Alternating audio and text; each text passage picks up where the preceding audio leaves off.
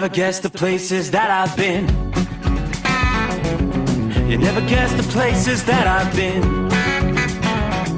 'Cause everything is like a dream, yeah, but only in that dream that I live in. I'm never gonna let the day begin. Never gonna let the day begin. 'Cause everything is like a dream, yeah, but only in that dream that I live in. Oh, don't wake me up before you go, and I'll just make this bed my home. Oh, darling, please just let me sleep. Give me my dreams.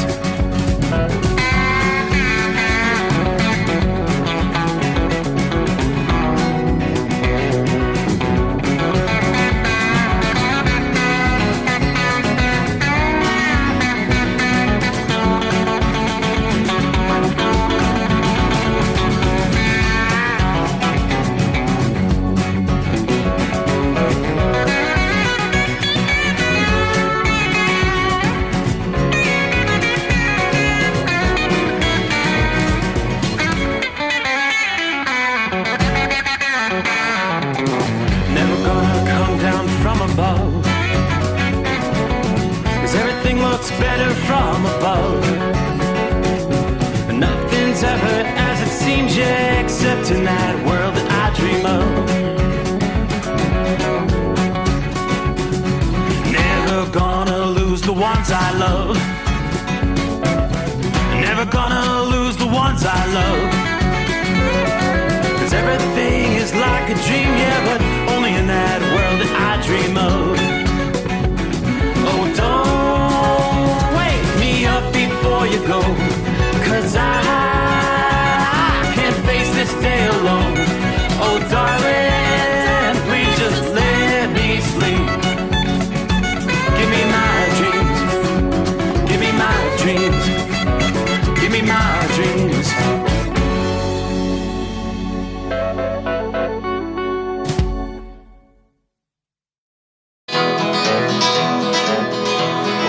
Midnight hour is upon us, and we really got a long, long way to go.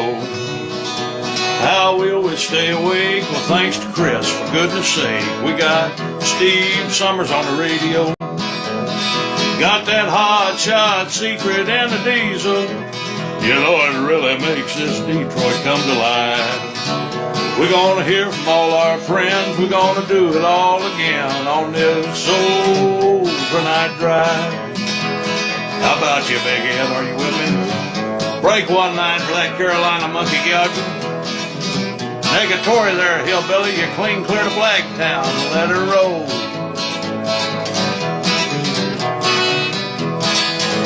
Well, we all tune in to catch the weather, whether rain or sleet or even snow. And it don't matter if you're in New York or Dallas, you'll catch it all on the Steve Sommers Show.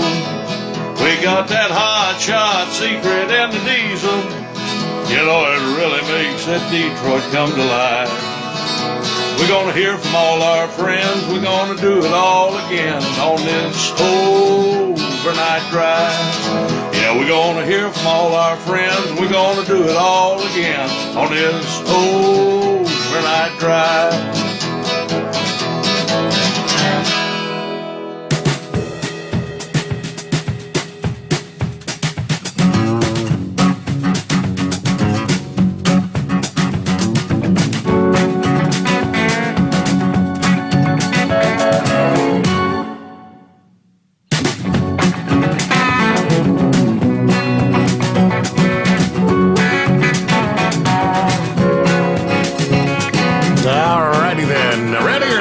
Looky there. It is that time. Once again, the midnight hour in the Eastern Time Zone. Welcome into a Monday. As you close out your weekend elsewhere around the country, time zone to time zone, work our way into the 21st day of March. Truck Show Week is upon us. Destination Louisville, Kentucky later this week. According to my wife, she spoke to Kyle earlier Sunday afternoon, and he was already headed south, headed to Louisville. He's going to be rolling the truck into the showroom floor, I think 8 o'clock this morning. Days and days of preparation. It takes a lot to get this whole thing together. 1 million square feet of exhibition space. Oh, I just pulled up an update for our Louisville forecast. All right, so if you were thinking maybe just a light jacket, well, for the afternoon, if we've got sunshine, maybe a light jacket, maybe a little heavier jacket. As I'm looking here for the upcoming week. Nice day today. Should be good weather for Kyle to get the big truck there in the show. 73 for a high. Overnight Monday night into Tuesday morning, 51 the low. It's going to drop down to like 41 overnight tonight. It's going to be chilly to start things off. But the sun comes up and things warm up quickly. Rain moves in on Tuesday. You'll have shower activity, 65 the high. Then dropping to 58, not bad temperature-wise. Midweek Wednesday, final preparations will be underway.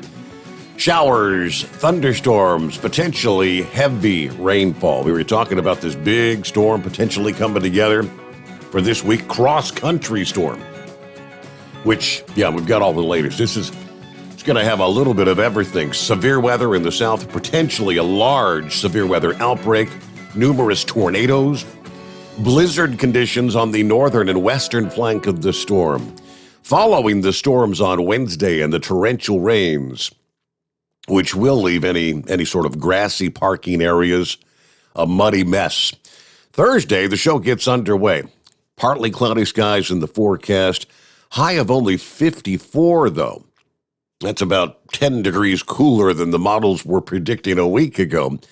Dropping down to 41 there Thursday night. Pretty much ditto for Friday.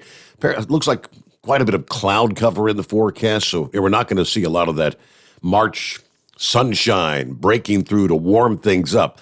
Thus, the high of only 53. 41 again Friday night. As we head into the final day of the show, forecast high of 52 with partly cloudy skies. Then dropping down close to the freezing mark. They're forecasting 33 Saturday night into Sunday morning. And then as folks finally exit the parking areas, all the big trucks supposed to be out of Cardinal Parking Stadium there on Sunday. 52 again for the high and back to 33. Now that's, again, we're almost a week out, but things could change a bit between now and then.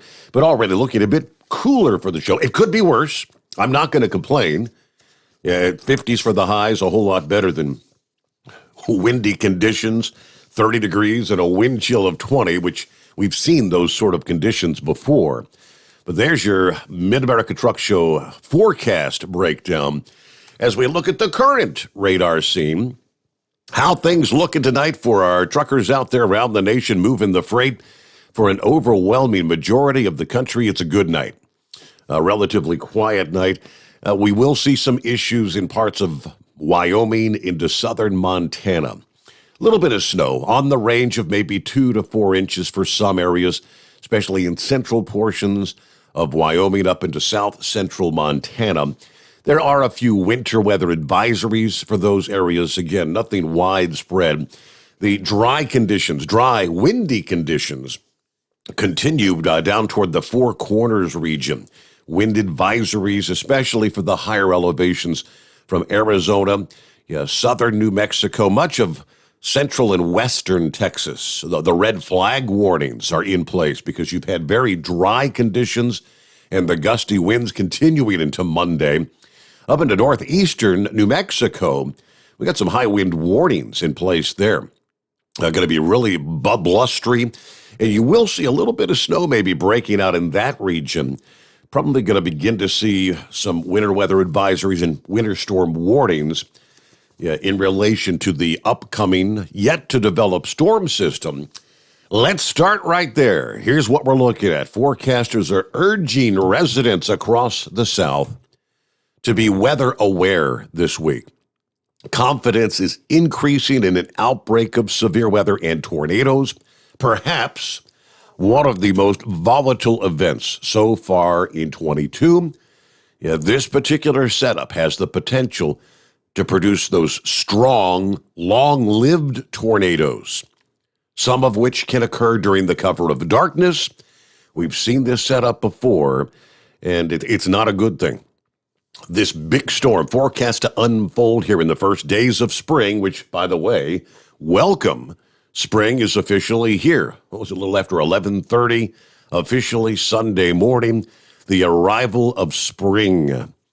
This storm will cover nearly the entire country with a variety of impacts, ranging from a widespread damaging thunderstorm and tornado risk, flash flooding, and even blizzard conditions. The Storm Prediction Center has already put nearly 2 million people under a moderate risk of severe weather starting Tuesday. It's the calm before the storm tonight and through much of the day Monday. By Tuesday and Tuesday night, things begin to unfold. Now, under that risk category, the moderate risk, widespread severe storms, which can be intense and long-lived, are likely. We are watching a potentially dangerous severe weather situation early this week. This could cause widespread flooding, large hail, and, of course, the threat of tornadoes, high winds, and power outages. This is going to be a volatile weather pattern. We've seen these types of storm systems previously, producing damaging, dangerous, and highly impactful severe weather and flooding. According to AccuWeather's chief meteorologist, Jonathan Porter, the storm, which arrived on the Pacific coast Saturday, will take nearly this entire week to traverse from the Rockies through the plains and eventually to the Atlantic coast, resulting in significant ground travel, shipping, and airline delays.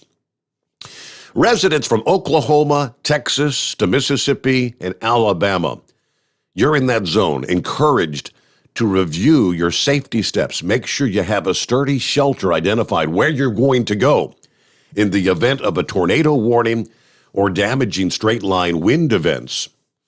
As the storm intensifies starting today, Monday, we will begin to see severe weather erupt ahead and along this cold front. First, Monday afternoon and evening, central and eastern portions of Texas and Oklahoma will see the first signs of the storm progressing eastward. Later Monday night into parts of Arkansas, Louisiana. The most volatile thunderstorms may ignite, say, south of Oklahoma City with Dallas, Waco, Tyler, and Houston, Texas, all within that line, the heart of the severe weather risk. Other cities at risk include Shreveport and Alexandria, Louisiana. Again, all facets of severe weather, tornadoes, damaging winds to possibly 90 miles per hour, large hail, downpours will all be in play. AccuWeather's lead storm warning forecaster, Mike Yaman, noting that thunderstorms during the morning hours, even later Monday morning, across portions of western and central Texas, may actually complicate matters later in the day. He said there should be enough sunshine to heat the ground and kind of energize the atmosphere, starting about the Interstate 35 corridor in Texas, to trigger severe thunderstorms. Now, any tornadoes will be difficult to see due to the messy, widespread nature of the shower and thunderstorm activity. And in other words, these are going to be rain-wrapped tornadoes potentially, as well as the forward speed that's anticipated with these storms. Most of these storms are going to be moving at speeds in excess of 50 miles per hour. So anyone that gets pinged for a severe thunderstorm warning or a tornado warning will have a short amount of time, a much less time to react and get to your shelter before the impacts arrive. As we look ahead Tuesday and Tuesday night, the prime threat for severe weather will shift from Texas into Mississippi and Alabama. In that zone and in that time frame, forecasters say the greatest risk for tornadic activity will evolve over the course of the entire journey across the country. Similar to what unfolds later today, large hail, torrential downpours, and damaging winds will all be threats. Areas to be on alert for volatile thunderstorms. Tupelo and Jackson, Mississippi. Baton Rouge, New Orleans, Louisiana, all the way over to Tallahassee, Florida, Tuscaloosa, to Atlanta and Birmingham, Alabama. Stretches of I-10, 20, 55 will not only have to be watchful for rapidly changing weather conditions, but also for downed trees or other debris possibly blocking the roadways. Given the potential for severe weather to linger after darkness both Monday and Tuesday night, forecasters are urging residents keep those cell phones fully charged, have the volume turned up, have your severe weather alerts enabled before trying to get some rest. Yeah, a weather radio can also be a potentially life-saving option to get this vital weather information. Darkness will only make things harder to spot when combined with the fast motion of these storms and widespread storm coverage. You're going to have to remain extra vigilant, they're saying. There is another aspect of the storm that's worth paying attention to and preparing for, and that's going to be flooding. While the severe weather threat will be understandably get the extra attention, AccuWeather says we want to stress the biggest impacts may come from the flooding risk because repeated bouts of heavy rain may occur over the same areas, training of storms, increasing the risk of flooding. Parts of the Ohio and Tennessee valleys have seen extensive rainfall in recent weeks, and we've already been dealing with river levels that are just now coming down from previous flooding issues. Any rain in those waterlogged areas is not needed. Quickly will cause incidents of flash urban and small stream flooding. They're forecasting a good 2 to 4 inches of rain from northeastern Texas and eastern Oklahoma through central Alabama into Tennessee and Kentucky during the first half of the week. Those who see the repeated downpours could be looking at 8-inch rainfall totals. All we do is look back earlier last week. We had that one storm that dumped a couple inches of rain in an hour's time, turning parts of downtown Birmingham into torrents of water. Alabama, some of the neighboring parts of the Florida Panhandle are all still recovering from last week's severe weather. Forecasters will be closely monitoring the potential for the severe weather to target eventually the mid-Atlantic and the southeast coastal areas for the middle and latter portions of this week. At this early stage, the corridor from near the Delmarva Peninsula all the way to the Florida Panhandle could be at risk for those storms producing torrential downpours, damaging wind, and isolated tornadoes Wednesday into Wednesday night. The speed of the storm at this point in its journey will determine the exact coverage and severity of thunderstorms before they will eventually clear the eastern seaboard. So as I mentioned, it's kind of like the calm before the storm tonight, with not much of anything really showing up on the radar. Not seeing any precipitation in Texas at this hour. Just a few spotty showers maybe breaking out, very isolated in parts of New Mexico and areas up towards northwestern Colorado. Little bit of snow falling there, but that's the cold front that, again, by later today, we'll see a dramatically different radar map. When we come back 24 hours from now, of course, we'll be here to give you all the very latest. Large hail, tornadoes, the same overreaching storm system. This system is also going to dump snow. Here's the wintry side of our storm. In the Rocky Mountains, early in the work week here. As the tornado sirens will be sounding in the south, residents to the north and west may be in for a major snowstorm with the potential for over a foot of snowfall in some locations. As this storm sinks southward across the Rockies, the cold air follows, causing snow levels to drop to the valley floors across the region. Right on the tail of spring-like conditions. Denver, you saw temperatures in the mid-60s Sunday afternoon. That's a bit above average. More typical this time of year would be, say, upper 50s. This storm's going to begin as rainfall in some of the lower valleys in the Rockies and across the high plains, but it should quickly switch over to snow. As the cold air sweeps in, snow will likely begin across the Colorado Rockies overnight tonight, Sunday night.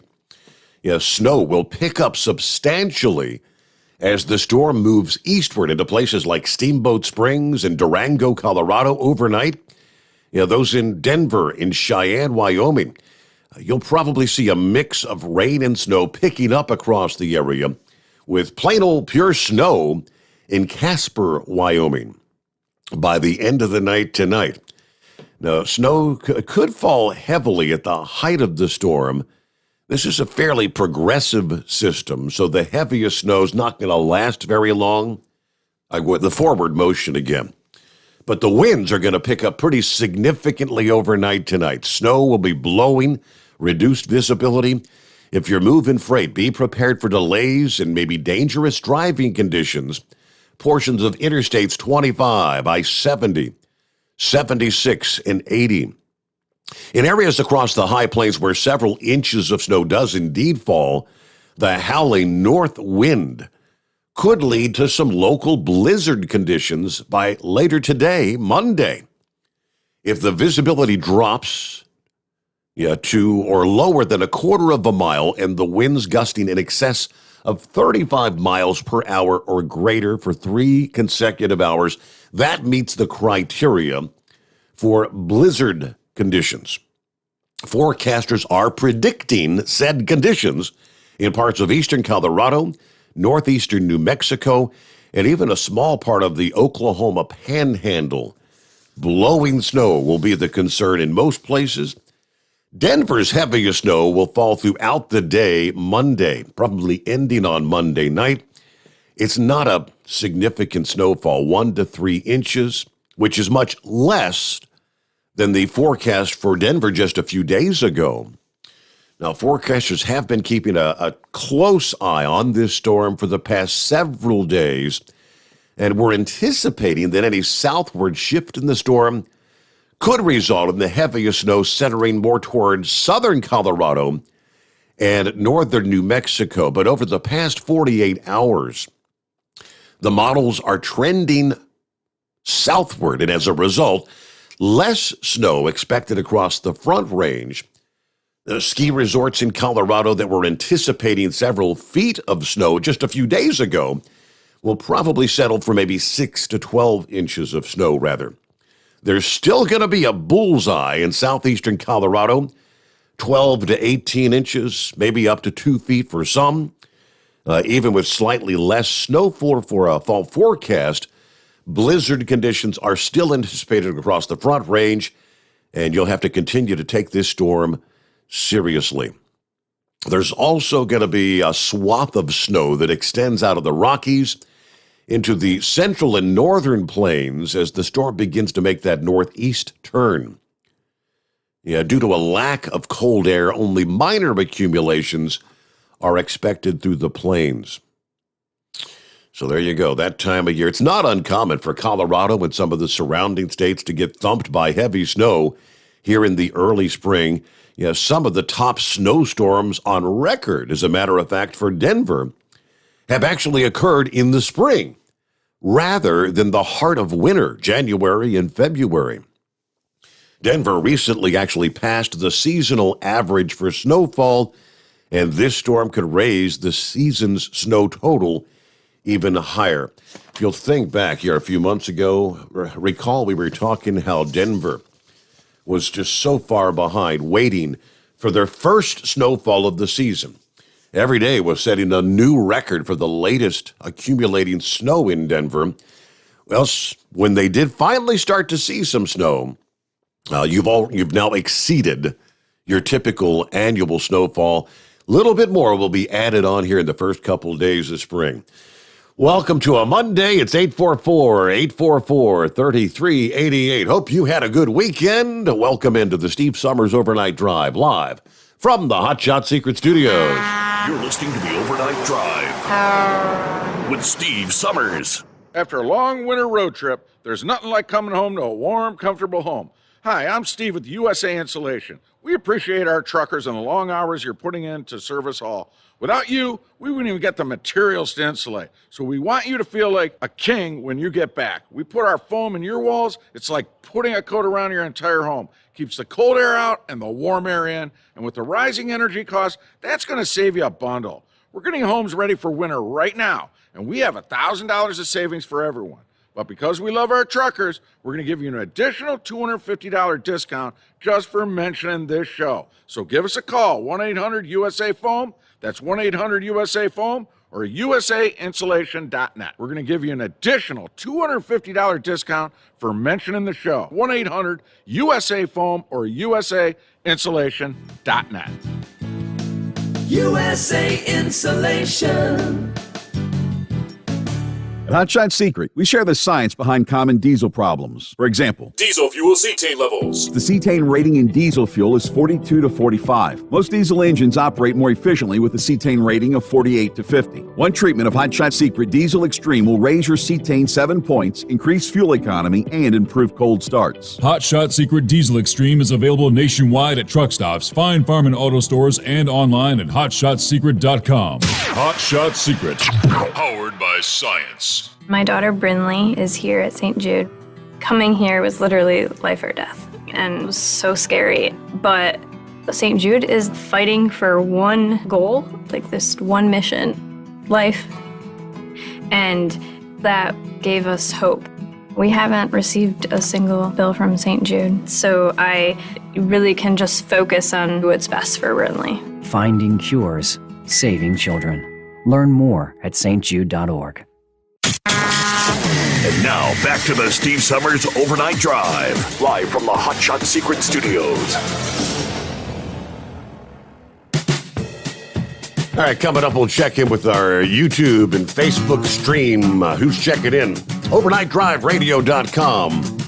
And also, hello to our friends listening to TNCRadio.live this Sunday night, Monday morning. Looks like we're going to have one less cartoon character joining us in Louisville. I'll jump right in because I'm not sure how long he's going to be up tonight. Not feeling the greatest. Are you with me? Boy, I mean, that'll hurt. You call as long as you and I have been together and you refer to me as a cartoon character, that hurts, Steve. I won't be forgetting that. We're all cartoon characters. You know, and that's worse than a backstab. I'll tell you. Oh, boy. Well, for Steve, for I got to those that tell are you, friends, I'm go sorry. ahead. For those that are friends on Facebook and whatnot, I guess it was like Friday evening. We had gone over to Stephen and Lawrence to babysit the grandkids, and I just happened to pull up Facebook, and I saw a picture of Big Ed, and his forehead's all bloody, his eyes all black and blue, swollen shut, and I'm like, first thing I thought, I thought you went out there and got screwed around on that little four-wheeler thing you bought a month or so ago and crashed somewhere. But go ahead, and for those who haven't seen, tell us what the hell unfolded Friday. Well, I actually thought about blaming it on the Russians, but Demon, a.k.a. Scott Crow, said, that's like a good damn Democrat, blame it on the Russians. And then I thought, well, I could blame it on that good man Horsefeather. Yeah. That he couldn't wait for me to get the truck show and come up. You know, he threatened me with some brass knuckles at one time. Yeah. Wanted to use some brass knuckles on me. And I wanted to say he flew out to Oklahoma and he wanted to get a head start. Because he knows if I'd have got over in my boxing gloves, he had an ass whooping coming. But hey, I can't blame it on him. I got to blame it on Steve. I had a bad case of, and don't be nominating me for a dumbass title. I was out on a drilling location, a drilling rig, and people ask, well, I thought you retired. Yeah. Well, the biggest thing your dad, go ahead. I said, yeah, that's the first thing when you were explaining to me. I said, Ed, what are you doing out on a drilling rig? You retired a month or two ago. What's going on? Well, your dad, Steve, how long did he preach us over the years? And I always took a lot of what your dad said as valuable information. That when a truck driver retires, the worst thing he could do is not do nothing. Mm-hmm. And that's the worst thing you as a truck driver. And Bozo preached it and preached it and preached it. Said just quit working and decide you're not going to do anything, and that you won't last very dang long, and that's been a proven fact. So I did retire, but I want to stay busy, and I actually want to stay relevant to the trucking industry because I'm going to be 64 in July. When I hit 66 in 8 months, I can continue to draw my Social Security and make all the money I want as long as the Democrats don't change the rules. So, as long as I enjoy this next almost 3 years, if I can, I'm going to come back out because I love being out there. Are you with me on that? I got you. Okay. So, my brother-in-law, he has his own little trucking business, and he hauls fresh water to the drilling rigs, and he's also got a sewage truck, which I don't haul the sewage. I'm not going to do it. But I told him I would haul fresh water, and the fresh water, we could take it out and put it in these tanks for the crews on the drilling sites to use for bathroom purposes or washing their clothes if they're living, because some of them live out there on those locations. They have trailers set up for them. And we take fresh water to these tanks. Well, some of the locations, they may have 4 or 5 freshwater tanks, and there's always easy access for you to pull up there, and I'll drive a little bobtail truck and unload. Now, all I'm doing is working no more than 3 days a week or no more than 30 hours a week. That's it. Mm-hmm. So it gives me the money that the government allows me to make, and plus draw my Social Security, and plus it keeps me busy. And that's why I'm doing what I'm doing. I don't work on the drilling rig. I don't even climb up on top of them. I don't do anything as far as manual labor on a drilling rig side other than I pull out a hose off the truck, stick it over on the tank, and unload water, and I'm usually in and out of there, if it's easy access, no more than 30 minutes. In this particular case, I went out on a location, and they're supposed to, by OSHA standards, any drilling rig site is what I call a hostile environment. So by OSHA standards, you don't have dangling lines anywhere that an individual is working, whether it's on the ground, whether it's up there on the rig. And if you're off on that rig at a certain height, you're supposed to have what they call safety harnesses hooked to safety cable, and if you fall, it'll catch you.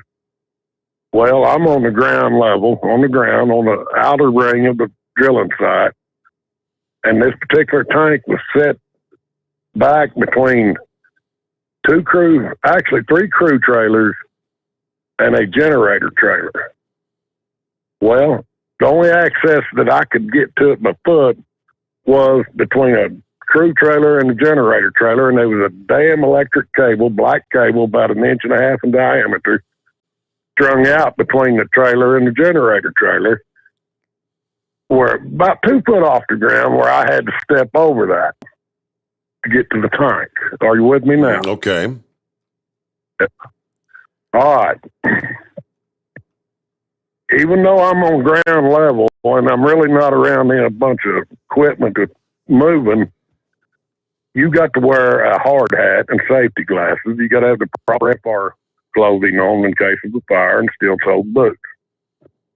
So to picture it, now I'm going to get into how it happened.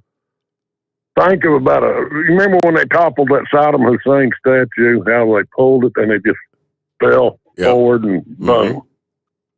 All right, picture that. I step over this cable, and my right foot caught that cable. Well, when it did, it pulled that cable tight.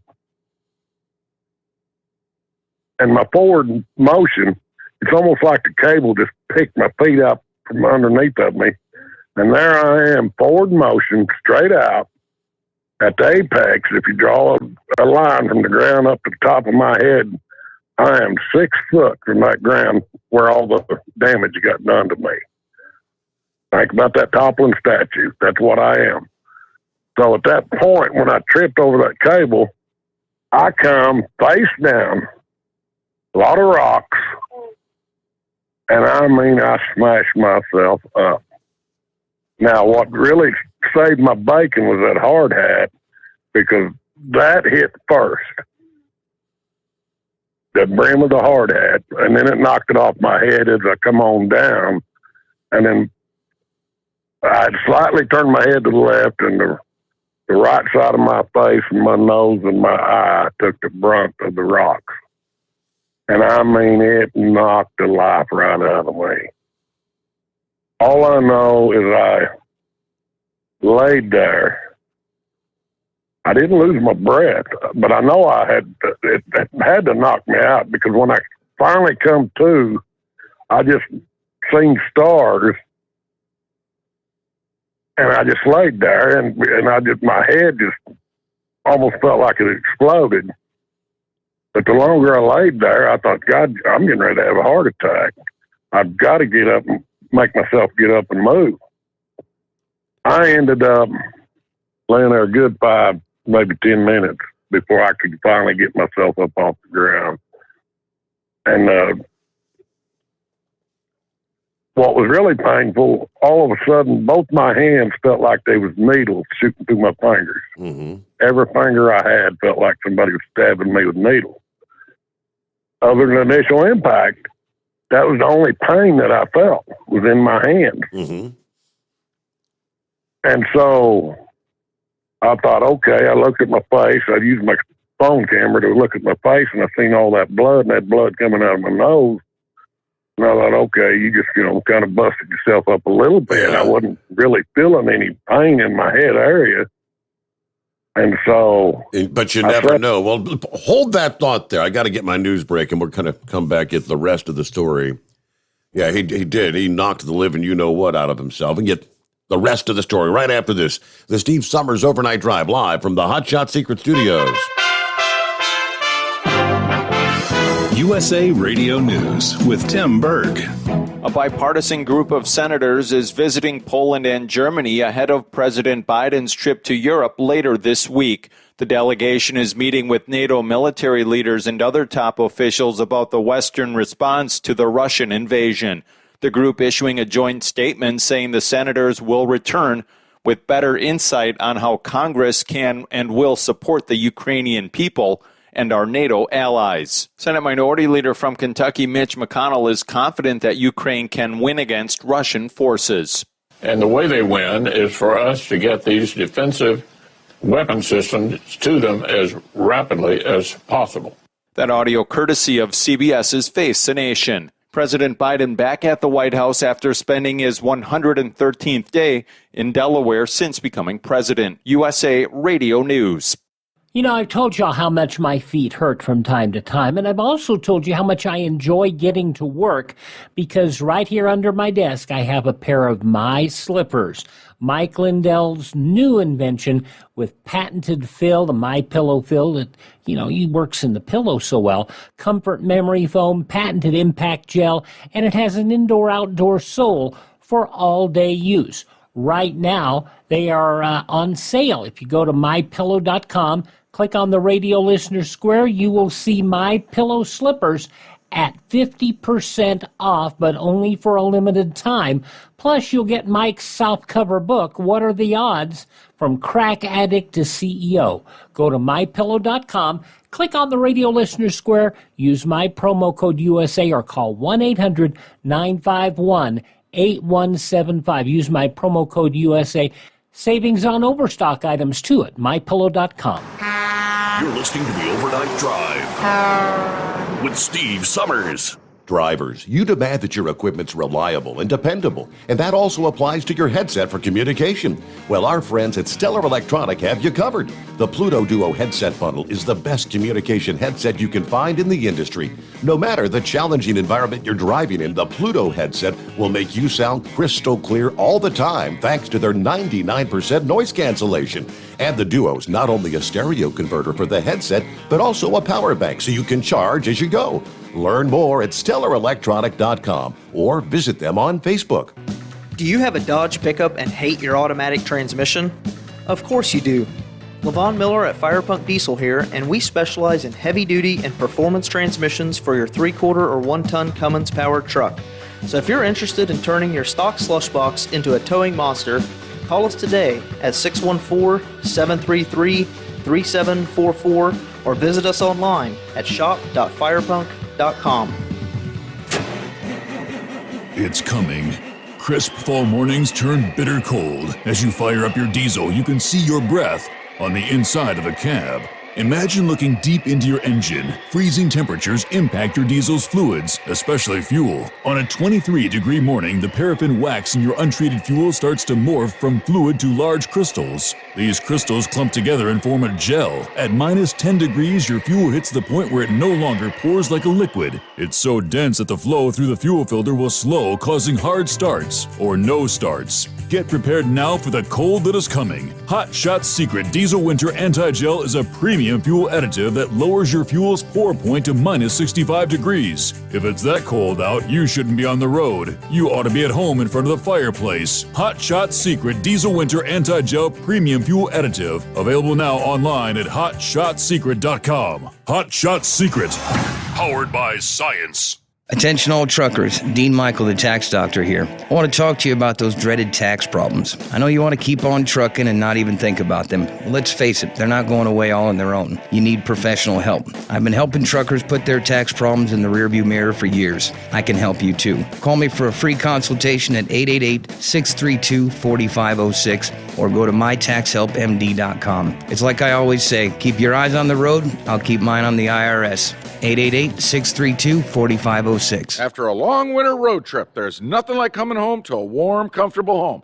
Hi, I'm Steve with USA Insulation. When we put our foam in your walls, it's like putting a coat around your entire home. It keeps the cold air out and the warm air in. We're getting homes ready right now for winter, and we have $1,000 savings for everyone. But because we love our truckers, we're going to give you an additional $250 discount for mentioning the show. 1-800-USA-FOAM or USAinsulation.net. Hey, Dad, your prescription will be ready in just a minute.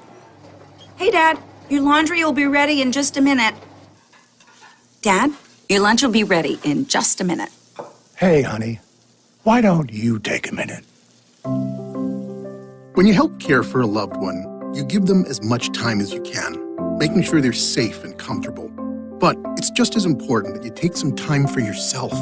At AARP, we can help with information and useful tips on how you can maintain a healthy life balance, care for your own physical and mental well-being, and manage the challenges of caring for a loved one. Because the better care you take of yourself, the better care you can provide for your loved one. Thanks, Dad.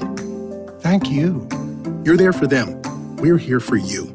Find free care guides to support you and your loved one at aarp.org/caregiving. That's aarp.org/caregiving. A public service announcement brought to you by AARP and the Ad Council. And now back to the Steve Sommers Overnight Drive, live from the Hot Shot Secret Studios. All right, back to Big Ed. So, after tumbling like a statue of Saddam Hussein, impact, pretty much head first, face first. There's one thing's for certain. It's a lucky thing you had the hard hat on. Had you not, your head would have probably popped like a melon. Bingo. Exactly. You know, and please stick with me because I got quite a bit I want to say. Mm-hmm. And then a lot of it's about safety.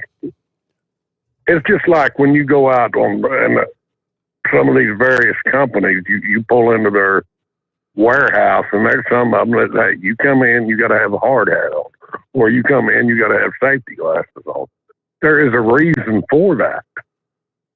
You as the driver or you as the visitor have no business questioning and say, oh, well, I don't see anything around here that's going to hurt me. There is a reason. And if I hadn't had that hard hat on, I would have cracked my head like a melon. Just 2 weeks ago, me and my nephew was out on a rig site. He was hauling the sewer off. I was bringing fresh water in. And he was walking around out there without a hard hat, even though he had his FRs on him and steel-toed boots and safety glasses. And I told him, I said, Austin, your dad's got a small company. I said, but we are responsible for our own safety. Put your damn hard hat on. Even though you're the boss, I'm telling you, as your uncle, put that hard hat on. Don't let me catch you running around out here without it. There's nothing out there that's going to hit me in the head. I said, you never know what's going to happen. A plug can blow off one of them damn compressors and shoot a projectile towards your head, and that hard hat's going to protect you. You never know. So always, if you pull into a warehouse and they're saying have a hard hat, they will provide you with a hard hat. You get out of that truck, put that sucker on. If it says have safety goggles, because my glasses were safety glasses, it busted my glasses and popped the lens out of the glass, and the glass did not shatter into my eye. Wow. So what ended up getting hurt, you seen the pictures of my eye. It busted inside of my nose. Thank God it didn't break a bone in my nose, but it fractured what they call the orbit around the eye. That's the eye socket itself. All right. I didn't feel no pain on my face other than my forehead. Felt like somebody knocked the living daylights out of me. And then, so I thought, I called the same nephew that I chewed on his butt about a hard hat. I called him as Austin. I've been in an accident here, and I filmed it and showed him everything that happened. He said, well, you come on back. There's a little satellite hospital in the town of Sealing, and stop there and let's get you evaluated. And I said, no, I think I'm going to be all right. Other than I just got the hell knocked out of me. So I was being stubborn in that department. And I did. I felt just fine. Other than once I got my head cleared, I was 200 miles from home, okay? Mm-hmm. I start driving back towards home, and the right side of my nose just kept bleeding. It finally gelled up, and I got just past the little old town of Sealing. I was about halfway home. And I thought, well, I need to, and I was seeing just fine. I thought I need to pull over and blow my nose. Because my hands were still just, felt like they was on fire. So I pulled over, blew my nose, and buddy, that was it. It felt like my eye was going to pop right out of my damn head. And what it was, I busted the membrane in my nose, what we come to find out. And once I did that with that fracture around my eye, it caused air to blow in behind my eye and almost popped my eye out of my head. Wow. And if it would have been worse, and once they started doing all the x-rays, I went to a little satellite hospital. They said, you got to go to the OU Trauma Center. Well, when you go to the OU Trauma Center, they got their emergency room and they got their trauma center. You're messed up. Okay? So I had no reason to argue with him because he told me, he said, you got air behind that eye, and they may have to go in there and do surgery on that orbit. But if you got derbies in there, they're going to have to pop the eye out and go in there and clean all that out. Wow. Well, the derbies they're talking about is, the mucus that's in your nose. And if I would have blowed too hard, I could have blowed all that bloody mucus up in behind my eye. Where it was lucky, it just blew air in behind my eye. Because once my eye felt like it was going to pop out of my head, I stopped blowing. I knew something was major wrong at that point. So at that point, I called my sister and my doctor brother to come and get me and take me to the hospital. I wanted my doctor brother to evaluate me because he did. He came out and evaluated and pretty well told me what was going on. And they got me to the little satellite hospital in Watonga, and those people, emergency room, they did a fantastic job of evaluating me. And then they shipped me on the OU Trauma Center. And those people worked me over from top to bottom. Put me in that MRI machine, X-rayed my hands, X-rayed my shoulders, X-rayed my head. Got in there and looked behind my eyes. Had an eye doctor in there. And they determined that it was just a fracture and that I wasn't going to require no surgery as long as I don't get stupid with it. Just sit and take it easy for a couple of weeks and let that heal. And so, if you've seen the pictures, yep, that's how I look. That's why I look like somebody just beat the dog snot out of me. So you got in a barroom brawl and you got the worst end of the stick. I know, and it was, you know, and it wasn't horse feathers. Horse feathers, and I talked this evening. The importance of safety. And I'll let him, I know he's going to call in. Because, you know, in his job, I believe he delivers propane, if I'm mistaken. Any site that he goes on is a hostile environment. And it requires him to wear safety goggles and hard hats. And horse feathers is like me. He don't particularly care about wearing them damn hard hats. But because it's required, for his own well-being, he wears that sucker. And I can't stress that enough. Even though I've got a lot of experience, and my experience told me when I pulled onto that site, Steve, that one cable was a dangerous point. I knew it. What should I have done different? I should have went and found the rig hand and said, stretch that out and lay it down. Because see, I can't touch the cable. Yeah. I ain't allowed to do that because I don't know what it's plugged into and what it's operating. It could be operating a valuable piece of machinery if I was done plug it, shut that whole damn drilling rig down. I don't know. I don't know that. But the next time, if I pull on one of their drilling rig sites and I have those danger points, they're not going to get the water. I'm going to shut them down and say, hey, you got to move this obstacle out of my way. Even though I'm a big boy. And, you know, some guys may say, oh, well, you sissy, just do your damn job. Well, you can't look at it like that. You got to take every aspect of safety for your own well-being. You got to take it serious. And that's what happened. And I want to thank everybody, all my Facebook friends, for your prayers because I needed it. I really needed it, Steve. And luckily, like I say, I ended up with a busted eye socket and a busted nose. But you know what was crazy? The only thing this whole time that hurt me was my hands. And today was the first day I haven't had that stinging sensation in my fingers. And I thought maybe I had a bad... And they told me that you probably pinched the nerve up there in your shoulder. Yeah. And that eventually go away. All I know is it just felt like my hands were on fire. That was the biggest pain that I suffered. Other than the initial impact when it happened. I got somebody. My eye is not sore. I got somebody that wants to kind of poke you in the ribs, I think. Go ahead. Well, that's a real sweetheart of a story about safety and watching where you step and some BS about some generator cable. Now, let me enlighten the whole ether waves, the whole listening audience on what really happened. Oh, no. Mr. Ed Widow here. You've been drinking flats all day. No.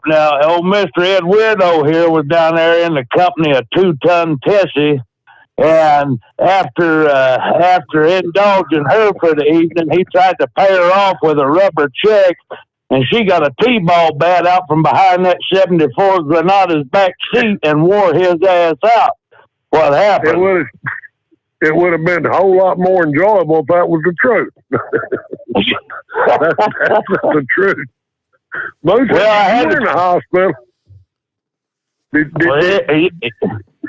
Go ahead. I just had vertigo though. I didn't have to. You know, everybody knows me. You know, if I try to pay off a hooker with a rubber check and she beat the hell out of me, I'd own up to it. I wouldn't make up a bunch of BS about some generator cable. I wish that's the way it went down, but unfortunately, brother, that's just. Well, I wouldn't have known because you called me, said you was bleeding from the face and dying, and I called you back, and that was 3 days ago. So I don't know. You must have suffered something because you sure never called me back. And I apologize, most. Trust me, I apologize because I started in at 1:30 that afternoon when all this started, and it was 5 o'clock Saturday morning before I ever got back to the house. Then I woke up about 2 o'clock Saturday afternoon and seen all these missed calls, and I've been making calls left and right. One of them was Steve. Well, somebody must think that I'm my brother's keeper, because if I had one, I had 25 people call me and say, "What the hell happened to Ed?" I said, "He fell down." The plan. And he fell down, and he's supposed to call me back. I bet I told that same story 25 times. He fell down, and he's supposed to call me back. You know what? I'm still waiting on that phone call. Well, if you'd be a good patriot and wouldn't mouth off on Facebook, you'd know the whole damn story, now wouldn't you? Well, I guess. Hey, but you know what? I'm in good company. They banned the Donald for life too. Well, there you go. You're right about that. But Steve tried to get a hold of me.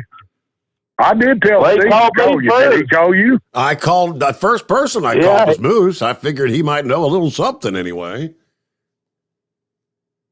Well, and then I told you, I said, well, Moose has been in the hospital, and Steve said, well, I didn't know Moose was in the hospital.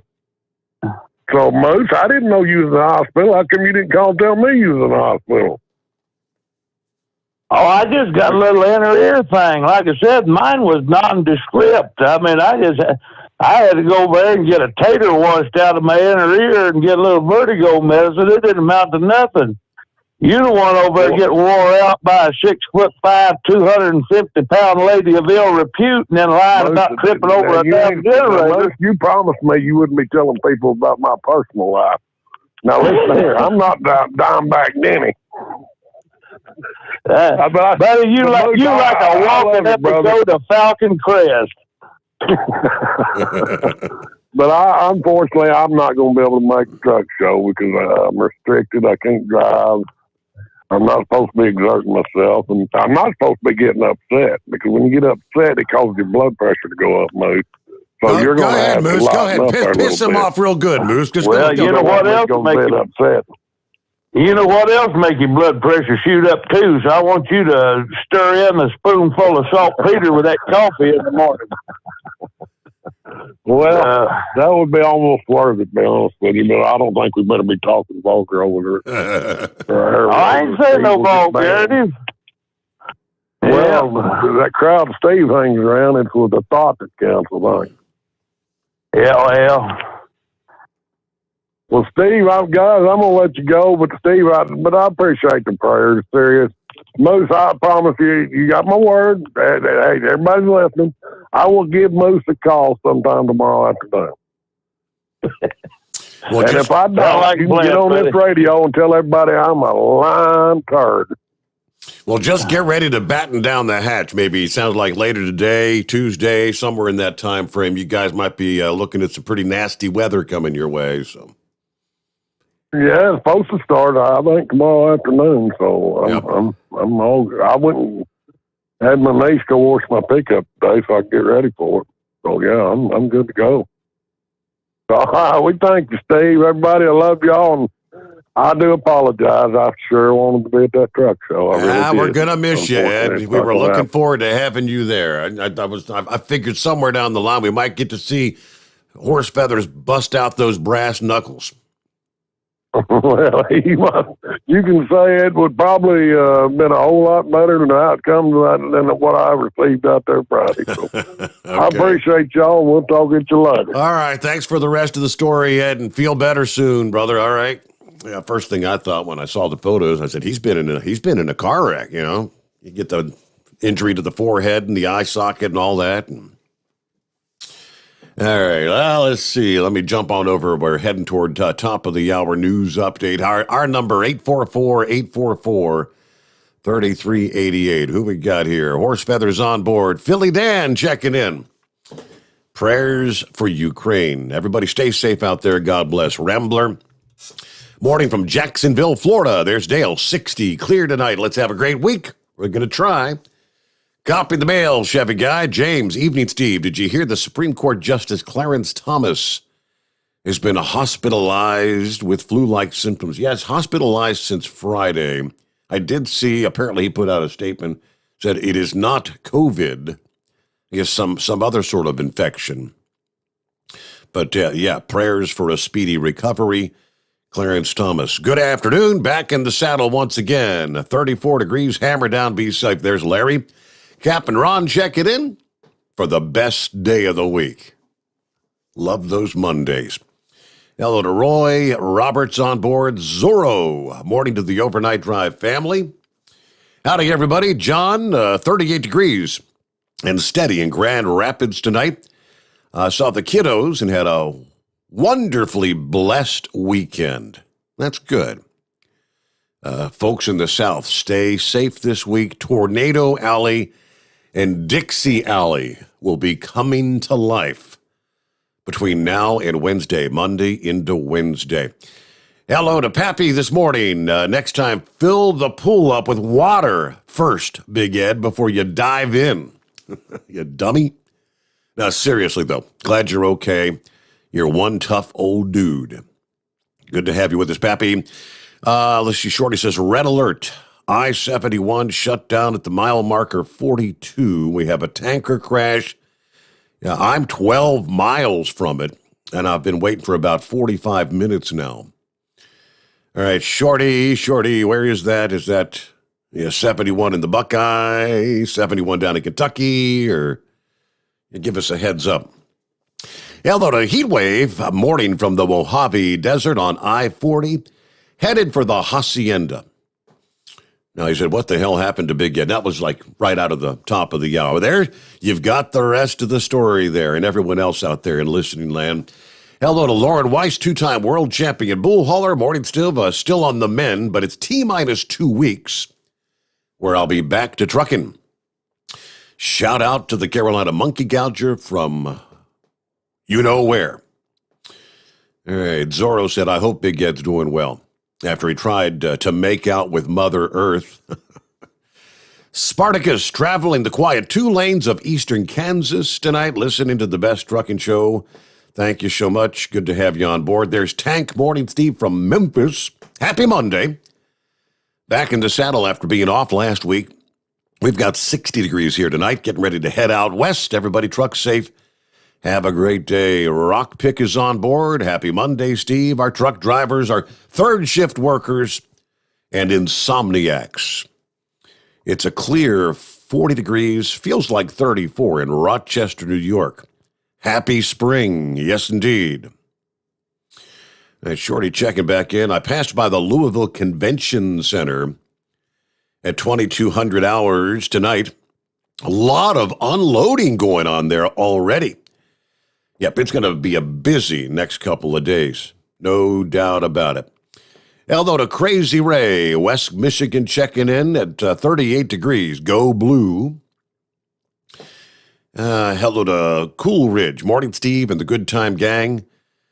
Going to bed after you throw the weather our way. Cadillac to Kansas in the morning. Everybody be safe out there. Hello, Steve. Got 41 in Cleveland, Ohio. Rough evening for the Buckeyes. Yeah, there was a lot of upset games over the weekend, were there not? How about that number 1 seed Baylor going out? Of course, how about Kentucky going down to a 15 seed on the first day of the tournament? Anybody have brackets that are still somewhat salvageable, or just are they toast? All right, I guess it's down to what, the Sweet 16 now that we've wrapped up the Sunday action? All right, Scotty, we got you coming up here. Horse Feathers Online. It's 844-844-3388 on a back to work Monday. The Steve Summers Overnight Drive live from the Hot Shot Secret Studios. USA Radio News with Tim Berg. A bipartisan group of senators is visiting Poland and Germany ahead of President Biden's trip to Europe later this week. The delegation is meeting with NATO military leaders and other top officials about the Western response to the Russian invasion. The group issuing a joint statement saying the senators will return with better insight on how Congress can and will support the Ukrainian people and our NATO allies. Senate Minority Leader from Kentucky, Mitch McConnell, is confident that Ukraine can win against Russian forces. And the way they win is for us to get these defensive weapon systems to them as rapidly as possible. That audio courtesy of CBS's Face the Nation. President Biden back at the White House after spending his 113th day in Delaware since becoming president. USA Radio News. You know, I've told y'all how much my feet hurt from time to time, and I've also told you how much I enjoy getting to work because right here under my desk I have a pair of my slippers. Mike Lindell's new invention with patented fill, the My Pillow fill that, he works in the pillow so well, comfort memory foam, patented impact gel, and it has an indoor-outdoor sole for all-day use. Right now, they are on sale. If you go to mypillow.com, click on the radio listener square, you will see My Pillow slippers at 50% off, but only for a limited time. Plus, you'll get Mike's softcover book, What Are the Odds? From Crack Addict to CEO. Go to mypillow.com, click on the radio listener square, use my promo code USA, or call 1-800-951-8175. Use my promo code USA. Savings on overstock items, too, at mypillow.com. Gas prices inch downward across the United States. Gas prices are on a slight decline across the country. AAA reporting the current nationwide average for a gallon of gas is $4.26. That's down from last week's average of $4.32. However, this time last year, gas was an average of $2.88. From the USA Radio News Northeast News Bureau, I'm Chris Russell. The Cherry Blossom Festival in Washington, D.C. kicked off this weekend. Washington, D.C.'s most famous cherry trees are along the tidal basin and nearing peak bloom, but you are able to view the cherry blossoms throughout D.C., Maryland, and Northern Virginia. This woman tells NBC4 in Washington, D.C. she's excited to see the cherry blossoms this year. It's a real blessing. It really, really is. I'm thankful. There's even a cherry blossom water taxi if you're interested. You're listening to USA Radio News. Gunsmoke. Fort Laramie. Have gun. Will travel. Frontier gentleman. Luke Slaughter of Tombstone. The greatest radio shows of all time. Classic radio theater with Wyatt Cox. On many of these radio stations or online. Just search for Classic Radio Theater with Wyatt Cox. That's Classic Radio Theater with Wyatt Cox. Negotiations continue toward a potential new Iranian nuclear deal. While some have been critical of the Biden administration's desire to come to terms on a new agreement, while appearing on NBC's Meet the Press, Senator Chris Murphy says those critics are not seeing the big picture. We cannot allow Iran to obtain a nuclear weapon. That sets up a nuclear arms race in the Middle East. And I don't understand why my Republican colleagues, having watched what Vladimir Putin can get away with nuclear weapons, want to hand nuclear weapons to the Iranians. The Democrat from Connecticut reminding everyone the Obama administration agreed to the first Iran nuclear deal in 2015, but the Trump administration withdrew from it. Minnesota public defenders reach a deal to avert a strike. Public defenders in Minnesota have reached a tentative agreement with the State Board of Public Defense. The two sides met with a mediator Friday when the deal was reached. The counselors say they've been pushed to the brink by unmanageable high caseloads that have become routine due to the pandemic, a problem that is being felt across the country. For USA Radio News, I'm Kenneth Burns in New York. One lot of a pancake and waffle mix is being recalled. The FDA saying Great Value Buttermilk Pancake and Waffle Mix is being recalled because of a potential for contamination from foreign material. The code of the lot being recalled is KX2063. For USA Radio News, I'm Tim Berg. At Hot Shot Secret, we share the science behind common diesel problems. For example, stiction. Found throughout the oil system, stiction is the sticky friction that negatively impacts your engine's ability to function at an optimal level. The molecular structure of oil is a hydrocarbon. The engine's extreme heat, tight tolerances, and high pressure cause the oil to break down and release hydrogen, leaving behind varnish, a carbon-based deposit. The varnish clings to the engine's moving parts, creating drag on the turbocharger, oil pump, and pistons. Symptoms of stiction include a rough idle and the loss of fuel economy and performance. Hot Shot Secret Stiction Eliminator delivers a 98% clean rating in third-party scrub tests. Its synthetic cleaner plus nano lubricant contains no harmful solvents and is formulated to be left in the engine to safely dissolve stiction for thousands of miles. It works as you drive. Stiction Eliminator is available at truck stops, Tractor Supply, O'Reilly's Auto Parts, and online at HotShotSecret.com. Hot Shot Secret. Powered by science.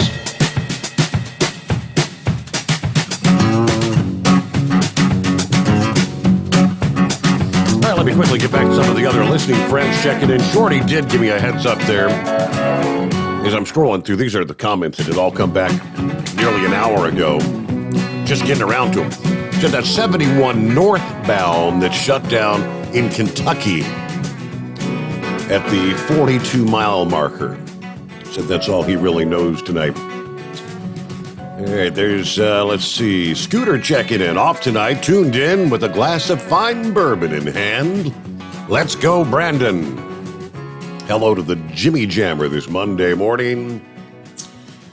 Buckeye Boy checking in from Okama, Oklahoma. Got 62 degrees. Got loaded in Santa Fe, New Mexico earlier. Headed back to Georgia. Looking forward to being home for a few days after unloading Tuesday. Then I'll start another tour to Columbus, Ohio, to Phoenix and Birmingham. Yeah, these are only one-day shows, so it's not too bad.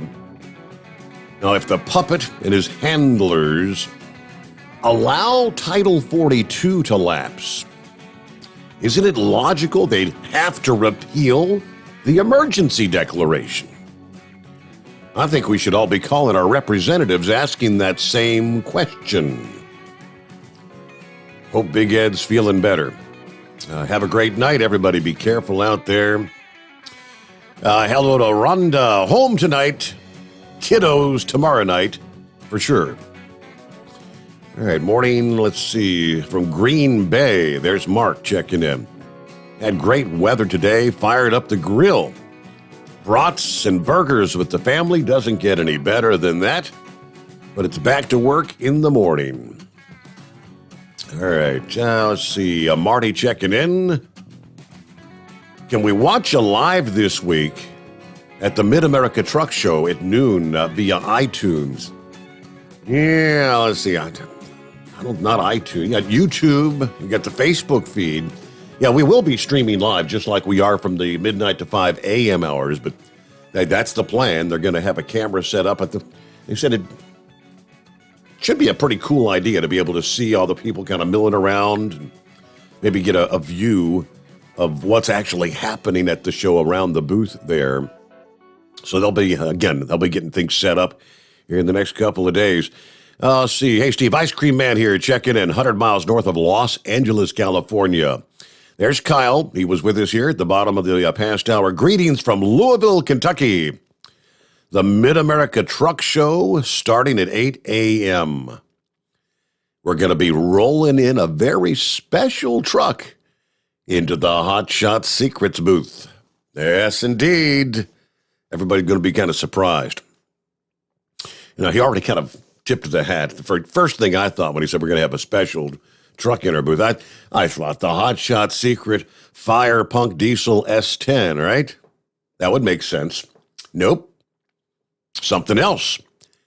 Got to wait till you get there to see. Hello to Hired Gun, morning from Northwest Georgia, 47 and clear. First AMS weekend I've actually enjoyed in 25 years. I've been telling them to turn it into a 2/3 size Talladega.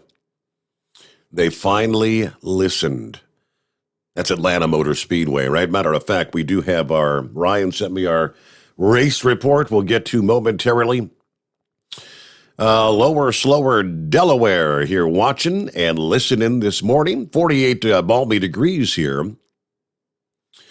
Hired Gun, chatting back and forth. All right, Hired Gun's from Kingston, Georgia, halfway between Cartersville and Rome, Georgia. Well, we got, let's see, the inbred redneck sent Hogzilla after Big Ed. That's the rest of the story. Morning, Steve, from the Kentucky Mud Dog. Looking forward to seeing you there in Louisville at the Mid-America Truck Show. All right. Yes, indeed. Hello to Sylvester, who jumped on board little late, just before the top of the hour, but hey, he's on board nonetheless. And he's asking, hey, Kyle, any word about getting Hot Shot Secret products here in Australia, the land down under? All right. Thanks to all those checking in here via Facebook and YouTube. Hope you had a great weekend. What's going on, D-Man? What do you say? How was your weekend? Oh, can't complain, I don't guess. Had good weather here in Kansas. After a very fluke snowstorm, dropped about 3 inches of snow in an hour there Friday morning about the time I got home. And hell, it was gone by about 10:30 that morning. Then it warmed up. I think we was up in the upper 70s today. I ain't gonna make it to the truck show. I gotta go out here to Seattle, Washington. Really? Another change. So you were off, and then you were on, and now you're off again. Yeah. I didn't get my vacation put in any time, and I could have pushed it, but I was like, well, I thought the winter weather was gone, else I probably would have went to Louisville, to be honest. But I'm out here just about to Colorado right now. I'm like, what are you talking about snow? Yeah, Snow in Denver. It's going to be a little different come later today out there, yeah. Yeah, I got 2 stops in Utah and 1 in Seattle, so let's see what happens. But the real story of what happened to Big Ed is he went out reveling on St. Patrick's Day, and the damn little leprechaun got his ass is what happened.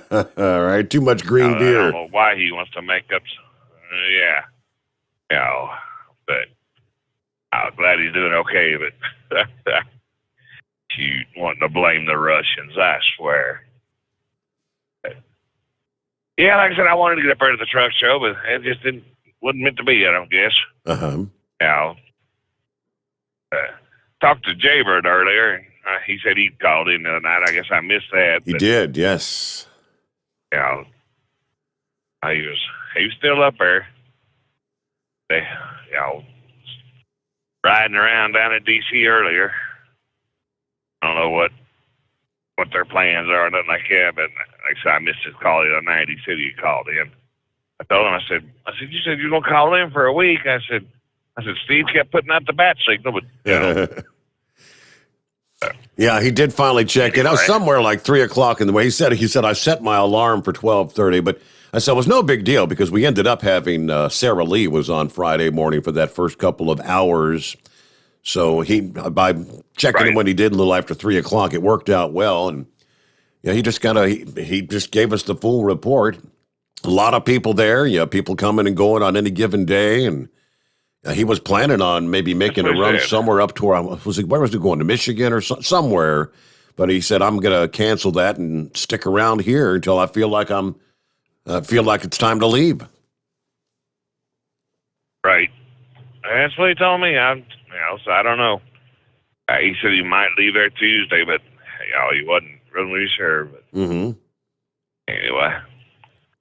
well, that's about all I got there. I said I wanted to cuss you because you were cussing us with snow and everything, and I got here and they can play around in it, I guess, one more time. Maybe this will be the last one for the year. Hopefully, maybe, but I don't know. As far as Denver goes, like they say that they actually get some of their biggest snows in the springtime versus the heart of winter. So. Oh, yeah. But, okay, well, y'all have a good one. Be safe. All right, thanks for checking in. So we'll miss you in Louisville. No Big Ed, no Scotty this time around. All right, somebody has to pick up make up for that. Come on down and join us. Our number, 844-844-3388. Here on a Monday morning, the Steve Sommers Overnight Drive live from the Hot Shot Secret Studios. Live from the Hot Shot Secret Studios, the Steve Summers Overnight Drive. You work hard. You deserve a seat that works just as hard as you do. The Bostrom T-Series seat has provided drivers with comfort for millions of miles over the past 3 decades.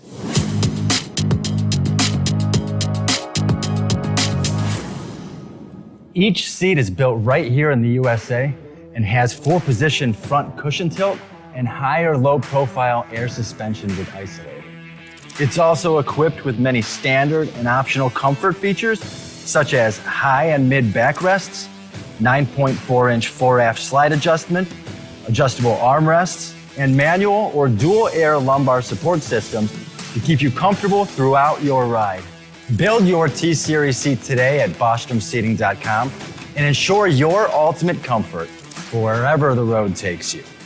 Bostrom Seating, the ultimate comfort for the open road. After a long winter road trip, there's nothing like coming home to a warm, comfortable home. Hi, I'm Steve with USA Insulation. When we put our foam in your walls, it's like putting a coat around your entire home. It keeps the cold air out and the warm air in. We're getting homes ready right now for winter, and we have $1,000 savings for everyone. But because we love our truckers, we're going to give you an additional $250 discount for mentioning the show. 1-800-USA-FOAM or USAinsulation.net. My mother was always very active and independent, and she was familiar with her neighborhood. But one day, she stopped at the stop sign for much longer than usual. She wasn't even really sure where she was at.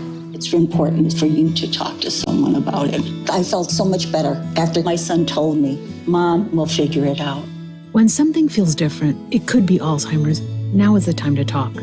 Visit alz.org/ourstories to learn more. A message from the Alzheimer's Association and the Ad Council. Because Channel 19's a little congested. Call Steve now at 844-844-3388. The Overnight Drive. All right, I did not get to tune into the action at Atlanta Motor Speedway. I did tune in a little bit to some of the Xfinity race over the weekend. But here's the breakdown. Ryan, thank you very much once again. NASCAR visiting the newly repaved and reconfigured Atlanta Motor Speedway this weekend. You see, I wasn't even aware of the reconfiguration. I'll be quite honest, over the years, I'll get back in the 90s when I lived there in Northwest Georgia, made it to a handful of races over the years there at Atlanta Motor Speedway. Yeah, they tended to be some of those monotonous, just, round and round, not a whole lot of action kind of tracks. So they really needed that.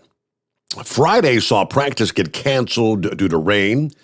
NASCAR made the decision to allow teams to practice on the new track Saturday rather than qualifying. Sunday's race lineup was determined by the same formula that was used during the COVID when there was no qualifying. William Byron won Stage 1 after starting 12th in Sunday's race. Ricky Stenhouse Jr. blew a tire leading with 9 laps remaining in Stage 2. After not scoring any points in Stage 1, Ryan Blaney then winning Stage 2. William Byron saw the checkered flag first as cars went crashing behind him across the finish line. This is the third Hendrick car to win this year. Ross Chastain finishing second, followed by Kurt Busch, Daniel Suarez, and Corey LaJoie finishing fifth. Now, Byron flew back to North Carolina on Saturday to compete in a pavement super late model race where he won the Easter Bunny 150 at Hickory Speedway. On to the Indy Car Action. Indy Cars were back in action this weekend at Texas Motor Speedway. Joseph Newgarden led only 3 laps, but was able to beat his teammate to the checkered flag. Newgarden met in victory lane, where team owner Roger Penske laid 6 crisp $100 bills in Newgarden's hand as a bonus, as this was Team Penske's 600th win across all racing disciplines. So $1 for each win. Come on, Roger, you got the cash. Why don't you make it $100 for each win? That's a payday now, all right? In Formula One action, Formula One started their season in Bahrain this weekend.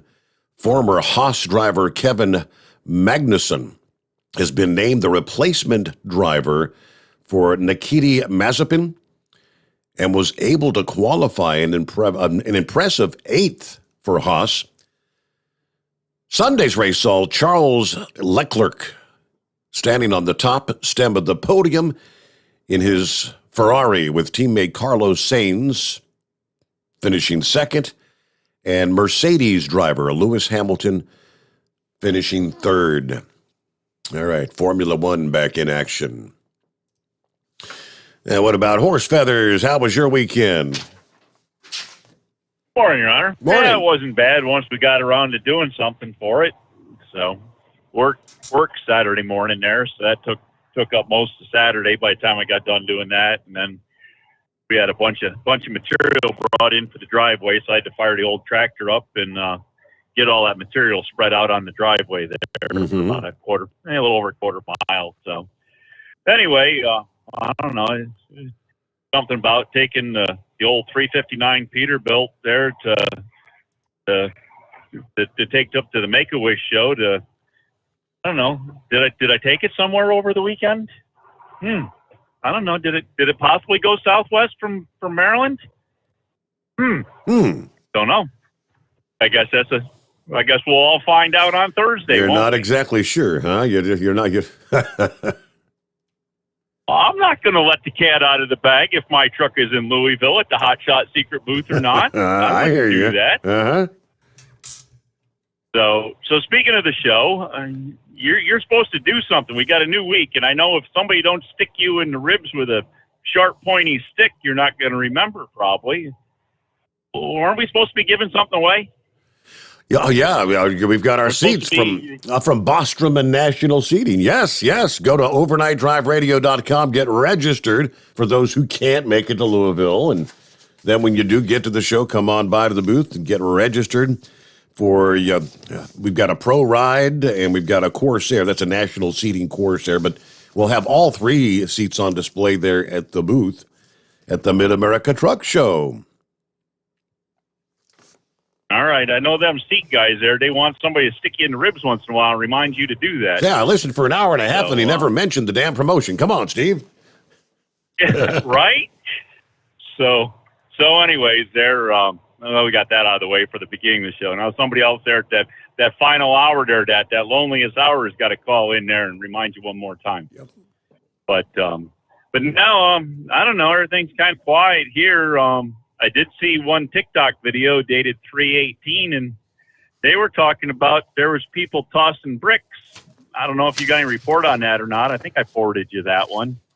But anyways, yeah, I still haven't been able to make any contact with anybody out there. Nobody's followed me back so I can send them messages or anything that I've tried to follow that have been out there. So I don't know. I can't get any messages through to them to get replies or anything. So, but other than that, I don't know. Things are kind of quiet. Back on the chillier side. I guess what you said, we're going to have this is going to be the weather temperature through the week. There, we're going to have mid 40s, 50s, and a little on the cool side. Yeah, 50-something for highs, 41 for the lows. First couple nights. Saturday night dropping down to 33. So going to be chilly that final night.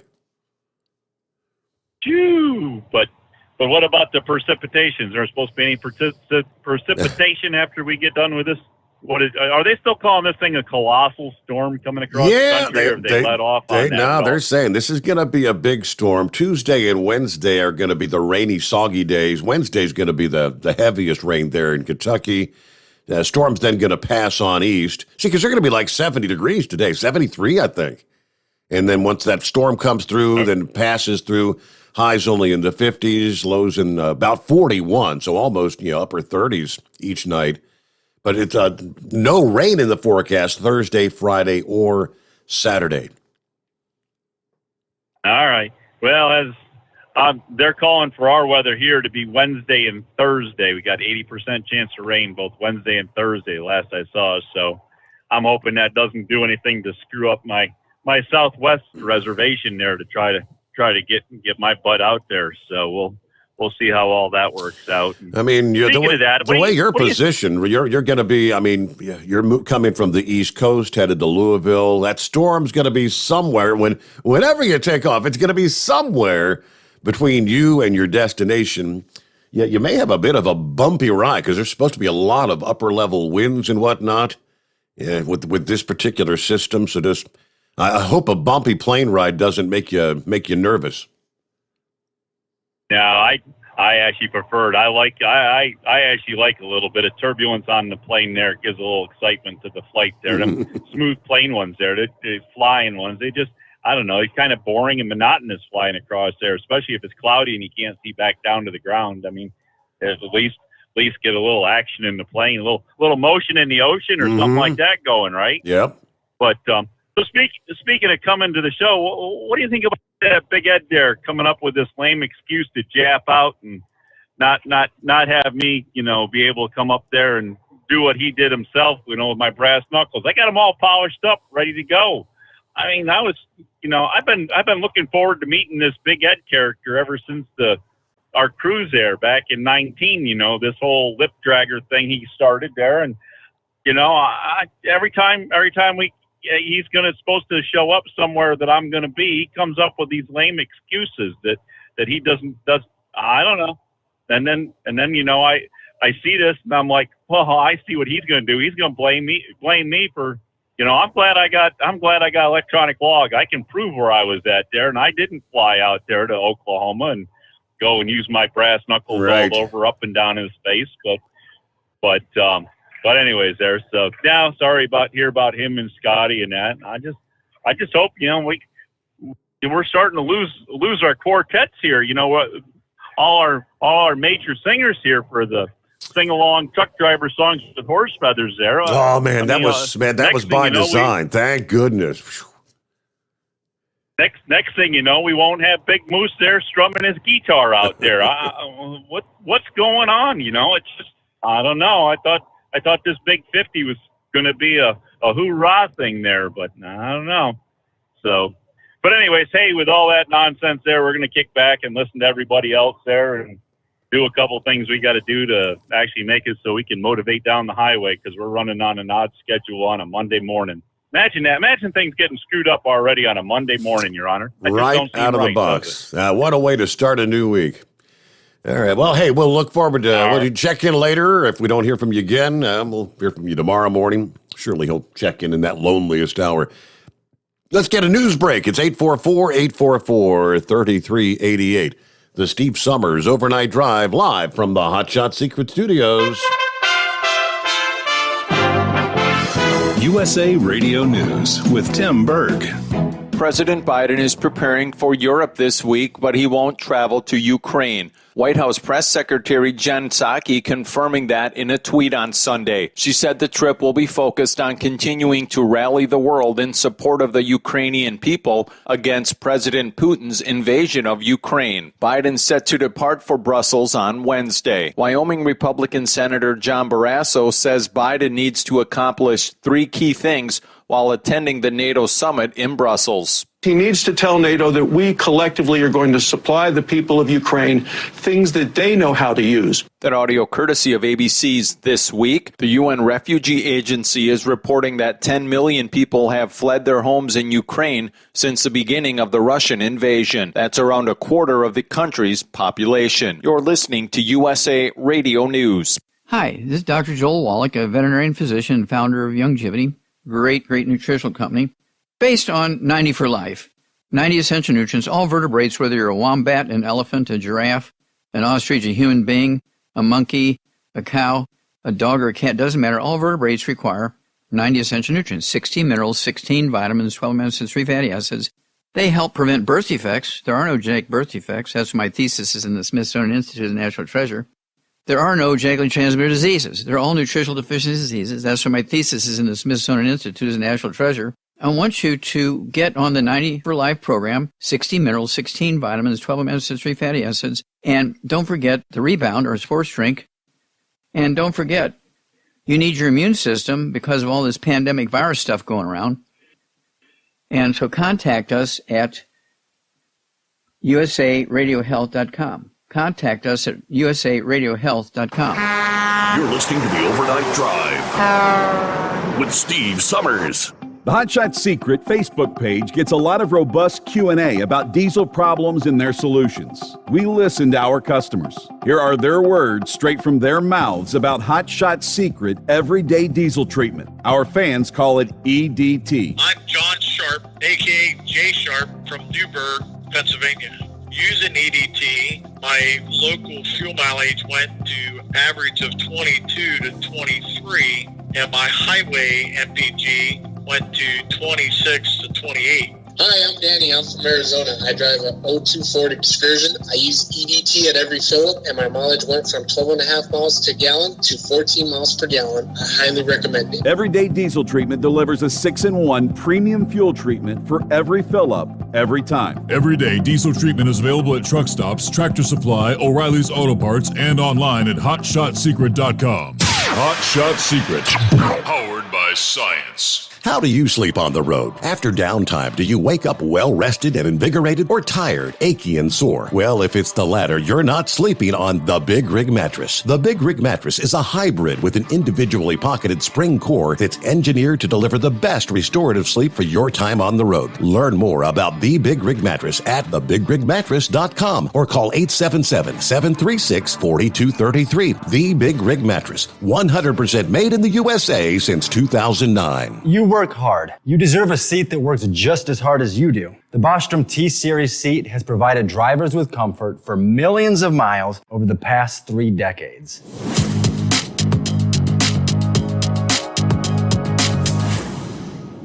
Each seat is built right here in the USA and has 4-position front cushion tilt and higher low-profile air suspension with isolator. It's also equipped with many standard and optional comfort features, such as high and mid backrests, 9.4-inch fore-aft slide adjustment, adjustable armrests, and manual or dual air lumbar support systems to keep you comfortable throughout your ride.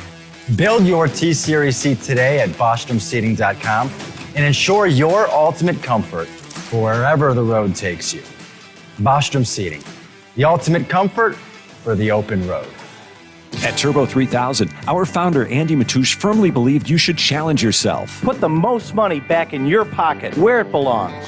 Four Wheeler magazine took our challenge, and they wrote it did exactly what we said it would do. As fuel prices keep going up, get your Turbo 3000 from manufacturer direct. Call us at 888-311-9993. Always free shipping in the USA, and for a limited time, save $45 off total purchase using coupon code STEVESAVES at turbo3000.com.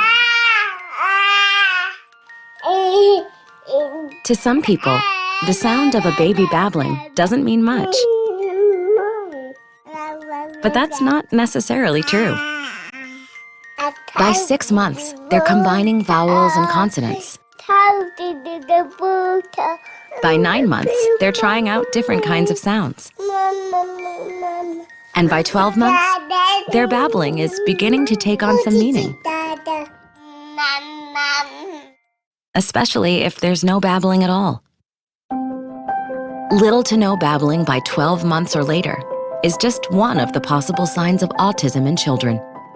Early screening and intervention can make a lifetime of difference and unlock a world of possibilities. Take the first step at autismspeaks.org. A public service announcement brought to you by Autism Speaks and the Ad Council. And now, back to the Steve Summers Overnight Drive, live from the Hotshot Secret Studios.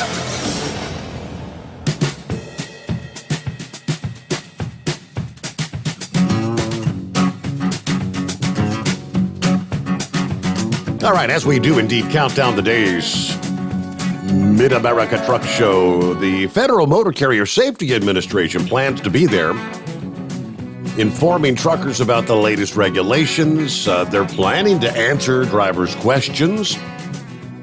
course, it is the 50th anniversary celebration Thursday, Friday, and Saturday. The Kentucky Expo Center there in Louisville.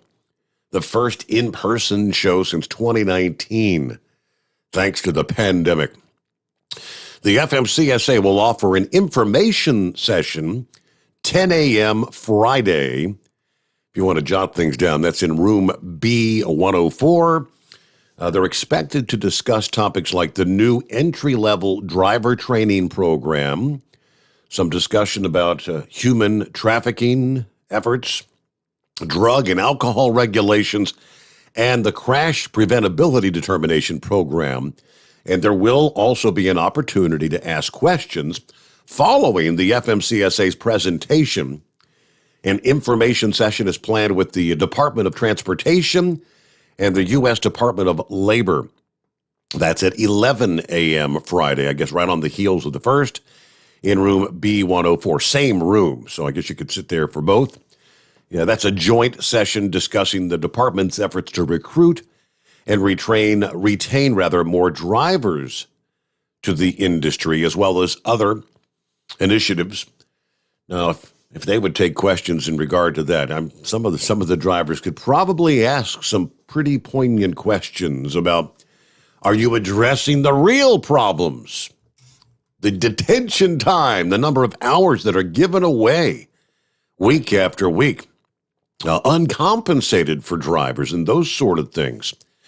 I do say, in addition, the FMCSA's acting administrator, Robin Hutchison, is expected to meet with members of the media on Thursday. Of course, our friends at OOIDA will be there with some educational opportunities at the show as well. An OOIDA Town Hall event is scheduled from 1 till 2 p.m. on Friday. That'll be in the room C, as in Charlie, 108 at the Expo Center. That's supposed to be an open forum question and answer session with OOIDA President Todd Spencer, OOIDA Executive Vice President Louis Pugh, and lobbyist from the association's Washington, D.C. office. Okay, that's Friday from 1 to 2. Thursday, as a matter of fact, Louis Pugh, the Executive Vice President, will be joining us at our live broadcast at the 1 o'clock hour, sometime between 1 and 2 that afternoon. The town hall, they tell us, will provide truckers a chance to hear directly from OOIDA's leadership and the government affairs team about some of the recent developments in Washington, D.C., and some of the important initiatives they've been working on will be working on over the coming year. According to the Director of Legislative Affairs, attendees will also have the opportunity to provide their feedback and ask questions about ongoing issues. Anything from hours of service regulations to truck parking to fighting back against these excessive mandates that have been so high in the news as of late, to improving working conditions for truck drivers. Looking forward to discussing these and other important issues with the trucking community. So much to cover there in Louisville, Kentucky. All right, Double R's on the line. Hey there, what's happening, Double R? Morning, Steve. How you doing? Happy Monday. Doing all right. Get the new week started here. Yeah, I'm just now trying to get out of, I'm downtown Atlanta here. We doing the outbound auto show, and just got loaded, and I'm getting the hell out of here. So, anyhow, we're headed up to Michigan, unloading, and I'm gonna head back down to the house and left Anita at home. Oh, by the way, Big G, the guy, the convoy guy, the guys in charge of the, he's going to be at the Mid-America, and I talked to him, and he's going to look you up. I gave him your booth number, and that way you can talk to him, and he can, tell you what's going on down there at the convoy. Good. Trying to let everybody know. That'll be good. So, but I did do that. I called in Saturday, I believe it was. Not to the radio show, because I knew you weren't there. Mm-hmm. I called Hot Shot Secret. I was trying to get an order. And I got a hold of some foreign lady. And all I heard was a baby screaming in the background. I couldn't understand her anyhow because of her language. And kind of, upset me a little bit. And I just told the woman, I said, you know what? Just forget it. I'll get a hold of Steve and talk to him, and maybe I can just put my order in. And but yeah, that was pretty upsetting. But it is what it is, I guess. I know they use an answering service, for after hours for people that, say you were to call the number right now to place an order, but it's not something that's supposed to be based out of India. They're supposed to be based, I think it's out in Utah. You shouldn't be getting somebody that can't speak it English, if you know what I mean. Oh, no, she couldn't. She sounded like she was Mexican. I wasn't holding that against her, but, it was just upsetting.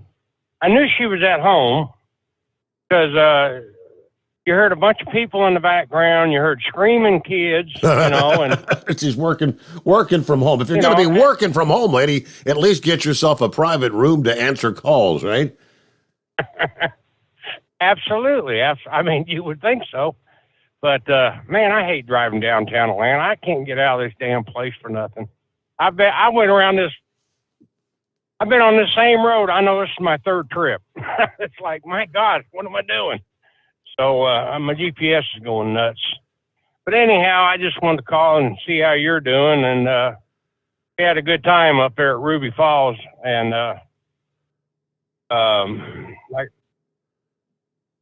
we came on back. Like I said, I dropped Anita off. Anita's at home. I got to take her to the hospital Friday. She's got to go see a surgeon.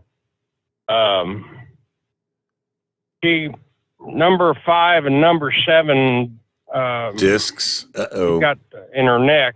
Yeah, they're compressed. Yeah, that's the artificial ones that she had put in. And when we were doing that remodeling there, and she wasn't paying attention how she walked,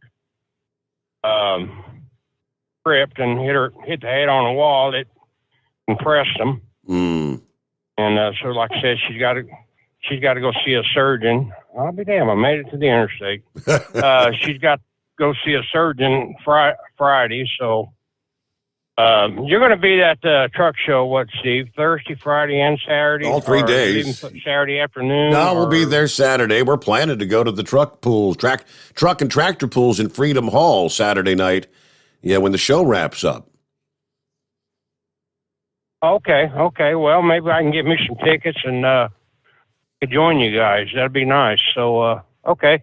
I'll, Nita's able to do it. We'll be there. I just, wanted to give you a heads up of what's going on. And, well, you guys know, so. Okay. But, so look, I took enough of your time. Yeah. So you're going to be out Thursday, take her to the doctor Friday, and if everything's okay, maybe come up, Friday evening or maybe Saturday morning kind of thing? Yeah, well, her appointment is Friday morning, and everything goes well. We'll probably just take off from there and come on up. Okay. And I'll give Sis a call and let her know I'm on my way up. That way she can let you know, and okay. We'll just take it from there, so. All right. Okie dokie. Well, I'll be listening to you tonight. I got 700 miles to run. All right. Safe travels out there. I'll be out here listening. If I think of some more good. Just be glad. Yeah. Be glad you're getting out of Atlanta at 1:45 a.m. rather than 1:45 p.m. I mean, even at these, early morning hours, the traffic around Atlanta, it's insane. But, all right, we'll look forward to maybe seeing you coming up late this week. Our number, 844-844-3388. Back into the Steve Sommers Overnight Drive, live from the Hot Shot Secret Studios. You're listening to the Overnight Drive with Steve Sommers. It's coming. Crisp fall mornings turn bitter cold. As you fire up your diesel, you can see your breath on the inside of the cab. Imagine looking deep into your engine. Freezing temperatures impact your diesel's fluids, especially fuel. On a 23-degree morning, the paraffin wax in your untreated fuel starts to morph from fluid to large crystals. These crystals clump together and form a gel. At minus 10 degrees, your fuel hits the point where it no longer pours like a liquid. It's so dense that the flow through the fuel filter will slow, causing hard starts or no starts. Get prepared now for the cold that is coming. Hot Shot's Secret Diesel Winter Anti-Gel is a premium fuel additive that lowers your fuel's pour point to minus 65 degrees. If it's that cold out, you shouldn't be on the road. You ought to be at home in front of the fireplace. Hot Shot's Secret Diesel Winter Anti-Gel Premium Fuel Additive. Available now online at hotshotsecret.com. Hot Shot Secret. Powered by science. Do you have a Dodge pickup and hate your automatic transmission? Of course you do.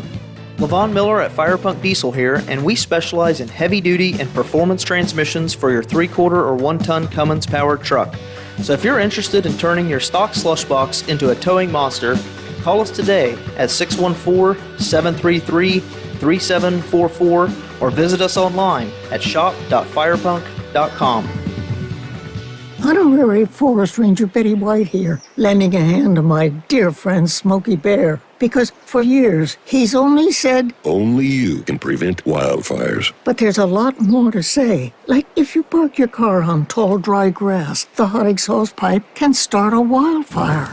So keep the animals safe, especially the cute shirtless one. Go to SmokeyBear.com to learn more about wildfire prevention. Brought to you by the U.S. Forest Service, your state forester, and the Ad Council. And now, back to the Steve Summers Overnight Drive, live from the Hot Shot Secret Studios.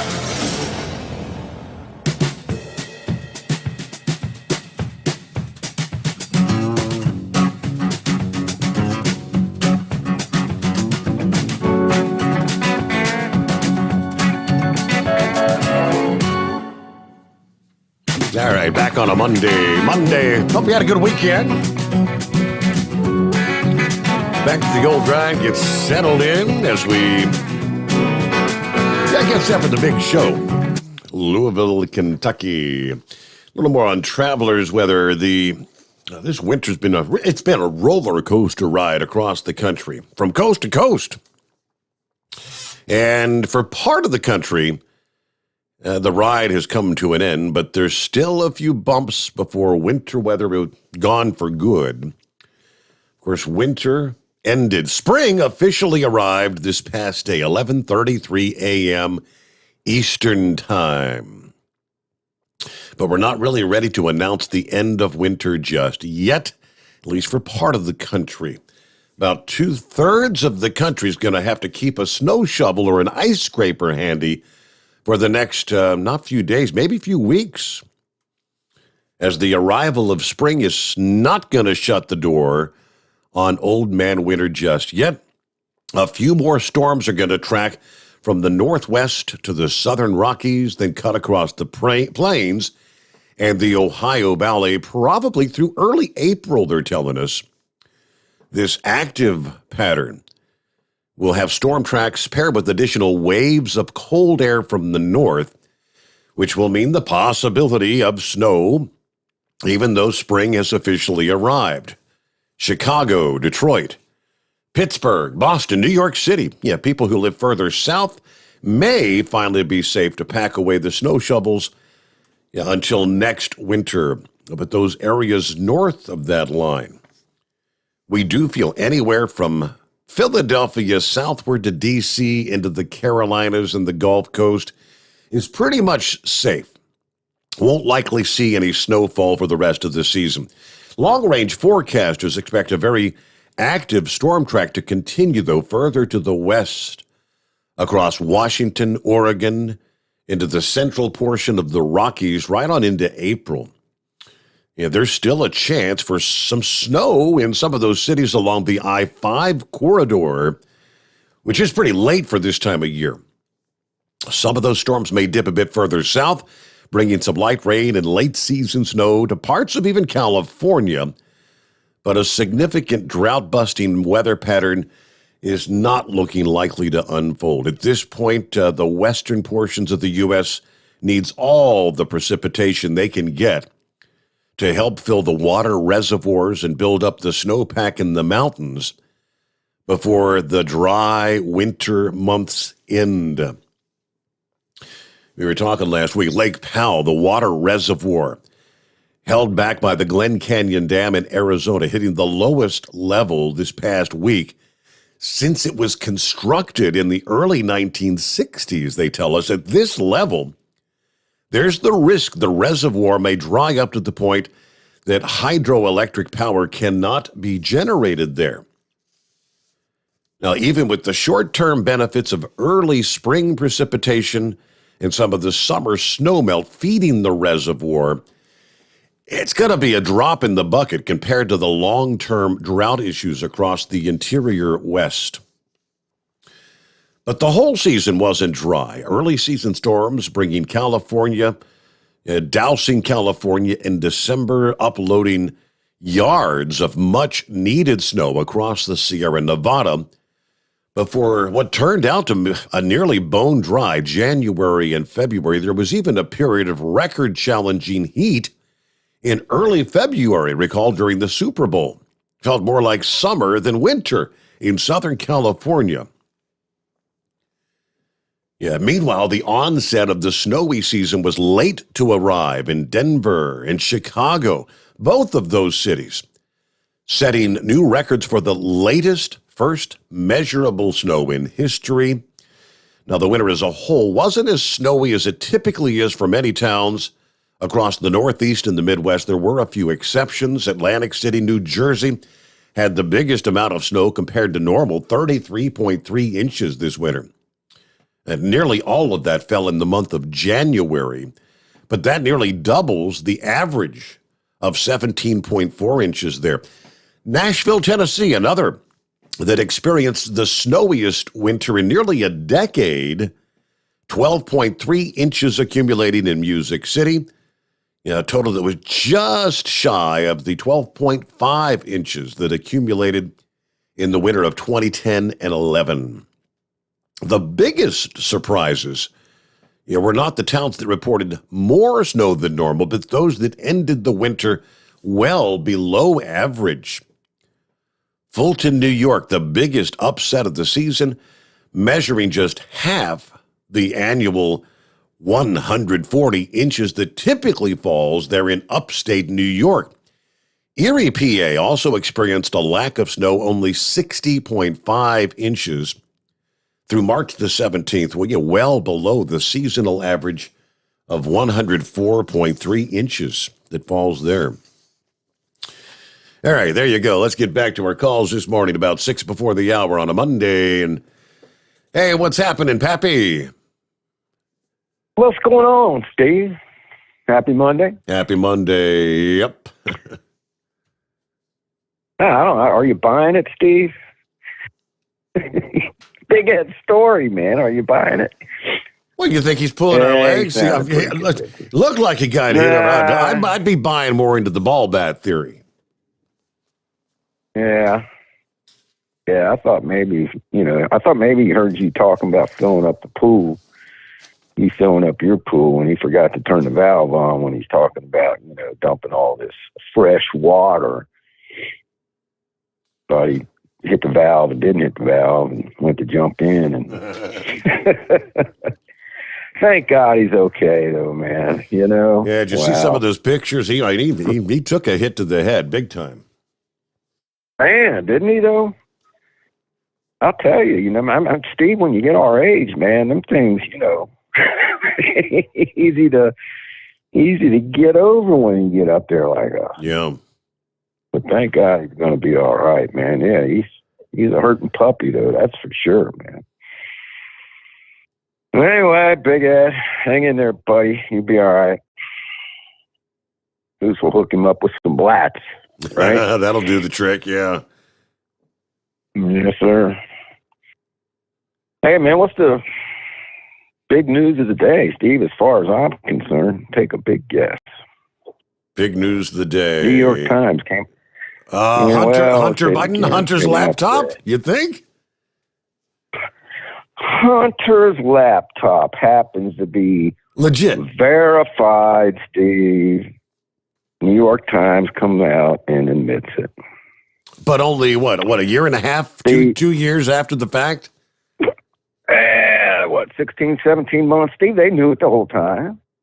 They ain't fooling nobody. They're just trying to cover their butts because something's probably getting ready to go down. Yeah, I did see William Barr. William Barr said that had the New York Times and the other media outlets not suppressed that story prior to the election in 2020, it would have influenced the election. The media was obviously complicit in trying to bury the story. Absolutely, Steve. These tech tyrants, the radical media, the CNNs, MSNBC, New York Times, et cetera, Steve, along with members of federal law enforcement, U.S. government, the list goes Facebook, YouTube, Twitter.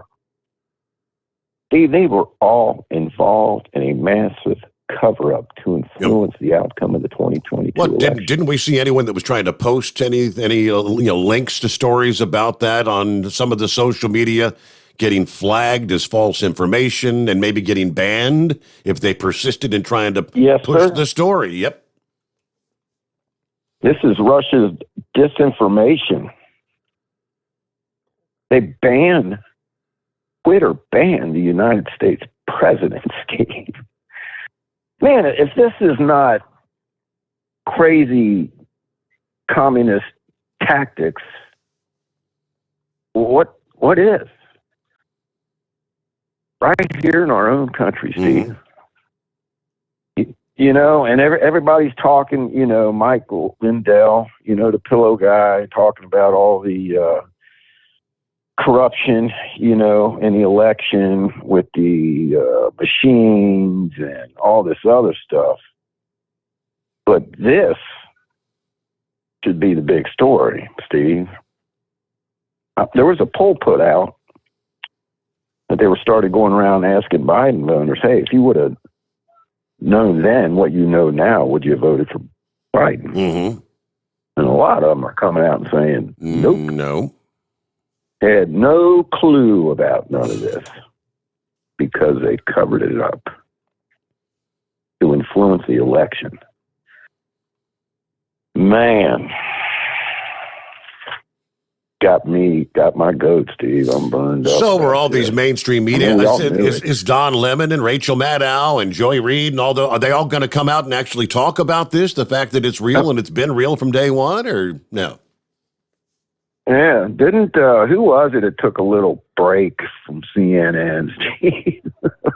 Right about the time the Ukraine war started there. They still ain't calling it a war, but, hang on, what was the female's name? Rachel Maddow, maybe? I don't know. She took a little break, took a little vacation, some time off. I don't know if she's back or not, because I don't watch today. Right. Shows, but, and this whole China deal, Steve, man, we're in a mess, dude. You got Saudi Arabia. When they refused to take Biden's call, who did they call? Who did they turn around and call, Steve? They called China. Invited China's President Xi in. Come on in, man. Let's talk about purchasing some oil. And Steve, not only that, it's my understanding that they agreed to accept the Chinese yuan communist currency as payment. This is going to upset Remember I told you the dominance of the U.S. dollar in global trade is being right before our very eyes is being turned upside down. Steve, did I not say this 2 or 3 weeks ago? 4 weeks ago, a month ago, that I was worried about the U.S. dollar. I don't know if you remember, said it on the show. Oh, yeah. With this going on in Russia and all this stuff that can happen. The way, the way they are handling this. I don't know. We'll see. See what China does. Look for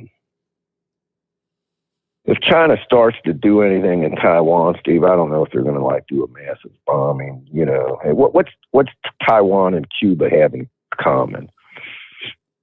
They're both islands. Mm-hmm.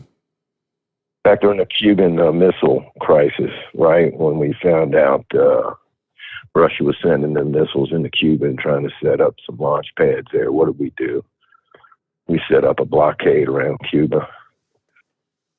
And tensions were tight when a couple Russian ships were approaching Cuba. You know, that's when tensions were at their highest. Well, what is Russia going to do? Are they going to try to break through the blockade, or are they going to turn around and go back home? Well, they turned around and went back home. And so if you start to see China starting some sort of naval blockade around Taiwan, that's when you can start to see things getting real ugly and interesting. So just a heads up on that. Our 7th Fleet, God love them, but it's not what it used to be. All right, my man, you're probably at the top of the hour. I don't know exactly what time it is, but I'm sure you got to go. And yeah, we get news working break time. on Louisville. All right. Well, yeah, hopefully you can get that worked out. Thank you much, Pappy. Yeah, we got the rest of the story on Hunter Biden's lap. New York Post actually taking a jab at the New York Times. Are you shish kebabbing us? Was the headline. I think that's, forgive the profanity, but you've got to be shish kebabbing us, was the quote from the New York Times. After all this time of denying, you actually come out with a headline that says, Hunter Biden's laptop authenticated. Really? Oh, my. You can't make this stuff up. Back at a moment, the Steve Sommers Overnight Drive live from the Hot Shot Secret Studios. USA Radio News with Tim Berg. A bipartisan group of senators is visiting Poland and Germany ahead of President Biden's trip to Europe later this week. The delegation is meeting with NATO military leaders and other top officials about the Western response to the Russian invasion. The group issuing a joint statement saying the senators will return with better insight on how Congress can and will support the Ukrainian people and our NATO allies. Senate Minority Leader from Kentucky, Mitch McConnell, is confident that Ukraine can win against Russian forces.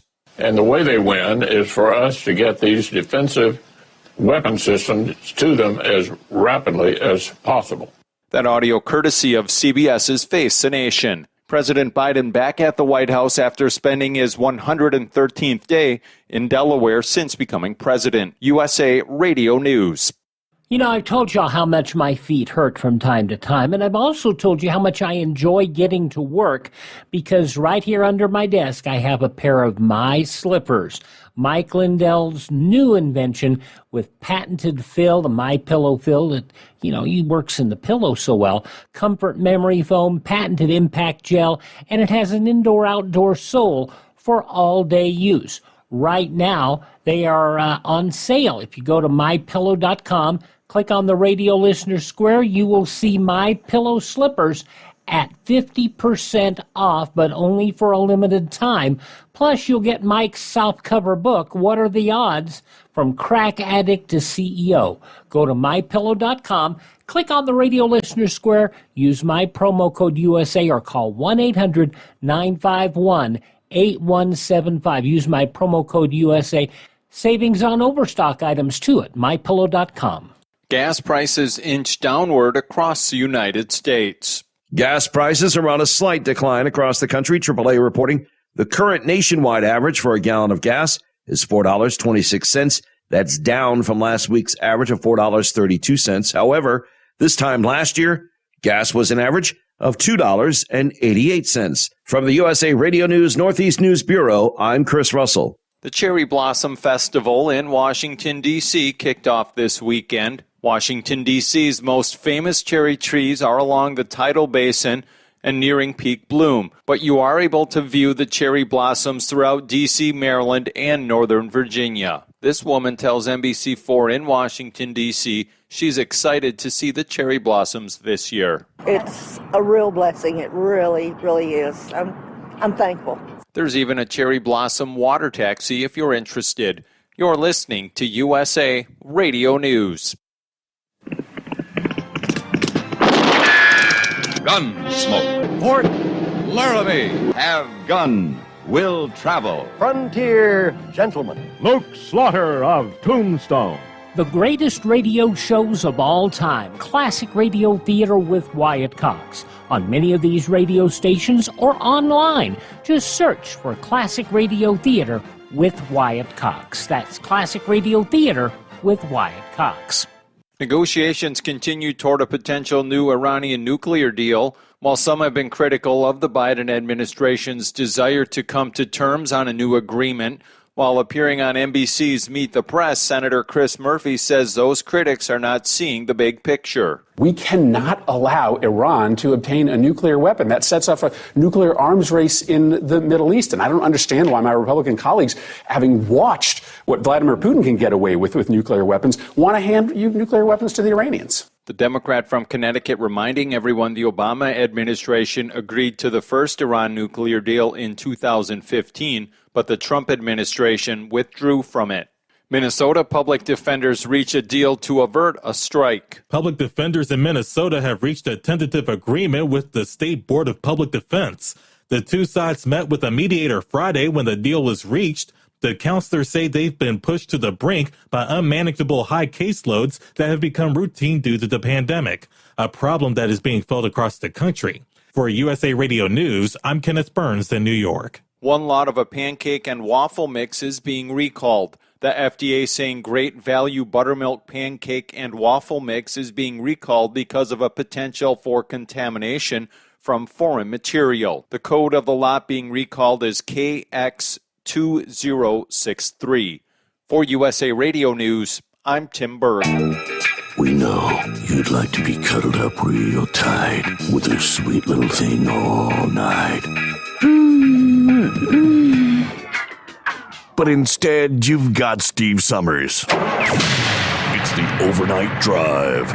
At Hot Shot Secret, we share the science behind common diesel problems. For example, stiction. Found throughout the oil system, stiction is the sticky friction that negatively impacts your engine's ability to function at an optimal level. The molecular structure of oil is a hydrocarbon. The engine's extreme heat, tight tolerances, and high pressure cause the oil to break down and release hydrogen, leaving behind varnish, a carbon-based deposit. The varnish clings to the engine's moving parts, creating drag on the turbocharger, oil pump, and pistons. Symptoms of stiction include a rough idle and the loss of fuel economy and performance. Hot Shot Secret Stiction Eliminator delivers a 98% clean rating in third-party scrub tests. Its synthetic cleaner plus nano lubricant contains no harmful solvents and is formulated to be left in the engine to safely dissolve stiction for thousands of miles. It works as you drive. Stiction Eliminator is available at truck stops, Tractor Supply, O'Reilly's Auto Parts, and online at hotshotsecret.com. Hot Shot Secret. Powered by science.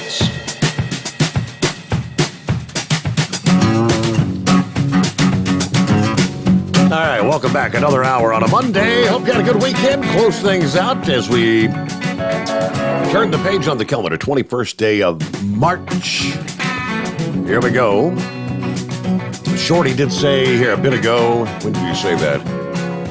About 1:30. 71 North that was shut down there in Kentucky is back open once again, all right? Hello to the shadow artist. Hello, Gwen. 46 here in Brooksville, Kentucky. Starting to come back to life after my BFF and I wrecked ourselves on St. Patty's Day. Oh, I had a good time, huh? You're telling me it was one of those nights where you said, Lord, I'll never do this again. Please, if I could just get through this.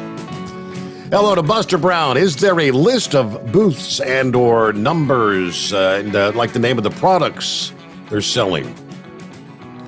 I'm hoping I'll find safety products for alertness, situational awareness, brushing up on mental health, Hey, Buster Brown, if you go to the website, which is Trucking Show, plural, Trucking, Trucking, truckingshow.com.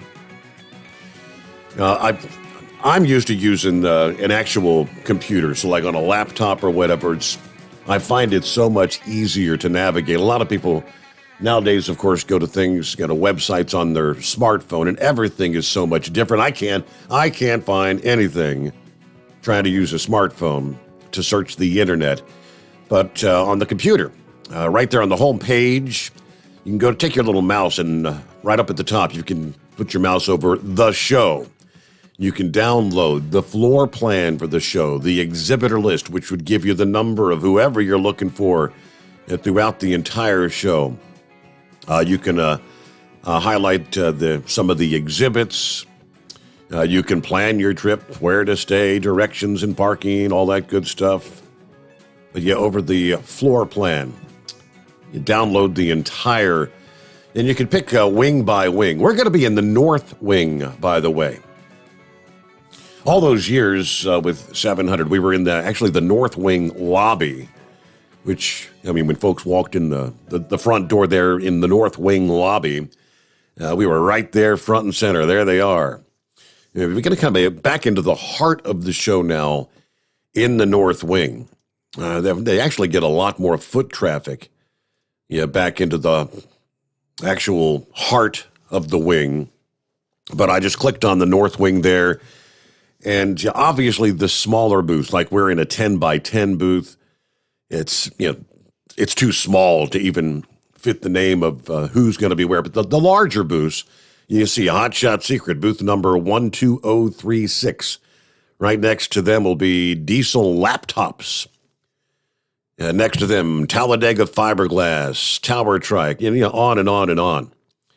The Big Rig Chrome, Lucas Oil, Torque Parts, on down the line.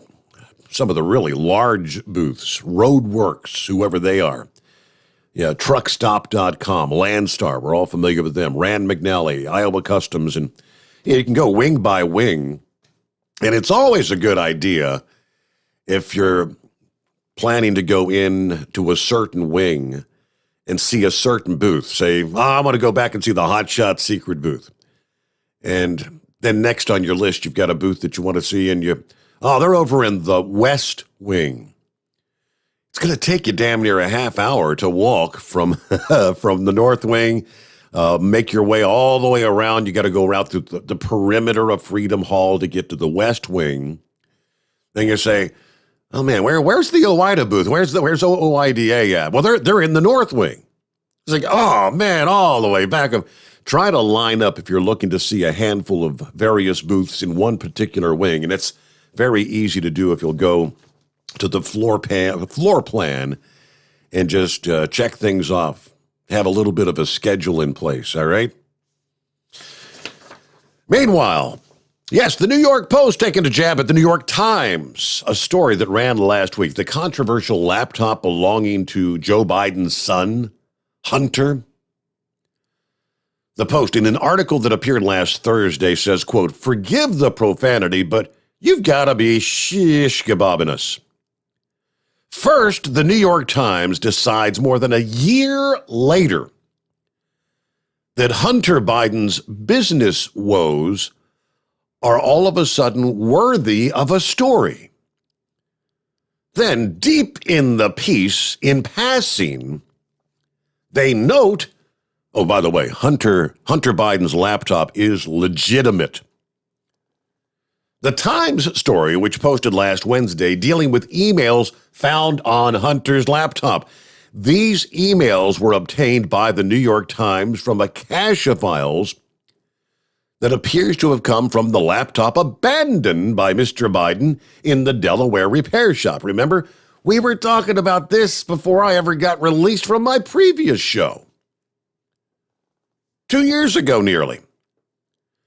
The email and others in the cache were authenticated by people familiar with them and familiar with the investigation. Like Pappy said, the only reason the New York Times is saying anything about this now is because they've probably got a tip that the shoe's about to drop and there's going to be some details of what has been this ongoing investigation for a year and a half now that's actually going to come to light.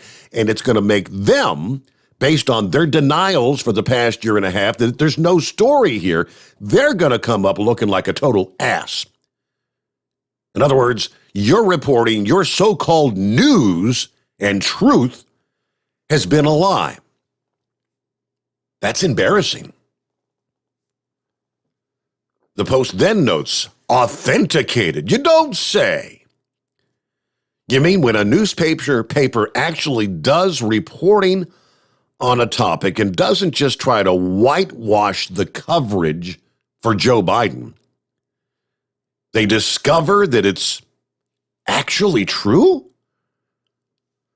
The Post had previously reported that during the final months of the 2020 presidential race between Joe and Trump, there were emails showing evidence of a meeting in the past between Hunter Biden, his father, Joe, now president, and the Ukrainian energy firm linked to corruption. Of course, Joe Biden denied the meeting. Didn't ever take place. The emails revealed Hunter Biden introduced a top Burisma executive to his father less than a year before the elder Biden admittedly pressured Ukraine to fire the prosecutor that was investigating Burisma because his little boy had ties to that company. The facts. But to have said that prior to the election, like Pappy just brought up, to bring that up on Facebook, YouTube, anything, social media, Instagram, Twitter, you were banned. You were shut down as perpetrating a lie, false information. It was all true then, and it's all true now. The Post said they received a copy of a laptop hard drive belonging to Hunter Biden from Rudy Giuliani, who was then a lawyer for Trump. Giuliani said he got the hard drive from the Delaware repair shop. This is old news, people. We talked about it then, but we were all made out to be fools, buying into some Russian collusion delusion thing that was a false narrative being presented by Trump. All you right-wing nut, you Trump supporters, just trying to make Joe look bad. No, it was true. And they knew it was true. And the entire left-wing bought and paid for media in this country shut any reporting on that story down as a false narrative. Now, why? Why all of a sudden? All this time later, but ironically, what is the irony? What's transpired in Ukraine in the last month or so? You think there's any possibility of getting any sort of real documentation out of various government buildings and storage facilities that may contain the smoking gun about Joe and Hunter there in Ukraine? Well, amazingly enough, now look, that whole building got blown up by a hypersonic missile a week ago. Yes, by the way, Russia admitted over the weekend that they are using, for the first time in the battlefield, their brand new hypersonic missile capabilities. Missiles that can travel 4 times the speed of sound. What are the ironies of that? Now, keep in mind, there has been an active investigation into that laptop. But here's another thing that we know. Pappy had told us about this a year and a half ago as well. The FBI had that laptop for a full year plus. They had obtained it from that Delaware repair shop. They sat on it. They did nothing with that laptop for a full year. Why? Because it would have made Joe Biden's possibility of becoming president non-existent. Now, once it did come to light, as you say, from certain, like the New York Post, they tried to shut the Post down. They wanted them to retract that story. Is this all ringing a bell, people? Remember how it unfolded? when the truth did begin to surface, and even questions then about why. Hey, wait a minute here. Yeah, this was turned over to the FBI over a year ago. You've done absolutely nothing with it. I think the FBI, in all honesty, wanted to sit on it, and it would never become a story. It'll all be swept under the rug. Someone actually turned on a little flashlight and said, hey, there's a little something going on over here. You think we might ought to look at this? And, of course, it was probably one of the biggest stories of the year 2 years ago. And all of a sudden now the New York Times says, oh, yeah, by the way, that Hunter Biden laptop thing, it's real. It's authenticated. What to do now? If that's not a prime example of, we talk about the Chinese Communist Party, their propaganda campaigns, the censoring of what the people can and cannot see in that country. Nothing gets through to the people in China without the authorization of the communist leadership there. And in all honesty, more and more in this country, doesn't it appear to you that what we get to see, what we're allowed to actually see and discuss, is being more and more controlled by, well, it's actually the government. Now, they're using their bought and paid for left-leaning media outlets to do the dirty work for them. Who's really calling the shots, you might ask? All right, let's just see. Missing link. Got you coming up in 2, and get back to your calls at 844-844-3388. The Steve Sommers Overnight Drive, live from the Hot Shot Secret Studios.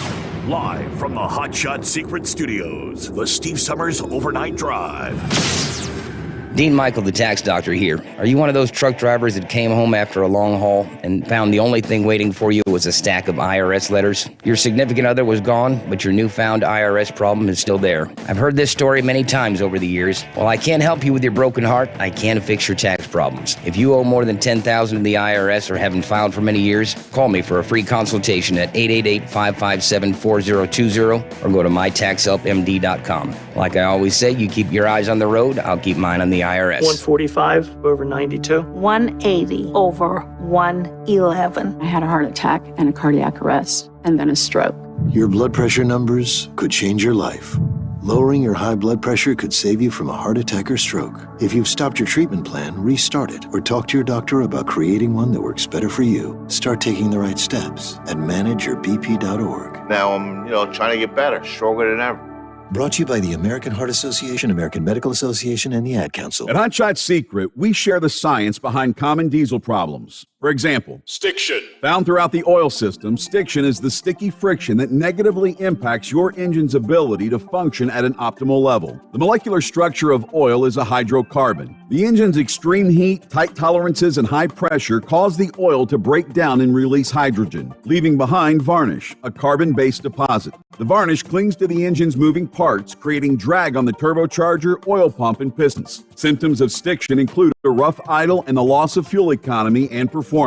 Hot Shot Secret Stiction Eliminator delivers a 98% clean rating in third-party scrub tests. Its synthetic cleaner plus nano-lubricant contains no harmful solvents and is formulated to be left in the engine to safely dissolve stiction for thousands of miles. It works as you drive. Stiction Eliminator is available at truck stops, Tractor Supply, O'Reilly's Auto Parts, and online at hotshotsecret.com. Hot Shot Secret. Powered by science. Because Channel 19's a little congested. Call Steve now at 844-844-3388. The Overnight Drive.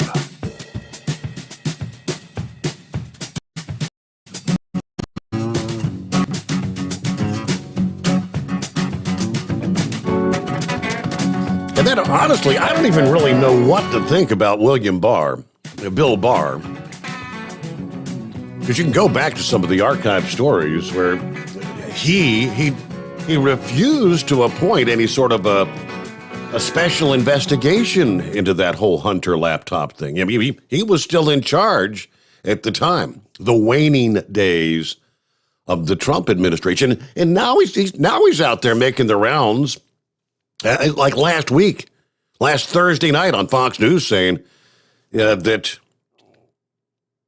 the Hunter laptop story, in his words, quote, definitely would have had an impact on the 2020 election.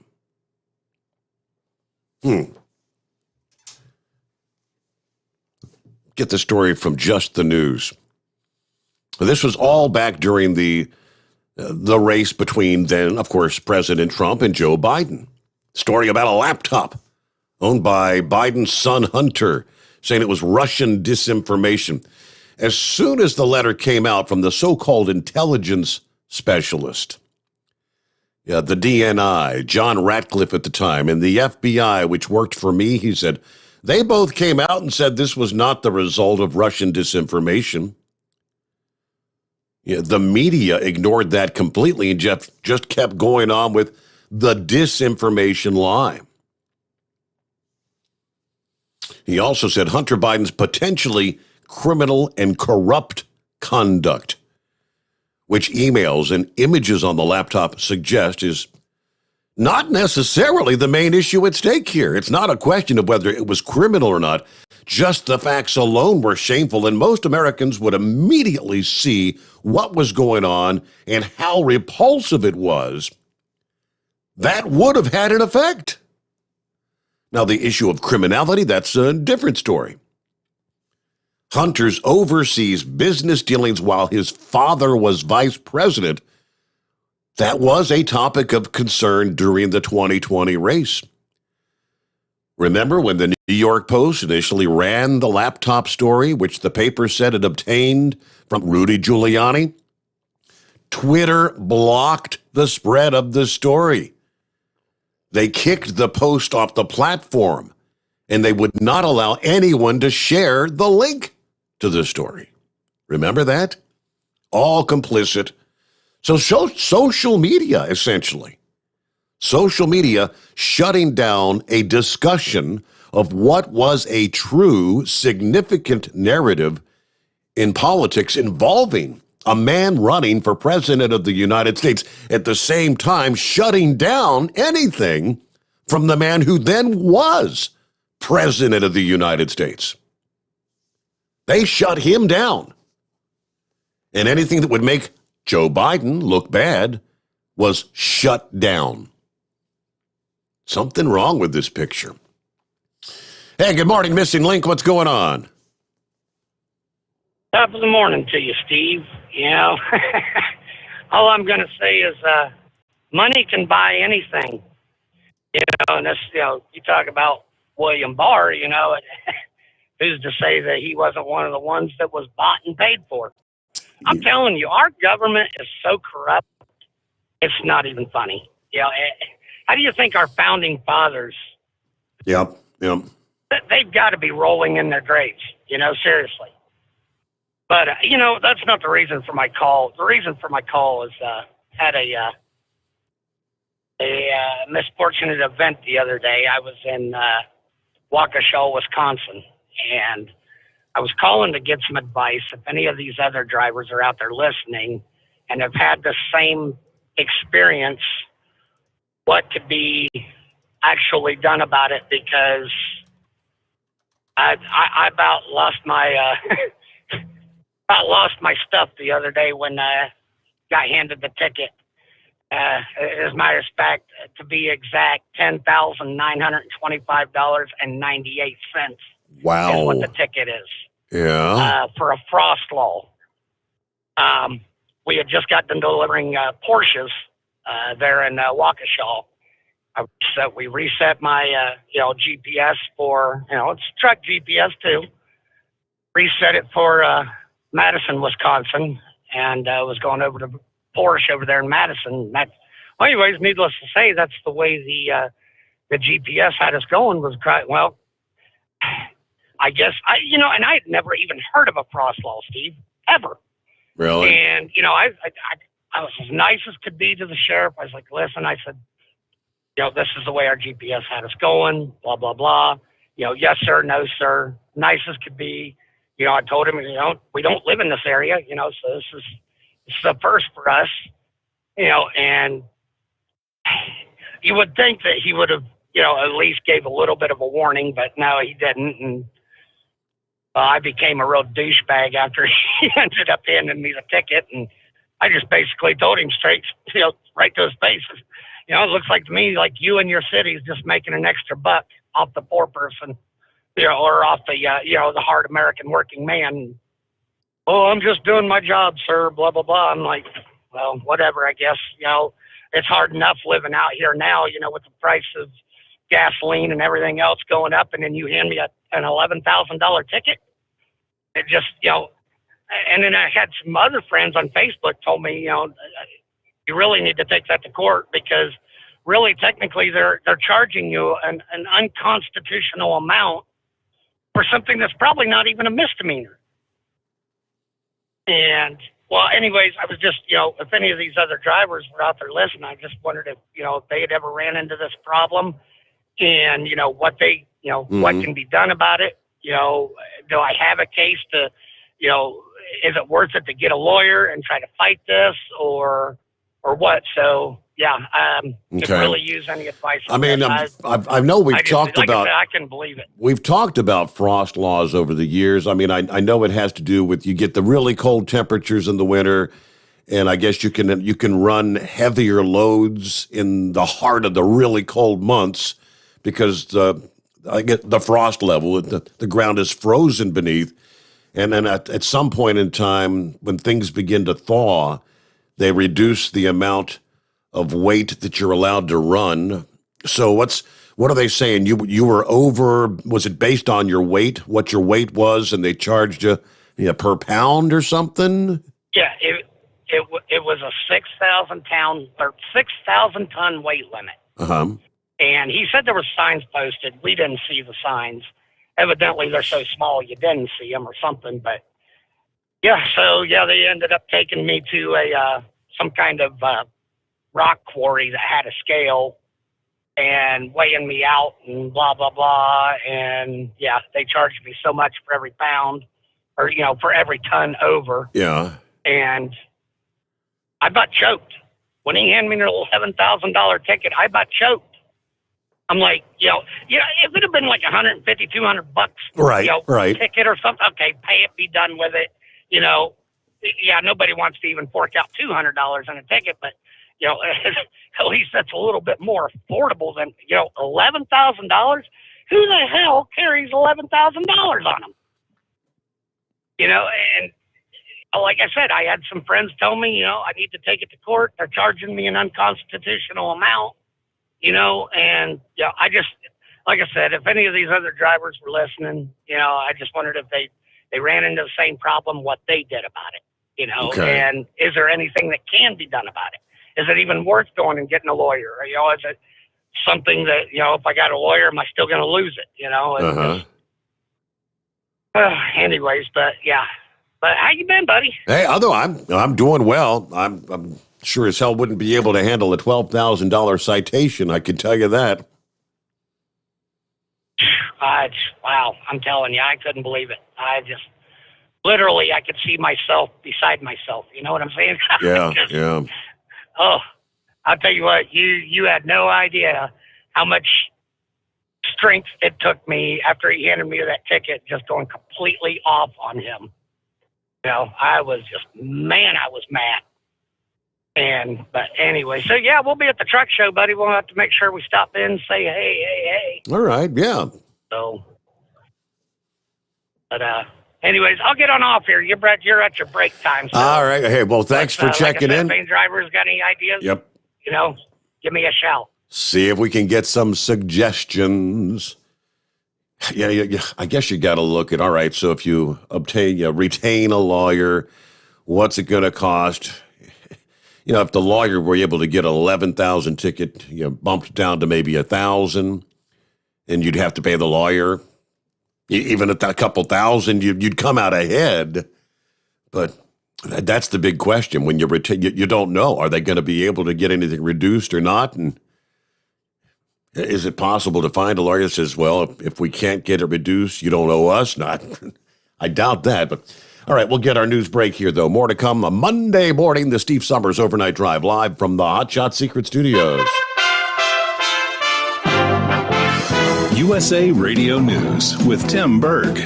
A bipartisan group of senators is visiting Poland and Germany ahead of President Biden's trip to Europe later this week. The delegation is meeting with NATO military leaders and other top officials about the Western response to the Russian invasion. The group issuing a joint statement saying the senators will return with better insight on how Congress can and will support the Ukrainian people and our NATO allies. Senate Minority Leader from Kentucky, Mitch McConnell, is confident that Ukraine can win against Russian forces. And the way they win is for us to get these defensive weapon systems to them as rapidly as possible. That audio courtesy of CBS's Face the Nation. President Biden back at the White House after spending his 113th day in Delaware since becoming president. USA Radio News. You know, I've told y'all how much my feet hurt from time to time, and I've also told you how much I enjoy getting to work because right here under my desk I have a pair of my slippers.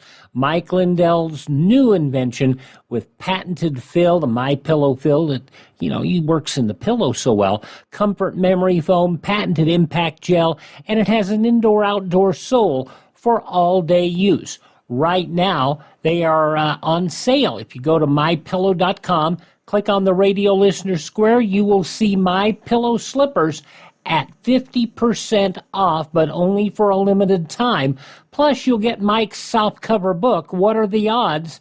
From Crack Addict to CEO. Go to mypillow.com, click on the radio listener square, use my promo code USA, or call 1-800-951-8175. Use my promo code USA. Savings on overstock items, too, at mypillow.com. You're listening to the Overnight Drive with Steve Sommers. Do you have a Dodge pickup and hate your automatic transmission? Of course you do. Levon Miller at Firepunk Diesel here, and we specialize in heavy-duty and performance transmissions for your 3-quarter or 1-ton Cummins-powered truck. So if you're interested in turning your stock slush box into a towing monster, call us today at 614-733-3744 or visit us online at shop.firepunk.com. After a long winter road trip, there's nothing like coming home to a warm, comfortable home. Hi, I'm Steve with USA Insulation. We appreciate our truckers and the long hours you're putting in to serve us all. Without you, we wouldn't even get the materials to insulate. So we want you to feel like a king when you get back. We put our foam in your walls. It's like putting a coat around your entire home. Keeps the cold air out and the warm air in. And with the rising energy costs, that's going to save you a bundle. We're getting homes ready for winter right now, and we have $1,000 of savings for everyone. But because we love our truckers, we're going to give you an additional $250 discount just for mentioning this show. So give us a call, 1-800-USA-FOAM. That's 1-800-USA-FOAM or usainsulation.net. We're going to give you an additional $250 discount for mentioning the show. 1-800-USA-FOAM or usainsulation.net. USA Insulation.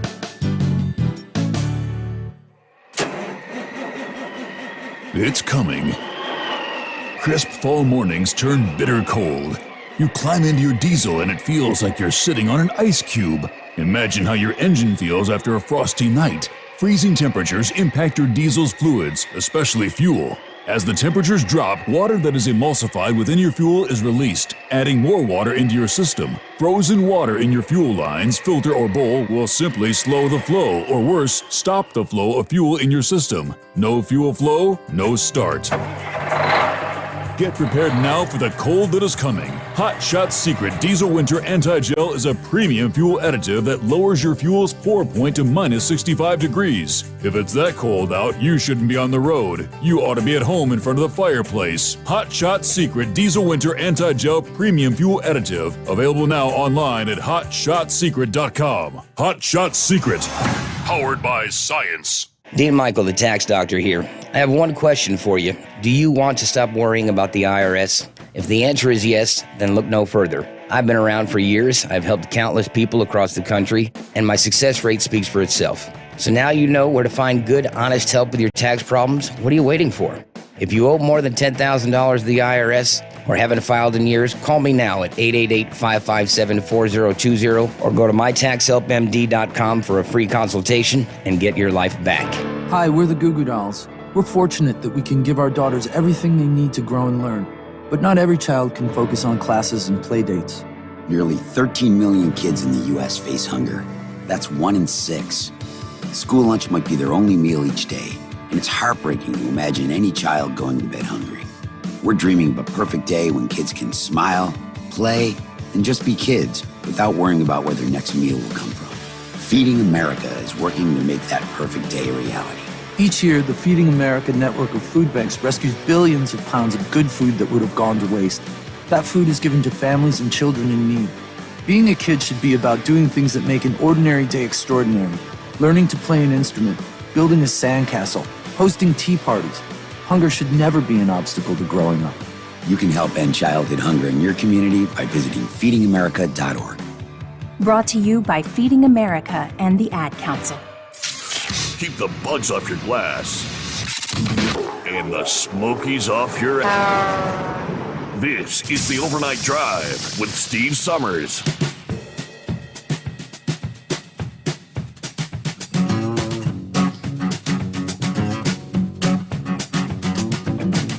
All right, back at it here. Our number 844-844-3388 on a Monday.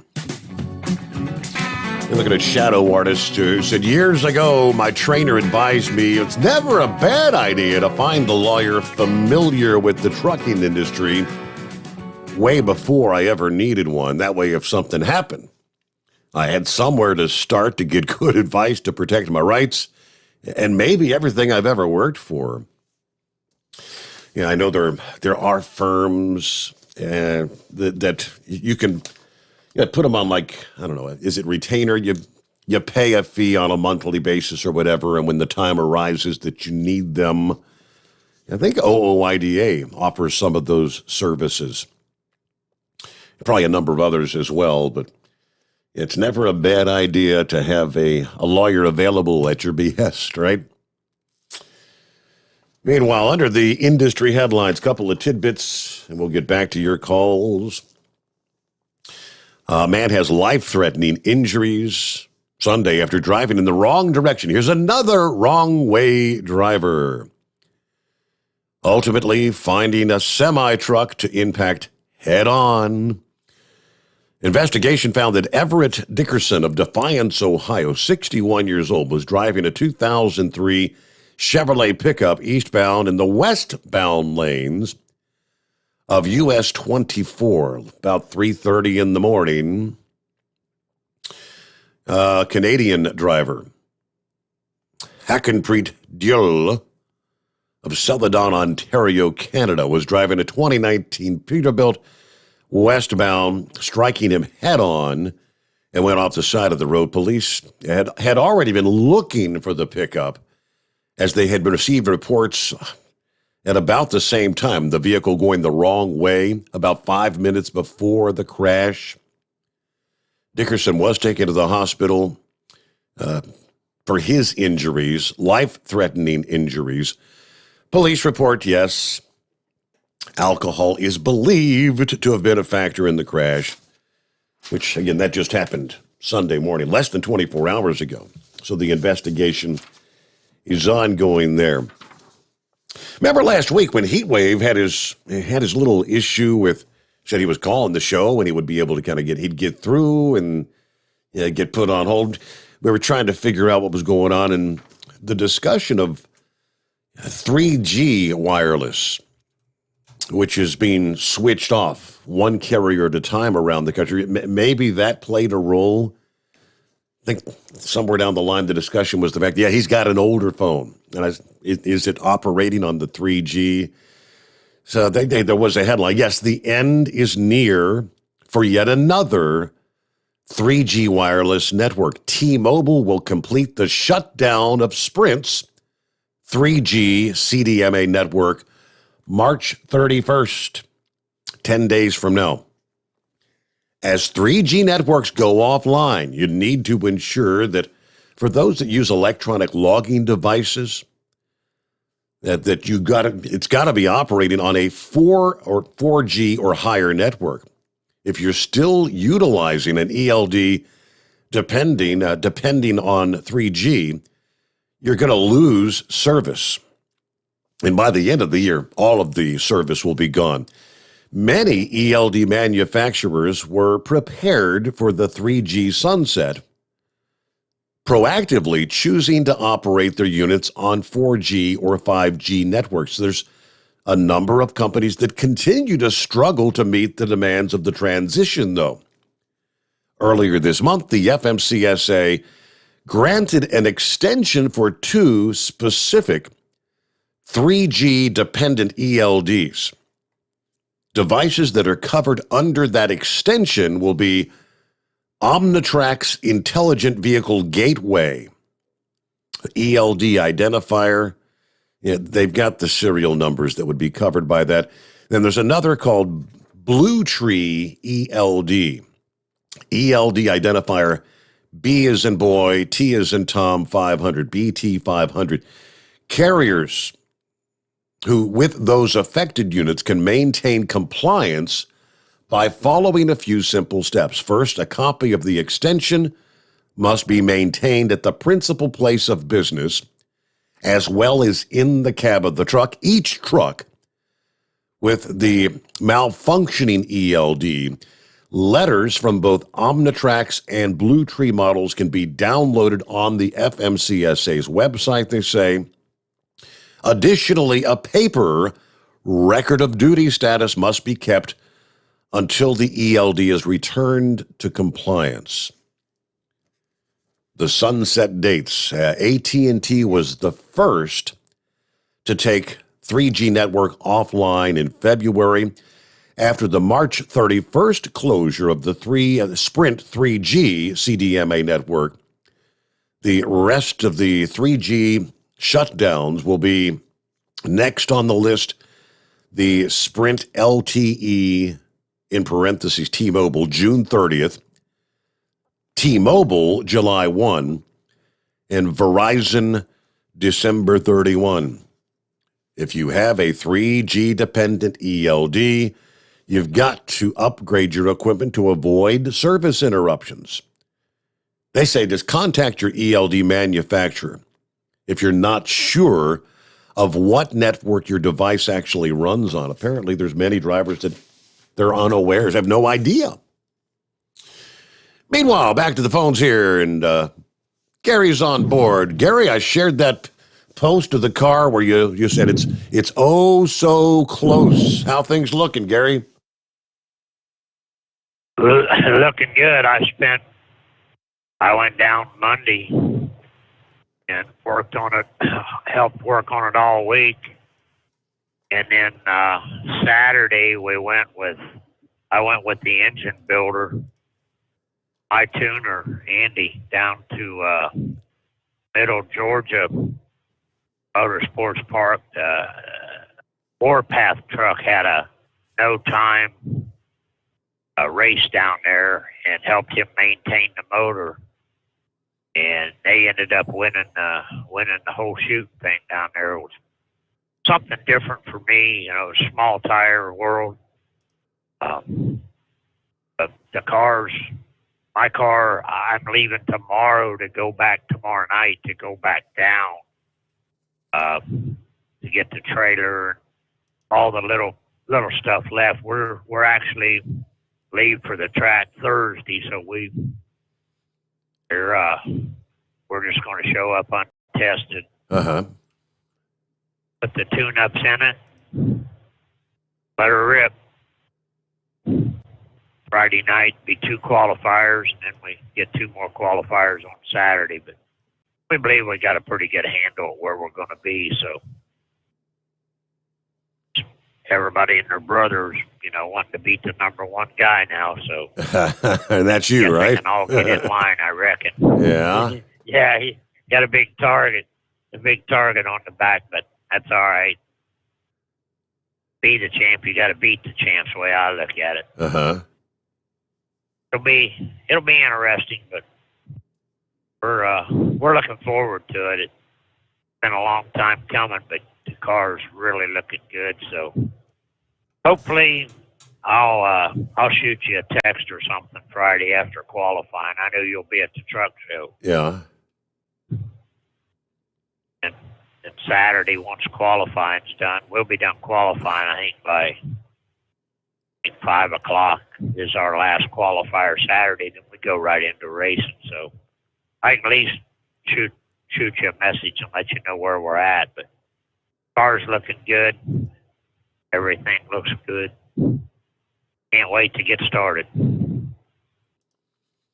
Looking forward to another season. Now, like you said, you got that target on your back because you were the champion last year. Now you're in a new car, though, so it's going to be kind of a whole new ball game for you, isn't it? Yeah, it's a lot different because we're going in right at 400 pounds lighter. As a good rule of thumb, anywhere from 600s to 700s, 100 pounds, what you should pick up and gain.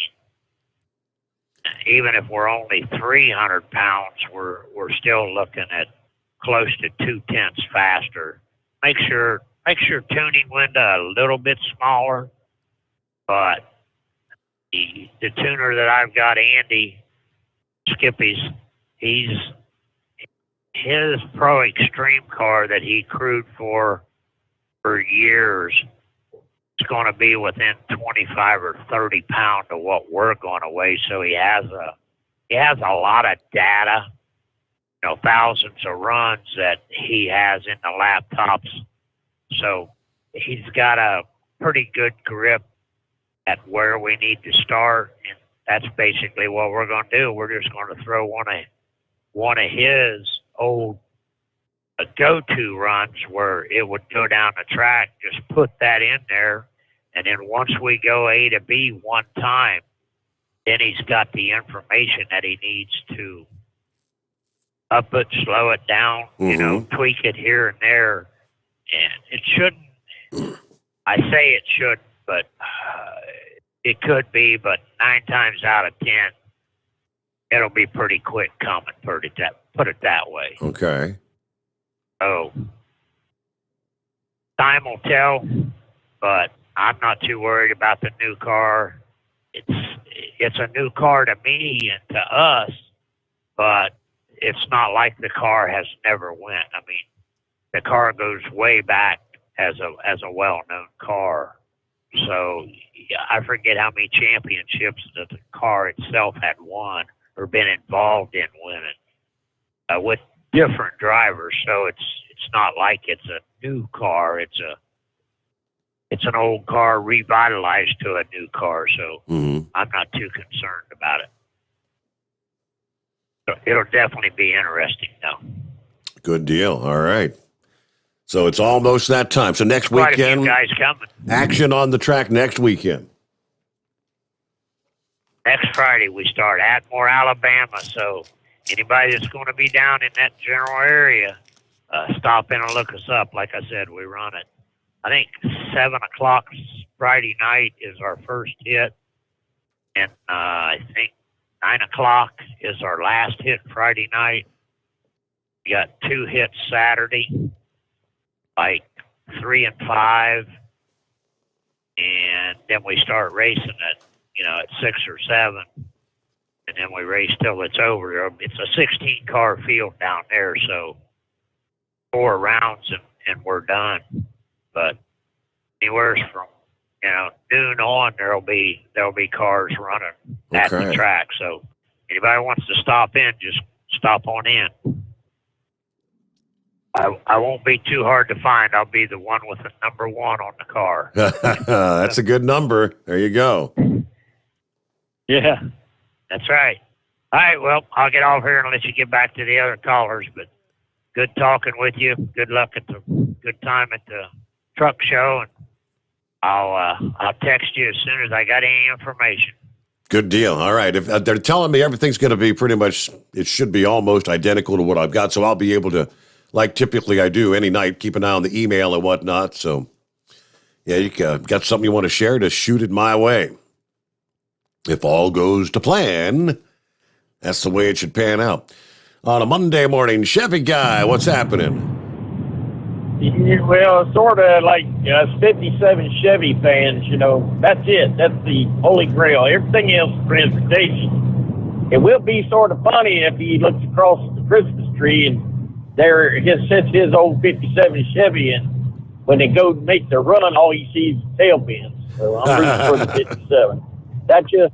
And that is the great thing about inline racing, man. They can run, a 41 Willys out there. They can run all these different makes. It's it's a little bit more than just the horsepower, but the entertainment to see them old crates kicking it down the road.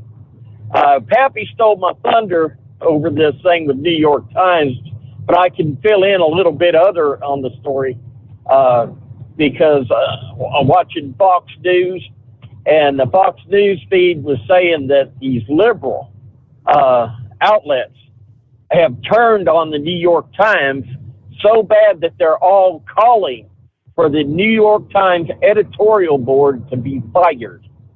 So much for freedom of speech, Wow. I mean, these purveyors of freedom of speech, as long as you don't cross what they're saying.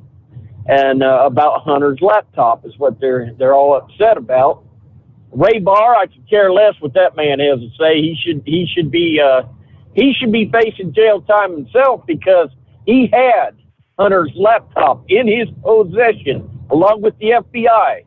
They had pornography, child pornography, right then and there, and was looking at it, seen it, and dadgummit, they need to do. In South Carolina, you get caught looking at child pornography, it's a 10-year jail sentence.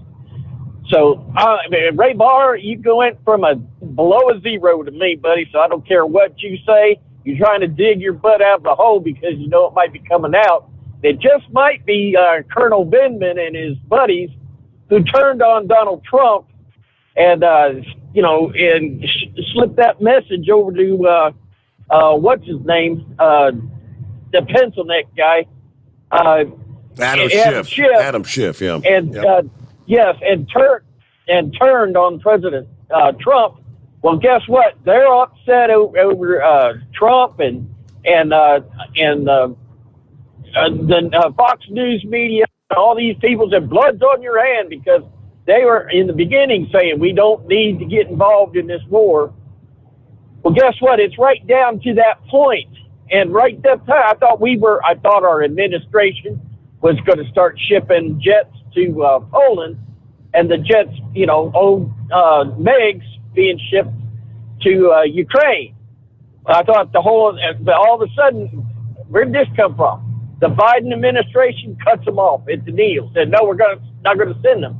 Well, could it be the fact that Putin said, all right, I'll put up with your anti-tank and maybe even your, able to shoot down my warplanes, but you ain't going to be sending no MiGs to Ukraine or you will get this. And so there's a little bit of what does Putin have on Biden? Because, man, he's taking a stand about not getting involved when everybody else seems to be wanting to get involved, and I'm not even sure. I mean, about where to take a stand on that. But dadgummit, right now, what they need over there right now is not MiGs. They need A-10 Warthogs. According to the news this morning, when I was watching it on TV, they were showing Russian MiGs shooting their missile not over Ukraine. They didn't invade Ukrainian airspace. They shot those missiles while they were still in Russia and turned away.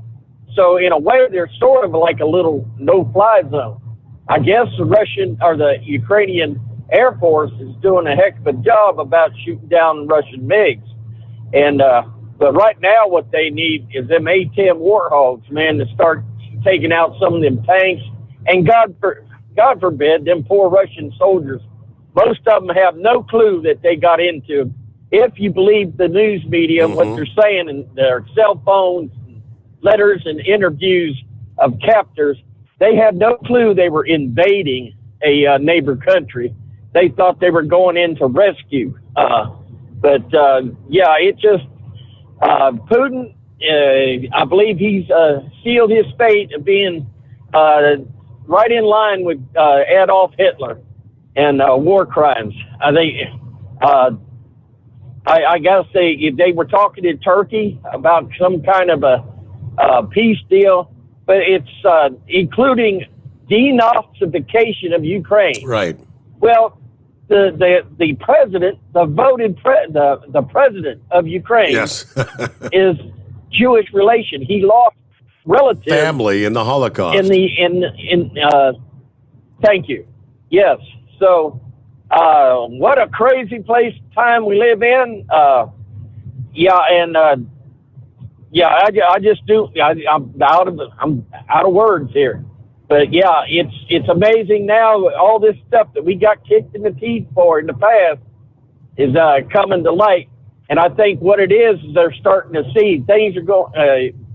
Like the Vindmans, finding out that their country is gonna be under the thumb of the Russians before this is over with. And people like that and their ilk is probably saying, well, we got to get some information out there to get the president to move or get him out of the way.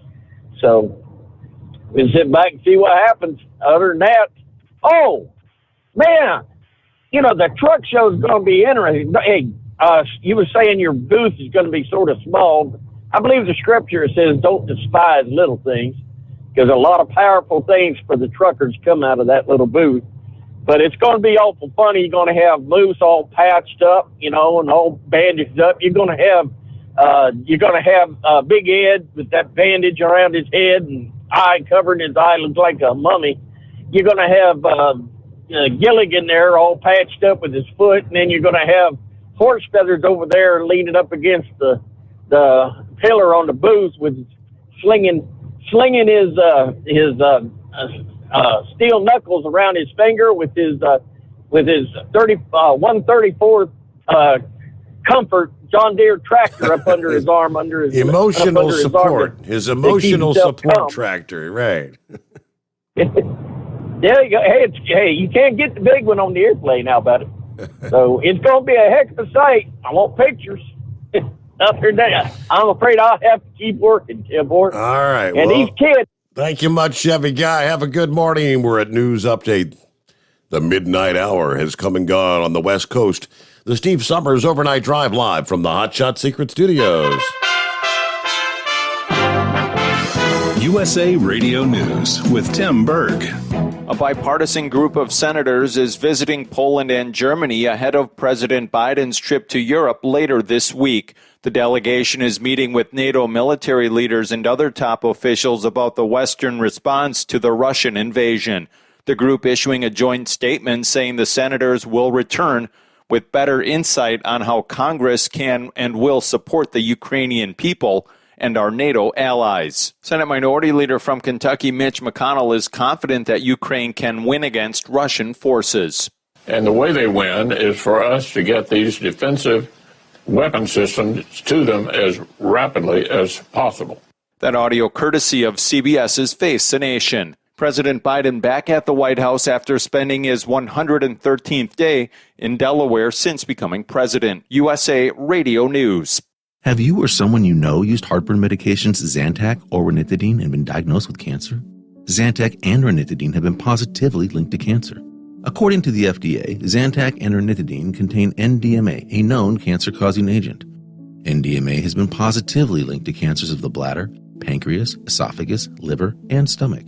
Even in single doses and in smaller doses over time, NDMA is one of the strongest proven cancer-causing agents. Call 888-960-1233 or go to ZantacMoney.com. You may be entitled to substantial compensation without going to court if you or a loved one have taken these products in the past 10 years and been diagnosed with cancer. Call now to see if you qualify for free. Call 888-960-1233 or visit ZantacMoney.com to get what may be owed to you. You may be entitled to a cash reward. Find out now at ZantacMoney.com or call 888-960-1233 to see if you qualify for free. Gas prices inch downward across the United States. Gas prices are on a slight decline across the country. AAA reporting the current nationwide average for a gallon of gas is $4.26. That's down from last week's average of $4.32. However, this time last year, gas was an average of $2.88. From the USA Radio News Northeast News Bureau, I'm Chris Russell. The Cherry Blossom Festival in Washington, D.C. kicked off this weekend. Washington, D.C.'s most famous cherry trees are along the tidal basin and nearing peak bloom, but you are able to view the cherry blossoms throughout D.C., Maryland, and Northern Virginia. This woman tells NBC4 in Washington, D.C., she's excited to see the cherry blossoms this year. It's a real blessing. It really, really is. I'm thankful. There's even a cherry blossom water taxi if you're interested.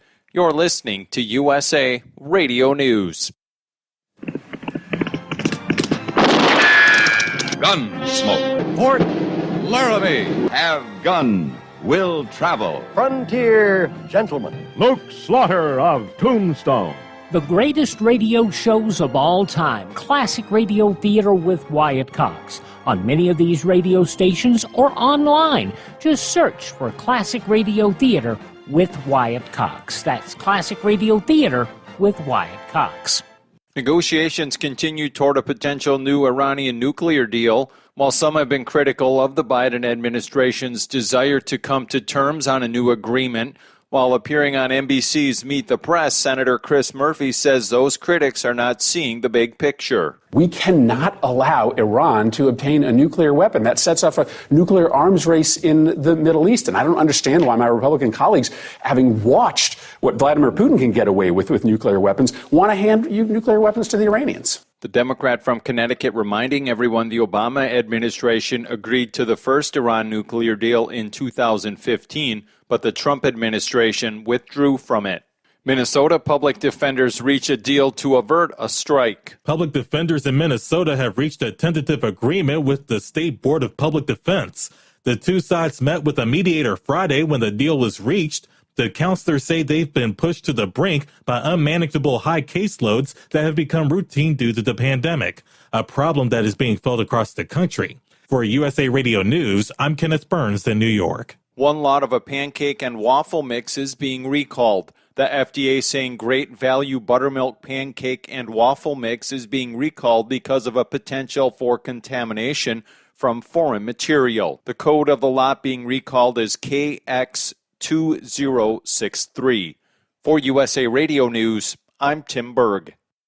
At Hot Shot Secret, we share the science behind common diesel problems and their solutions. For example, ultra-low sulfur fuels. The primary function of diesel fuel is combustibility. One of the little-known aspects of fuel is its role as a lubricant to metal-on-metal moving parts. The introduction of ultra-low sulfur fuels diminishes the fuel's ability to lubricate because sulfur, which has been mostly removed, has lubricating properties. Hot Shot Secret Everyday Diesel Treatment with LX4 delivers unmatched lubricity. Third-party testing confirms that it takes 3 times the amount of leading fuel treatment to match the lubrication benefit of 1 dose of Hot Shot Secret. Everyday Diesel Treatment is a fully formulated 6-in-1 premium fuel treatment for every fill-up, every time. Everyday Diesel Treatment is available at truck stops, Tractor Supply, O'Reilly's Auto Parts, and online at HotShotSecret.com. Hot Shot Secret, powered by science. Well, that midnight hour is upon us, and we really got a long, long way to go. How will we stay awake? Well, thanks to Chris, for goodness sake. We got Steve Sommers on the radio. Got that Hot Shot Secret and the diesel. You know it really makes this Detroit come to life. We're gonna hear from all our friends. We're gonna do it all again on this overnight drive. How about you, Big Ed? Are you with me?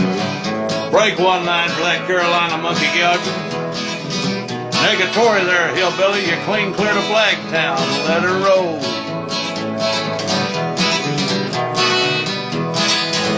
Well, we all tune in to catch the weather, whether rain or sleet or even snow. And it don't matter if you're in New York or Dallas, you'll catch it all on the Steve Sommers Show. We got that Hot Shot Secret and the diesel. You know, it really makes that Detroit come to life. We're gonna hear from all our friends. We're gonna do it all again on this overnight drive. Yeah, we're gonna hear from all our friends. We're gonna do it all again on this overnight drive. There you go. That is the plan on a Monday. Welcome into the 21st day of March. Countdown to Louisville. Coming up this Thursday, Friday, Saturday. And looking forward to having a conversation for the first time in years with Mike Brunetti, who is still, after all these years, with Bostrom and National Seating. We've teamed up, or they've teamed up with us, I guess you should say, for a seat giveaway. If you can't make it to Louisville, don't feel left out. You can be a winner too. Go to overnightdriveradio.com, click on contests, and you'll find it right there. The link to the Bostrom Wide Ride and Serta seat. It's very simple to register. You just need your email, your name, and a phone number to contact you, and that's it. Plus, we'll be registering folks there live at the show, giving away the other 2 seats. So come on by, get registered, take a look at the seats, and you may walk actually home from the show with one of those in Louisville, Kentucky. Looking forward to that. Again, overnightdriveradio.com. Click on the contest page right now. Look at that. It's Monday. You only got a few days left if you haven't yet done so.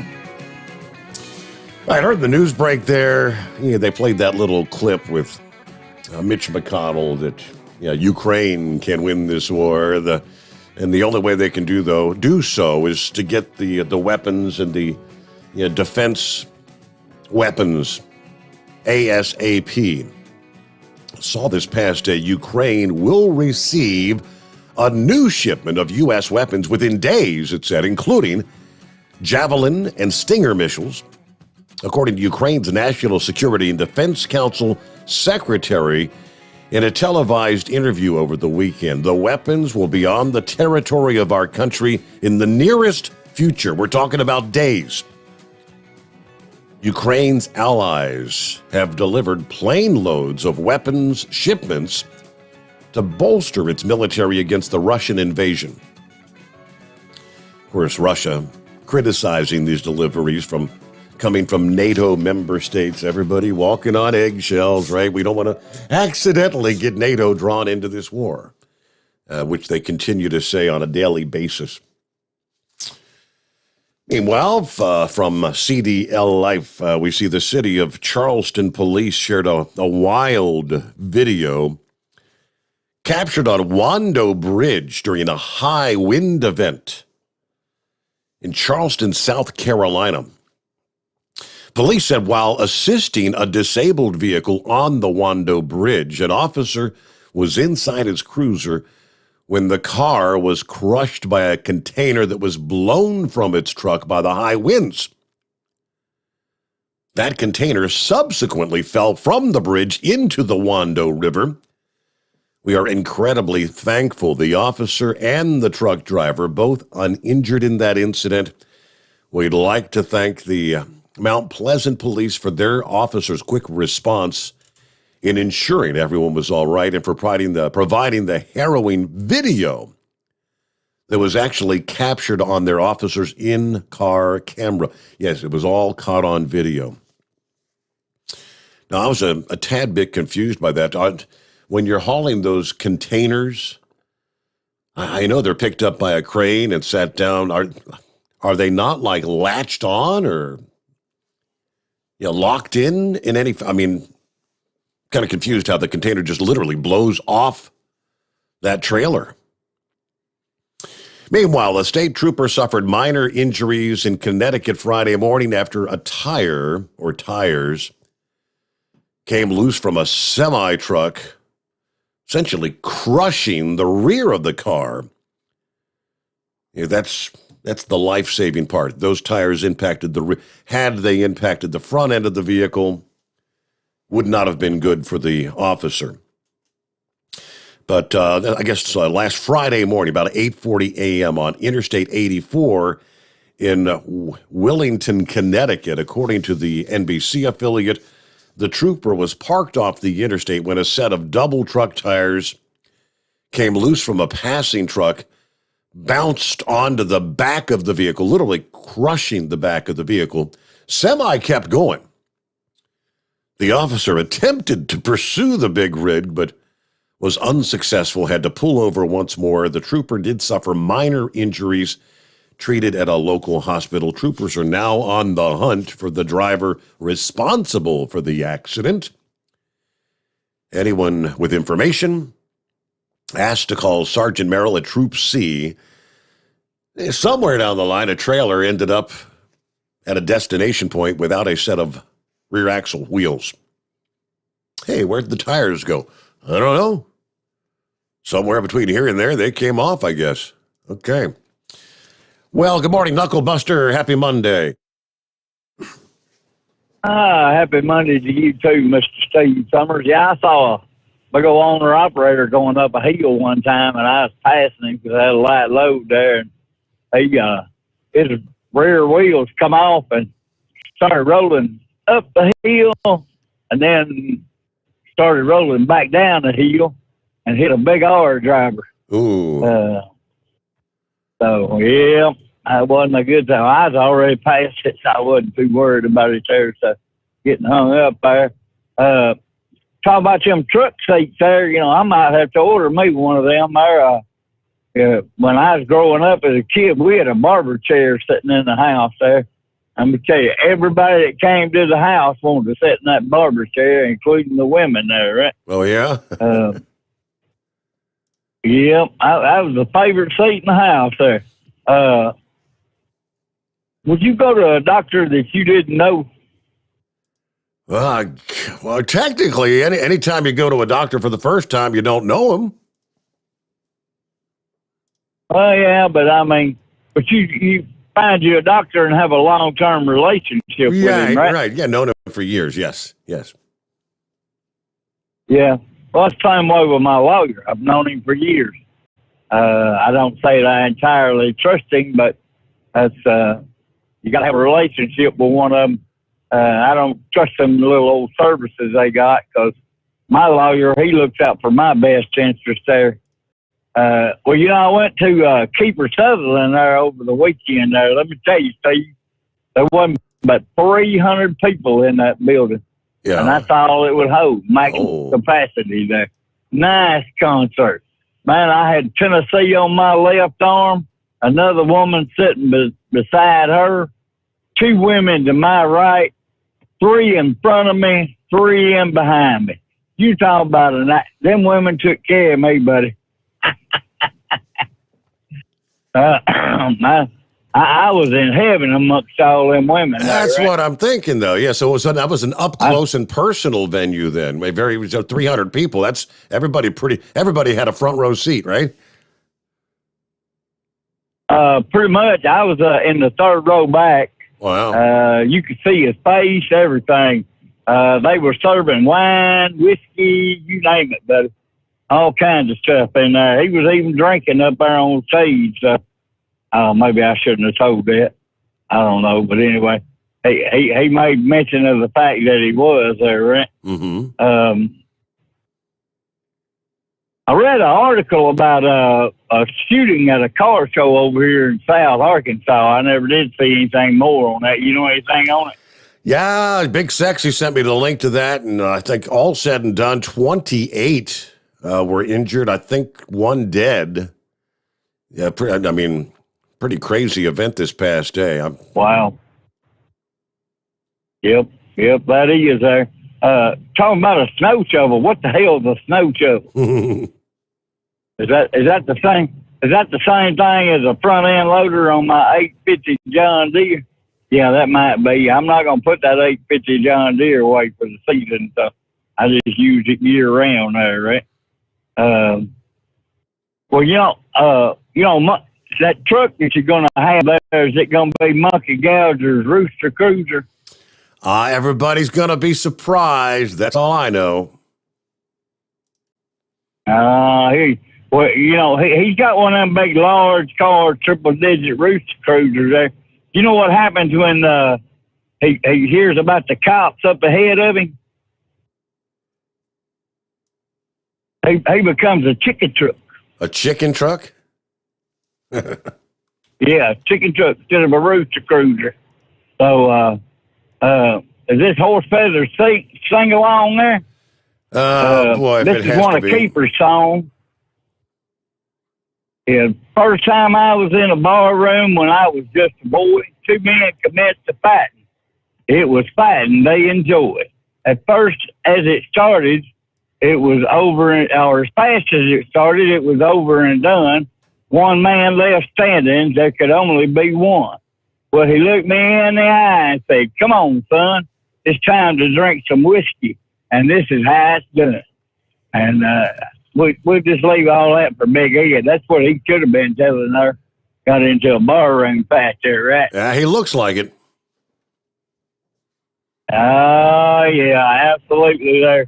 Well, I banned myself from Facebook, Twitter, all that stuff. I don't do none of that junk. I don't need all that garbage there. And I heard that Hunter's girlfriend over here in Arkansas, she had to send all of her evidence up there to somebody, either Delaware, Connecticut, or something. I don't know. Anyway, that we all know he messed with that girl. And what was AOC said, I think she said that we got exactly what we wanted. Is that right? Exactly. I don't know what high gas prices. Is that what we wanted? What? Yeah, that's what it was. We got high gas prices, the Biden administration, all that good stuff there. Yeah. I read where the Cleveland Browns are getting rid of Baker Mayfield there. They said they wanted an adult at the quarterback position. So they're going to get Deshaun Watson. So what are they getting now? Sexual harasser, rapist? Is that what they're getting? I don't think that's going to work too well from them, man. Well, y'all keep Steve Sommers Overnight Drive radio going down the highway tonight. Buy some Hot Shot Secret products like Stiction Eliminator and Everyday Diesel Treatment. Put Overnight Drive in the checkout box for your 10% discount. Buy some Steve Sommers Overnight Drive products too. Baseball cap, travel mugs, T-shirts.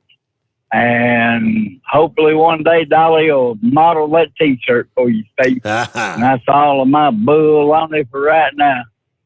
All right, we can all look forward to that day. Right back into Philip got you coming up right after this on a Monday morning. The Steve Sommers Overnight Drive live from the Hot Shot Secret Studios.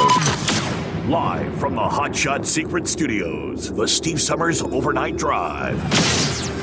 Dean Michael, the tax doctor here. Are you one of those truck drivers that came home after a long haul and found the only thing waiting for you was a stack of IRS letters? Your significant other was gone, but your newfound IRS problem is still there. I've heard this story many times over the years. While I can't help you with your broken heart, I can fix your tax problems. If you owe more than $10,000 to the IRS or haven't filed for many years, call me for a free consultation at 888-557-4020 or go to mytaxhelpmd.com. Like I always say, you keep your eyes on the road, I'll keep mine on the IRS. 145 over 92. 180 over 111. I had a heart attack and a cardiac arrest, and then a stroke.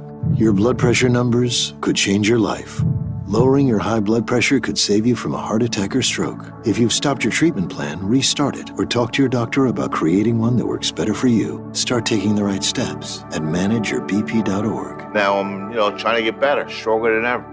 Brought to you by the American Heart Association, American Medical Association, and the Ad Council. At Hot Shot Secret, we share the science behind common diesel problems. For example, stiction. Found throughout the oil system, stiction is the sticky friction that negatively impacts your engine's ability to function at an optimal level. The molecular structure of oil is a hydrocarbon. The engine's extreme heat, tight tolerances, and high pressure cause the oil to break down and release hydrogen, leaving behind varnish, a carbon-based deposit. The varnish clings to the engine's moving parts, creating drag on the turbocharger, oil pump, and pistons. Symptoms of stiction include a rough idle and the loss of fuel economy and performance. performance. Hot Shot Secret's Stiction Eliminator delivers a 98% clean rating in third-party scrub tests. Its synthetic cleaner plus nano lubricant contains no harmful solvents and is formulated to be left in the engine to safely dissolve stiction for thousands of miles. It works as you drive. Stiction Eliminator is available at truck stops, Tractor Supply, O'Reilly's Auto Parts, and online at HotShotSecret.com. Hot Shot Secret, powered by science.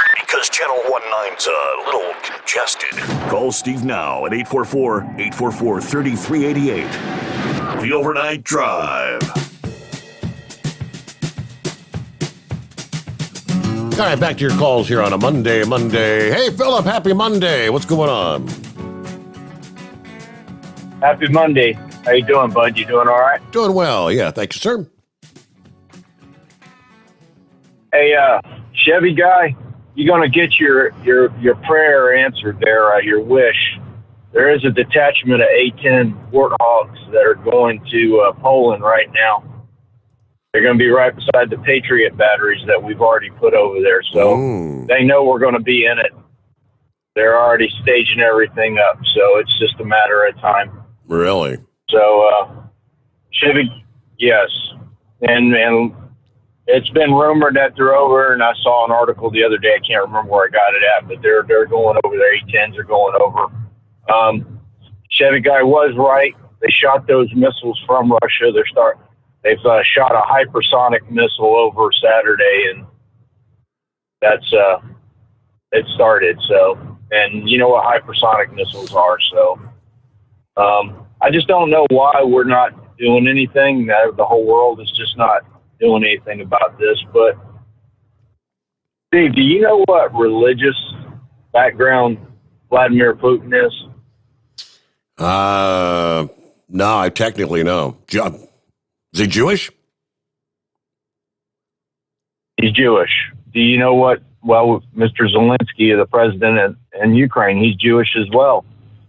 And I don't know if people have been watching the news much about this, but yesterday, President Zelensky had a meeting with Israel, and Israel is not taking stands on either side with it, Steve. They're kind of just staying out the deal because Russia helps them with Syria.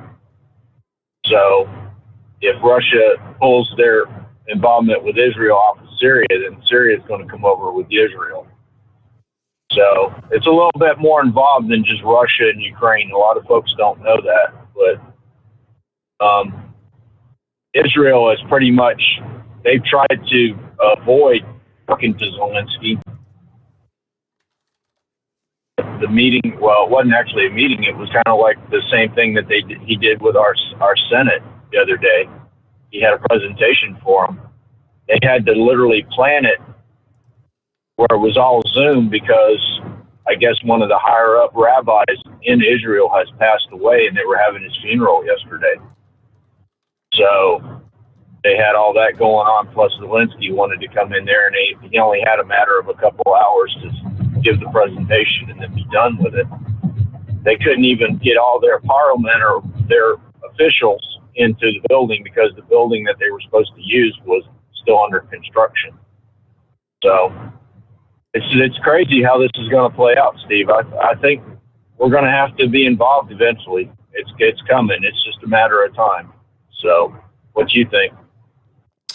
Well, I mean, I hadn't heard or seen anything. You said, I mean, it's like the A-10s. I know we sent like Patriot missile batteries over there, you know, to shoot down incoming and whatnot. But obviously, the hypersonics can't be shot down. They can defy that. But where did you hear anything about A-10s? I saw an article last week that there was a detachment that was going to be brought over there to Poland, that they were going to be on standby. Okay. And I'm not sure what article where I saw it at. I saw it on one of my Facebook feeds or one of the feeds. It might have been wrong, for all I know. But it's hard to say with all the situation that's going on with all the media right now with this. Sure. But that Kenza missile that they shot over the weekend over there, they are shooting them from Russia. And Chevy Gray is right. They're not, you don't have to be in country. I don't know why they're so they're so adamant about the no-fly zone. I mean, the Russian planes have been shot down there. They've actually got footage of them being shot down over there. Mm-hmm. You know, you don't need a $35 million, multi-million dollar fighter jet firing at anything anymore. All you have to have is a drone, or you have to have a hypersonic missile. And I don't know if anybody knows this or not, but we've allocated a little bit more money to Northrop Grumman and Lockheed to develop more hypersonic stuff. That hasn't been in the press lately, but that's coming. They're supposed to be getting some more money. Our government's getting more into the hypersonic field. So we need to worry about that hypersonic stuff, because they can go off a jet that's at Mach 2, and they can make that missile go Mach 10. And it could be from Florida to California in 20 minutes. So it's just a matter of time. And that's conventional what he was using, Steve, over the weekend. If he uses nuclear on that, all the deal's off, man. You'd have a missile on top of you before you even know it. So, did you see any of the footage back years ago, Steve, of the V1? Do you know what the V1 is, Steve? No, I'm not familiar. Well, the V1 was what they called the buzz bomb. It was from Germany. And what I'm seeing over there right now, some of the footage I've seen of them cruise missiles coming in, them hypersonic, or not hypersonics, but their cruise missiles are coming in from the Black Sea.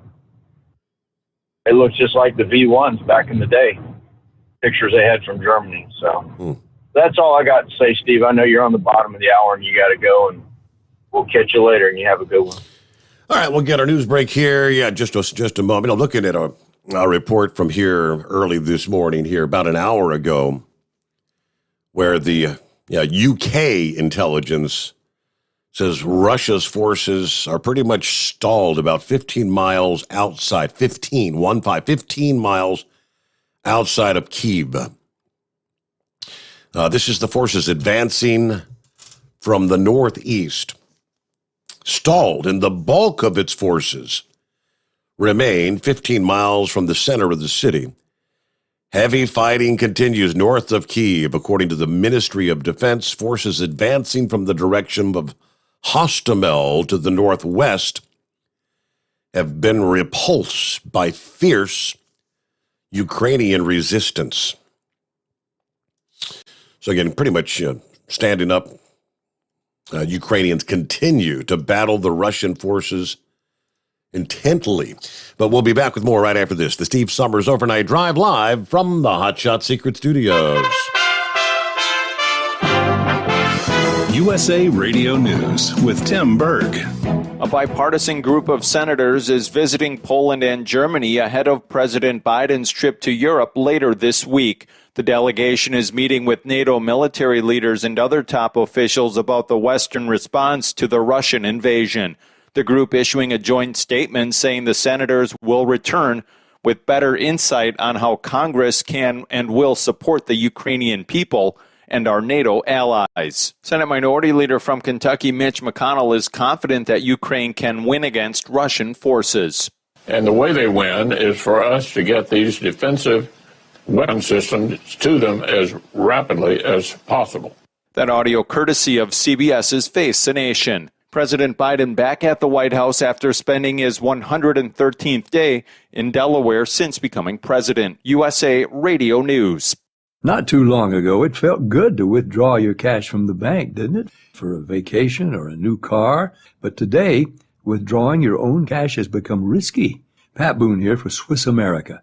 According to The Secret War, a new Swiss America white paper, I learned that all banks are now required to spy on you and me for the government, and then report any financial behavior deemed suspicious or unusual.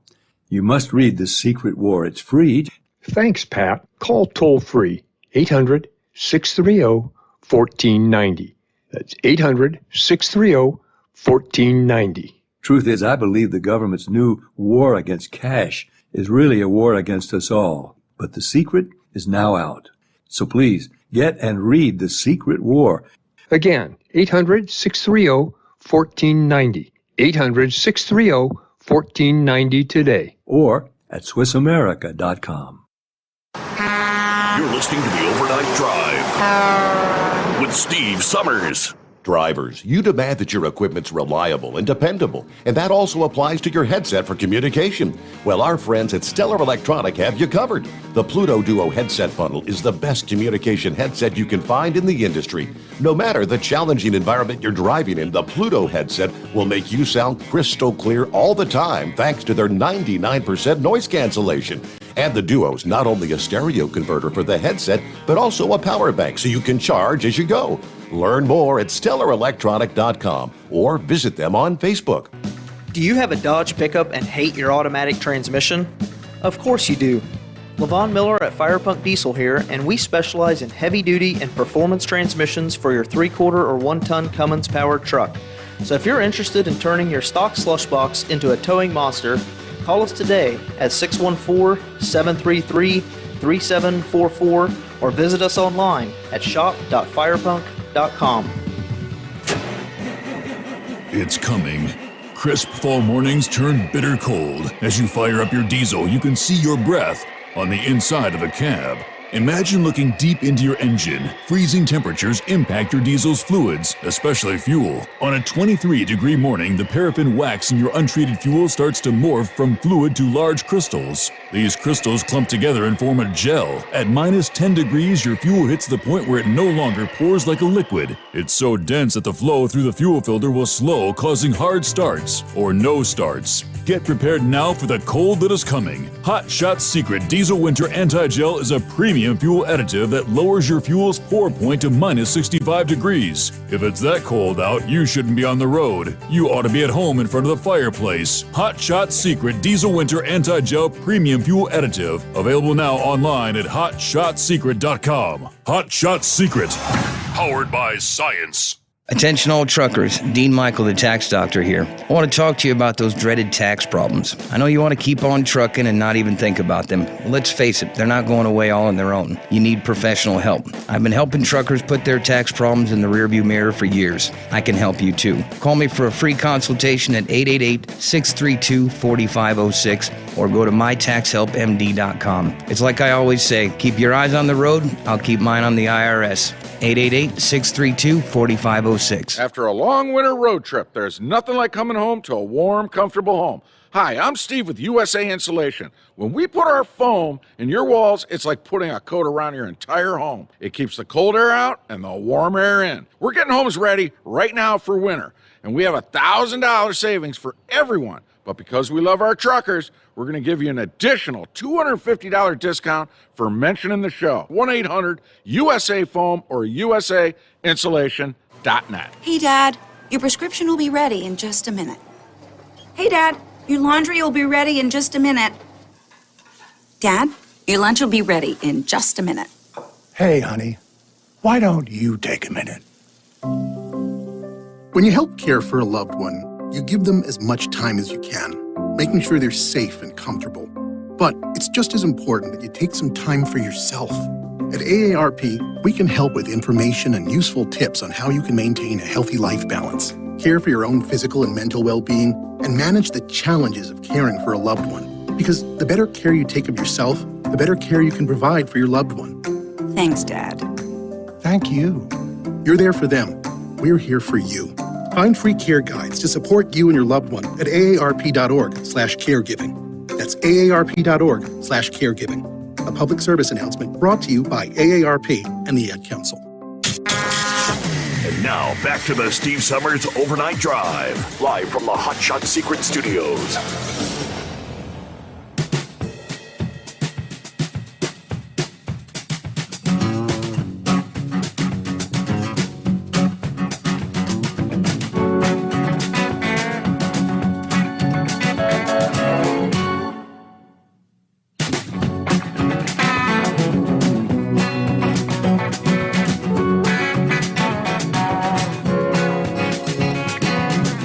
Once again, welcome back on a Monday. Good to have you on board. Let's get back to the calls. And Vic checking in this morning. Hey there, Vic.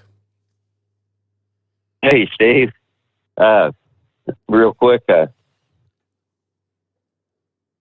don't know if we're getting some feedback here or what. But no, anyway. Check 1 2 1 2. Can you hear me okay now? You're loud and clear. Is that any better? Oh, yeah. Yeah. Okay. So are we good to go here? Yes. Yes, good to go. All right. Real quick, the individual called in about the frost laws. I'm involved in a dispute with my HOA right now in a lawsuit, and I made a mistake of leaving my legal insurance network, and now I can't go back to it. And the lawyer that's supposed to be he was kind of an acquaintance of a family member. He's supposed to be a gangbuster guy. He got halfway into it, and he wasn't doing very good. So he decided he would depart because he would do what I wanted to do. And now it's next to impossible to get another lawyer to pick it up halfway through. And I'd like to make the first day at the truck show, but unfortunately, we have some sort of a meeting I have to take care of with the judge on the first day of the truck show. And Saturday, there's basically a celebration for my birthday and my grandson's birthday, which actually today is my birthday. Well, happy Come birthday. Think of it, my grandson Yeah. a little bit later. Yeah. Well, anyway, I won't say how old I am, but frankly, I've kind of forgot.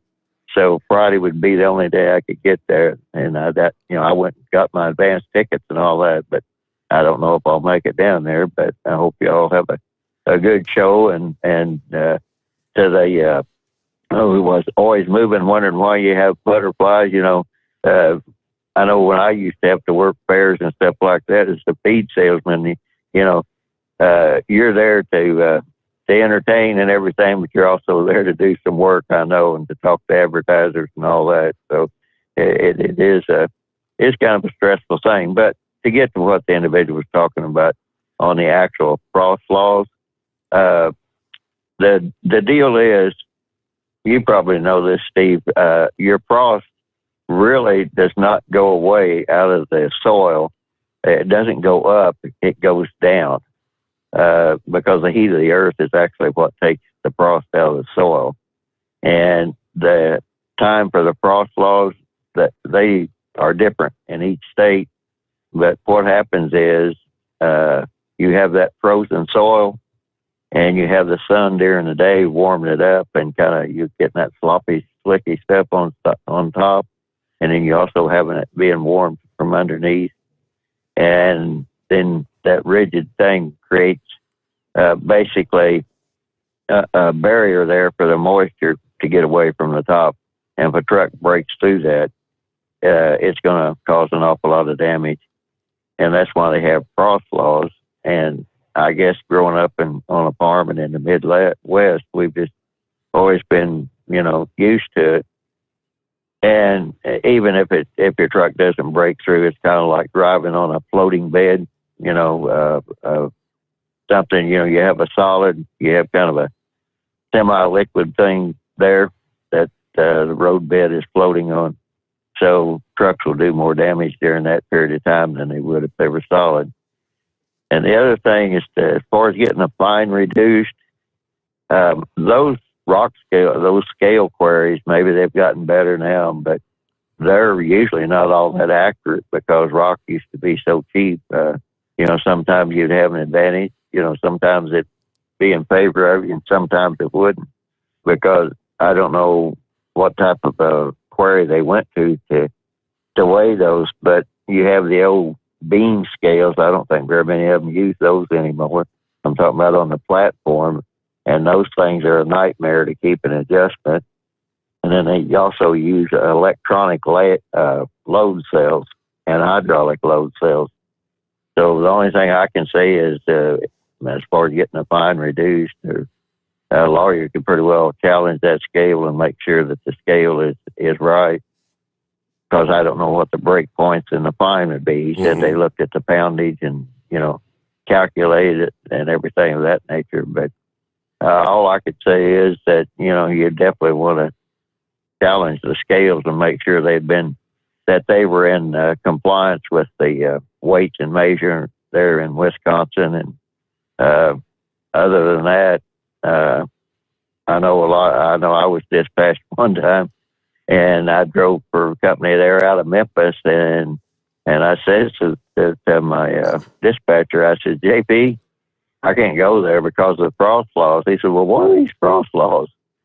So if you're driving for a company that's out of the South, your dispatcher should have been aware of wherever you were going up there in Waukesha. And I used to pick up radiators in Waukesha up there when Caterpillar and UMW were on strike. They contracted out to all kinds of people, and I used to have to basically go into a residential district, a guy's garage that was putting together radiators to go on the big generators for Caterpillar. So anyway, I don't know where he was going or how he got lost, but when they post those signs, you have to be looking for them to see them, because when you get off, like when you go into Michigan up there, I know there's one road, I forget exactly where it is, but you only get about 5 or 6 miles into Michigan whenever you're going across on 75 up there. And they don't want trucks going down through there. There's some of the auto plants, and you had to basically be looking for the signs to make sure that you didn't get on it. They didn't say anything about no trucks or anything of that nature.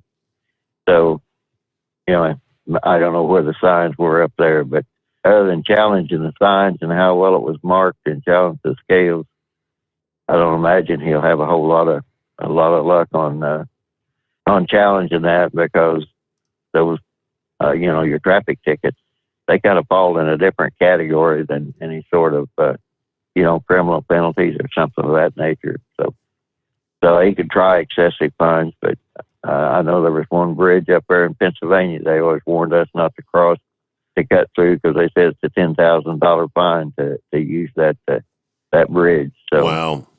Anyway, that's about all I have. So you have a good morning, Steve. I know a lot of times they'll make the fines exorbitant like that, because if the fine was 150 or 200, whatever, like he was saying, that a lot of businesses will say, well, what the hell, we'll just pay that. That's the cost of doing business. Yeah, we'll take one of those every day.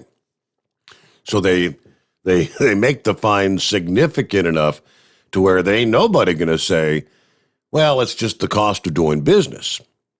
You can't just shrug off a $10,000 fine like many could shrug off a $150 fine, right? Back into the Steve Sommers Overnight Drive, live from the Hot Shot Secret Studios. You're listening to the Overnight Drive with Steve Sommers. It's coming. Crisp fall mornings turn bitter cold. As you fire up your diesel, you can see your breath on the inside of the cab. Imagine looking deep into your engine. Freezing temperatures impact your diesel's fluids, especially fuel. On a 23-degree morning, the paraffin wax in your untreated fuel starts to morph from fluid to large crystals. These crystals clump together and form a gel. At minus 10 degrees, your fuel hits the point where it no longer pours like a liquid. It's so dense that the flow through the fuel filter will slow, causing hard starts or no starts. Get prepared now for the cold that is coming. Hot Shot Secret Diesel Winter Anti-Gel is a premium fuel additive that lowers your fuel's pour point to minus 65 degrees. If it's that cold out, you shouldn't be on the road. You ought to be at home in front of the fireplace. Hot Shot Secret Diesel Winter Anti-Gel Premium Fuel Additive. Available now online at hotshotsecret.com. Hot Shot Secret. Powered by science. Do you have a Dodge pickup and hate your automatic transmission? Of course you do. Levon Miller at Firepunk Diesel here, and we specialize in heavy-duty and performance transmissions for your 3-quarter or 1-ton Cummins-powered truck. So if you're interested in turning your stock slush box into a towing monster, call us today at 614-733-3744 or visit us online at shop.firepunk.com. Honorary Forest Ranger Betty White here, lending a hand to my dear friend Smokey Bear. Because for years, he's only said, only you can prevent wildfires. But there's a lot more to say. Like if you park your car on tall, dry grass, the hot exhaust pipe can start a wildfire. So keep the animals safe, especially the cute shirtless one. Go to SmokeyBear.com to learn more about wildfire prevention. Brought to you by the U.S. Forest Service, your state forester, and the Ad Council. And now, back to the Steve Sommers Overnight Drive, live from the Hot Shot Secret Studios.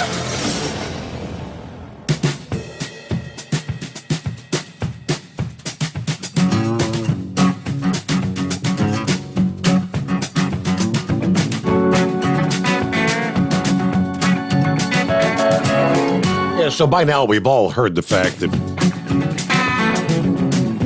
this administration, even well before the Russian invasion of Ukraine started, Biden and the administration had been requesting Saudi Arabia to increase their oil output, to help tamp down the rising prices. Yes, prices that were rising, again, before anything between Russia and Ukraine ever got underway. And time again, Saudi Arabia has said, nope, this is our plan, and we're going to stick to this plan, and it's a no-go. Then after, when the invasion began and the administration put a ban on the import of Russian oil to the United States, again calling on Saudi Arabia, only for Saudi Arabia to not even pick up the phone. Wouldn't even talk to Biden. Now, one of their being Saudi Arabia's points of contention, they're very angry with a lack of response from this administration to help Saudi Arabia defend against Iranian-backed militants, the Houthi rebels, where they've been launching attacks on Saudi Arabia via Yemen. So we see the update over the weekend. They tell us the U.S. has transferred a significant number of Patriot anti-missile interceptors to Saudi Arabia in recent weeks. Biden trying to ease that point of tension in the increasingly complicated U.S.-Saudi relationship. An administration official confirming Sunday night that the interceptors have been sent to Saudi Arabia. It said the decision was in line with the president's promise that America will have the backs of our friends in that region. National Security Advisor Jake Sullivan Sunday condemned the Houthi forces in Yemen after they unleashed one of the most intense barrages of drone and missile strikes on Saudi Arabia's critical energy facilities, sparking a fire at one site and temporarily cutting oil production at another. Back in September, the AP reported the U.S. had moved their own Patriot defense system from the Prince Sultan Air Base outside of Riyadh, even as the kingdom continued to face airstrike attacks from Yemen's Houthi rebels. The kingdom has insisted the interceptors are critical to their defense against those Houthi attacks.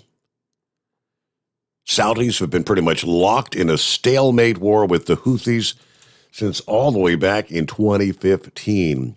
So at the time, the U.S. Patriot systems were moved out of the kingdom.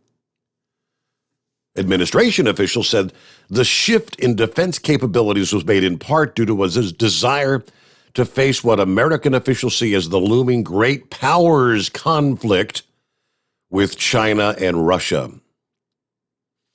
Pentagon officials noted the U.S. maintained tens of thousands of forces and a robust force posture in the Middle East, representing some of our most advanced air power and maritime capabilities. So, trying to soothe the relations, I don't know, just, hey, if we'll give you these weapons, here's some Patriot defense missiles. Will you pump some more oil, please? Please, pretty please, with sugar on top. Hey, good morning, Rooster. What's happening? Good morning, Steve. How you doing, buddy? Doing all right. Happy Monday. Happy Monday, man. Yeah, I tell you, things keep going like they're going over there. It ain't looking good for everybody. It's pretty getting pretty intense. Mm-hmm. But I want to touch base with you this morning, and I'll be seeing you later on this week for sure. But are y'all? I know you said you're going to be in the North Wing of the show this year. Now, I haven't had a chance to look at the breakdown. I heard you talking about that a little earlier this morning. I'll look at that later tonight when I get home, when I got time. But I'm pretty familiar with the halls and stuff over there. But are you all going to be like in the center of that north hall, or down on like on one of the corners? Or can you tell by we're by the way they got you all selected? I mean, based on the floor plan, I'd say we're pretty much almost like dead bullseye center of the north wing. Okay, cool. That gives me a pretty good idea where to go looking for you. So, just want to check in this morning, man. Did nothing out of the ordinary. Just trucking it up out here this morning, trying to do my thing here. So, if you get a chance later this morning, if you could, you got my number there. If you can get a minute, give me a call, because I got something I want to maybe drop off to you at the show, but I want to see if it'd be all right to bring it to you. But if you get a minute later on this morning, give me a call. All right. Hang on a second, Rooster. I'm trying to jot your number down here, okay? Okay, no problem. Okay, got it. Okay. All right, so I'm looking. I pulled up the floor plan, and I guess if you're looking from like north to south, we're pretty much dead center, and east to west, we'd be kind of like more to the left side or the west side. If you were looking at the venue from front to back, does that make sense? I got you. I know it makes perfect sense. Because I'm been out there several times. I can get around like that place on the back of my hand, but it's good to know where you're at. That way I don't have to be focusing too hard on you. But you got my number there. Like I said, you get a chance later this morning after the show or something, I'll be out here for a little while yet today. So after you get done doing your thing, or give me a holler this morning. I want to run something past you. All right, gotcha. Thank you much, Rooster. Man? Have a good morning. Okay, again, our booth number 16067. If you could envision the north wing, there's right down the dead center. There's a row of the really big booths. I mean, Hot Shot Secret's in a 20 by 20, so it looks like right across from us, that's got to be probably a 60 by 60. Roadworks is the name of that particular booth, 16112. Kind of like just right off to our right-hand side from facing the other direction. There's a 50 by 50 booth. Straight across to the left, LCS Load Covering Solutions. It looks like a 20 by 60 booth. EPAC Manufacturing. Straight across the aisle from us. So you see some of them really big booths.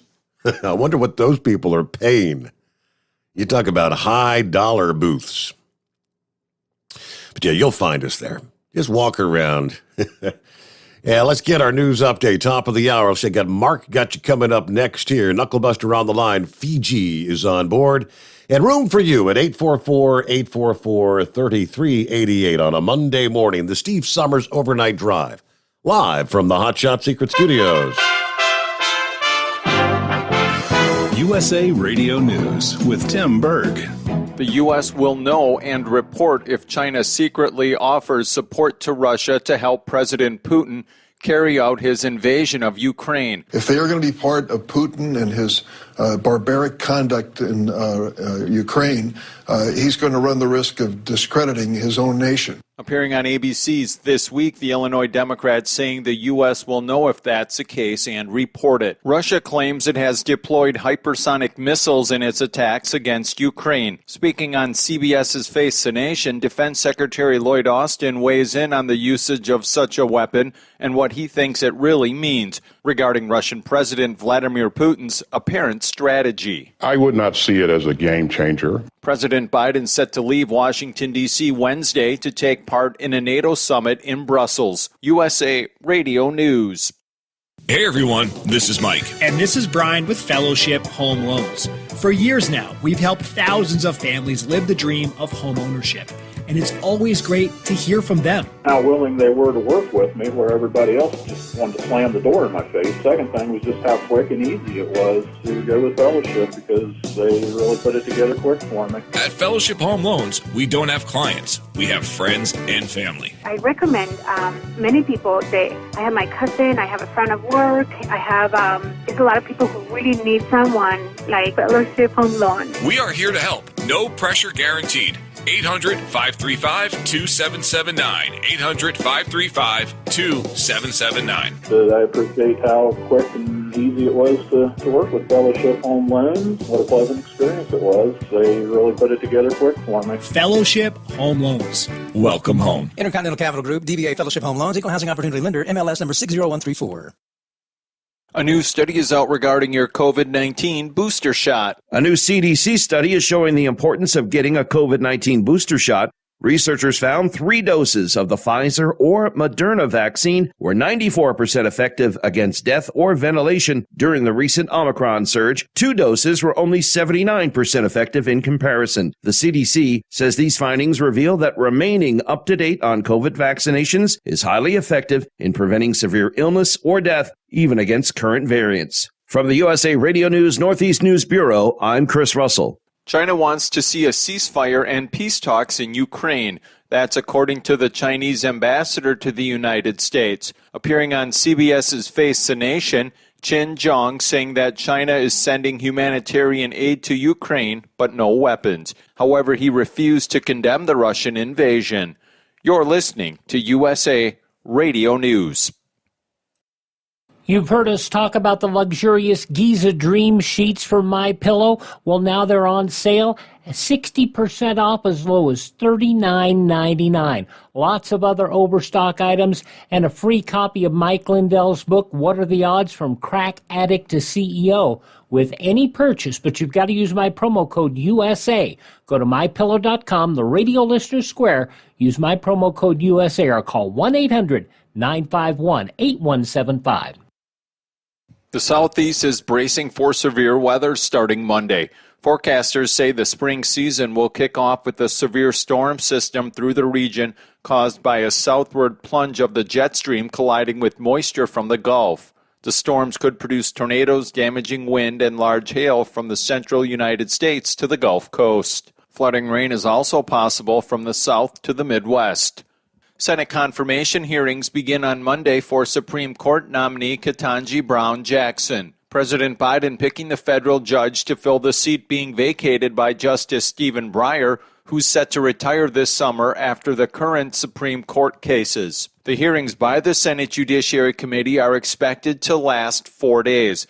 As far as what to expect from the Republicans on the committee, Texas Republican Senator Ted Cruz tells Newsmax, I think we should vigorously scrutinize our record. Now, one thing I can promise you, we're not going to replay the political circus the Democrats gave us with Justice Kavanaugh. You're not going to see Republicans go into the gutter. You're not going to see personal smears. You're not going to see the nastiness. But we do have a responsibility to vigorously vet her record. The Cape Crusader continues to rule the box offices, the movie remaining the top film in the United States and Canada, earning another $37 million.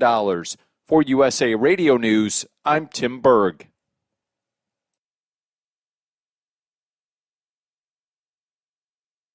At Hot Shot Secret, we share the science behind common diesel problems and their solutions. For example, ultra-low sulfur fuels. The primary function of diesel fuel is combustibility. One of the little-known aspects of fuel is its role as a lubricant to metal-on-metal moving parts. The introduction of ultra-low sulfur fuels diminishes the fuel's ability to lubricate because sulfur, which has been mostly removed, has lubricating properties. Hot Shot Secret Everyday Diesel Treatment with LX4 delivers unmatched lubricity. Third-party testing confirms that it takes 3 times the amount of leading fuel treatment to match the lubrication benefit of 1 dose of Hot Shot Secret. Everyday Diesel Treatment is a fully formulated 6-in-1 premium fuel treatment for every fill-up, every time. Everyday Diesel Treatment is available at truck stops, Tractor Supply, O'Reilly's Auto Parts, and online at HotShotSecret.com. Hot Shot Secret, powered by science.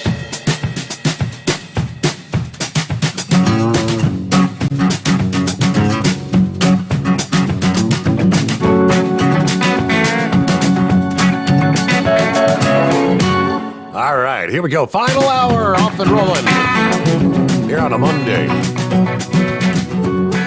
Who was it? I think Knucklebuster earlier asked, and it's heard something about a shooting at some sort of car show. At least one dead, 28 injured. Happened over the weekend in Dumas, Arkansas. D-U-M-A-S. Somebody used to call that dumbass Arkansas. I know, it's Dumas. According to officials, the shooting started about 7:15 in the evening when multiple people reportedly fired into the crowd. Police say children were injured during the shooting.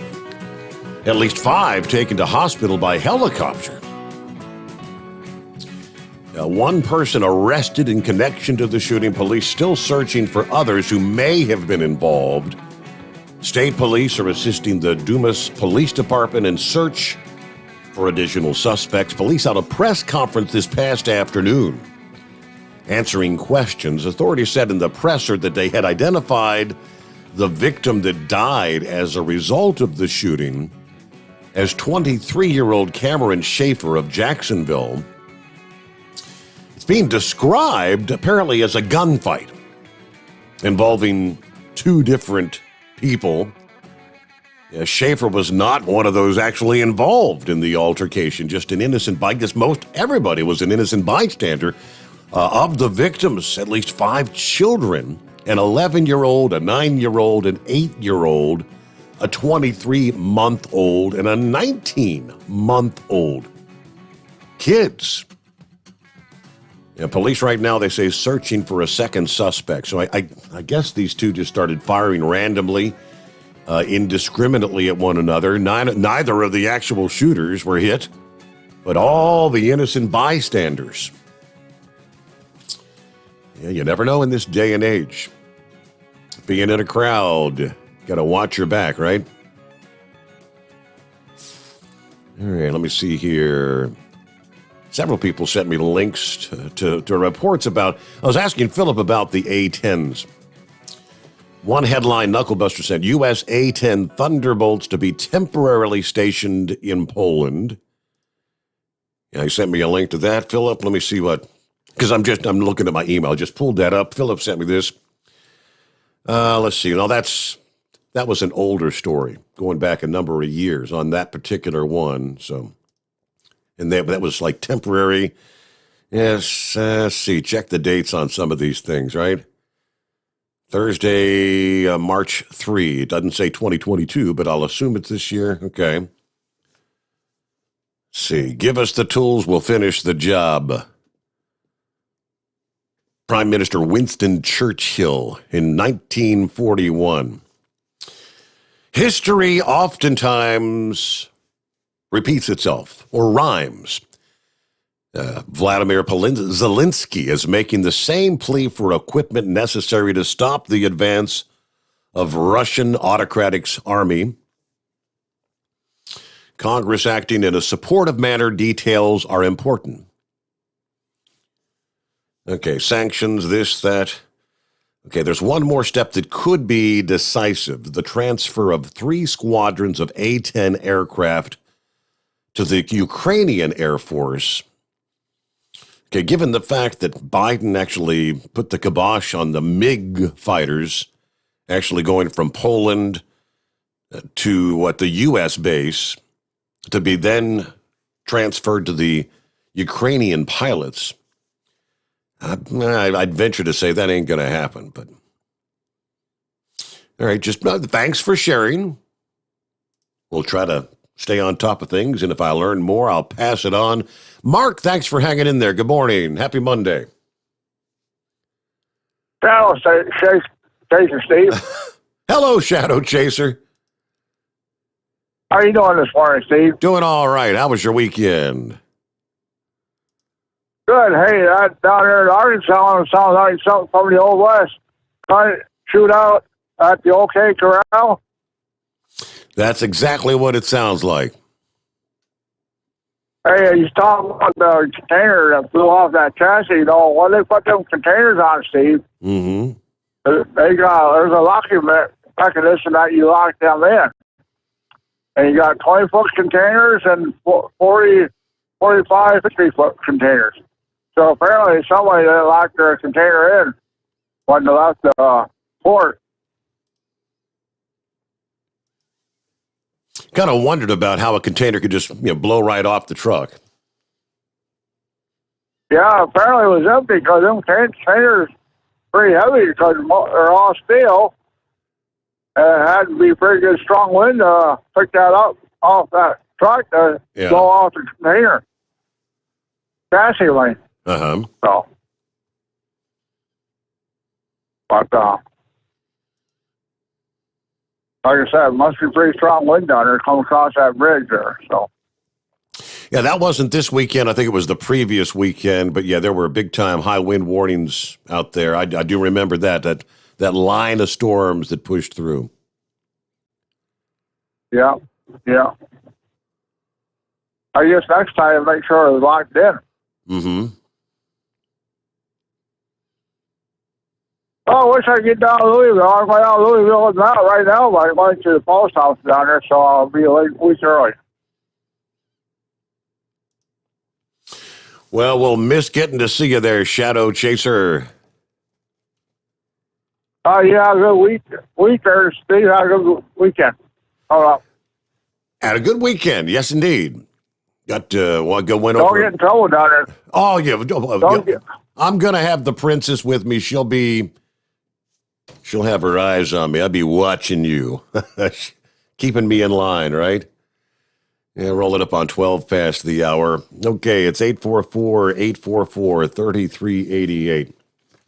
I don't know that I shared the story last week. It was part of the industry headlines. I think it's one we may have just kind of passed over. It was kind of more to the story updated here over the weekend, though. A truck driver whose body was found by a cleaning crews along I-65 in Indiana, who was apparently murdered by his co-driver, was working for CRST, the Iowa-based national trucking company with a history of labor complaints. 63-year-old Aristides Garcia had been bound for Cedar Rapids, Iowa, the home base of CRST, alongside co-driver Miguel Ibergarin, when his family reported him missing. Police launching a multi-state homicide investigation that ended on March the 15th, last week, when they arrested Ibergarin in Texas. The death of Garcia, they say, who had driven for CRST for almost a decade, kind of underscores the danger and horrible conditions many people who drive freight across the country experience every day. The industry fraught with rapid turnover and worker shortages and the alleged murder as the Biden administration tries to get more people into trucking to alleviate supply chain issues. Back in December, of course, they announced their plan to create an apprenticeship to train more drivers, 18 to 20-year-olds. CRST was one of the 6 companies that the White House announced would be creating registered apprenticeships through what they call their Apprenticeship Accelerator Program. It is not known if Ibergarin or Garcia were part of that program, but CRST has long had a reputation as one of the more unpleasant places to learn to be a truck driver. Like many other long-distance freight haulers, it offers to pay for drivers' commercial training if they commit to working for CRST for 10 months. In those 10 months, new drivers are partnered with slightly more experienced drivers and haul freight across the country. One sleeps in the berth while the other drives. It's called team driving, as we well know, right? But having 2 strangers share a small cab and sleeping berth can create problems. New drivers don't get much sleep because it can be difficult to sleep while the truck's moving over those bumpy roads. Tempers and tensions rise between team drivers because there's often a trainer and a student who needs the trainer's approval to move on to the next stage of training. In the years 2018 and 19, there were 150 to 200 sexual harassment claims involving CRST drivers. According to a 2020 deposition of the Vice President of Human Resources at CRST, one woman who said she was raped by her trainer and told that without corroborating evidence like a video, the company couldn't do anything. She said CRST then billed her $9,000 for training. That case was settled for $5 million last year. But they say Garcia was an easygoing kind of guy. He didn't get involved in conflicts. According to the driver who trained under Garcia back in December of 2019, David Boyd says, training with CRST could be miserable. One of his other co-drivers accused Boyd of purposefully driving on a bumpy part of the road and wanted to get out and fight. There was another driver who consistently smoked, which was kind of rough for Boyd, who was a non-smoker. But Garcia was an easygoing guy. I don't think we argued or anything when he was training. Boyd had got his commercial license without ever having driven on an interstate except for his test, and without really even knowing how to back up. Garcia taught him how to do both. Boyd said Garcia frequently talked about quitting CRST. Boyd thought of quitting too when another co-driver threatened him, but he says he would have owed the company $5,000 to compensate for the cost of his training.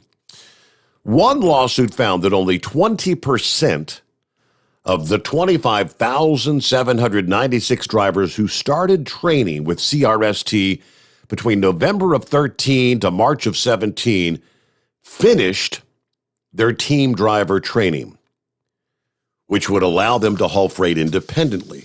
Once Boyd finished the 10 months of training, he found a job for another company, and now he drives solo. But this latest alleged murder comes amidst numerous legal actions against CRST, some of which have been settled, some of which are ongoing. The company has been accused of paying drivers below the minimum wage, as well as looking the other way when rape and sexual assault accusations are leveled. Found that interesting, but I guess the investigation's ongoing into that. What happened? Now, in other words, dude, I guess killed his trainer, just dumped him on the side of the road somewhere, and thought that would be the end of the case, right? I don't know what happened to him. All right, it is 844-844-3388. Back into the Steve Sommers Overnight Drive live from the Hot Shot Secret Studios. Live from the Hot Shot Secret Studios, the Steve Sommers Overnight Drive. You work hard. You deserve a seat that works just as hard as you do. The Bostrom T-Series seat has provided drivers with comfort for millions of miles over the past 3 decades.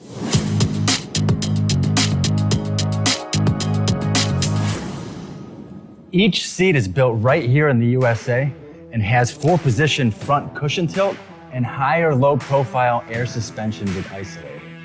It's also equipped with many standard and optional comfort features, such as high and mid backrests, 9.4-inch fore-aft slide adjustment, adjustable armrests, and manual or dual air lumbar support systems to keep you comfortable throughout your ride.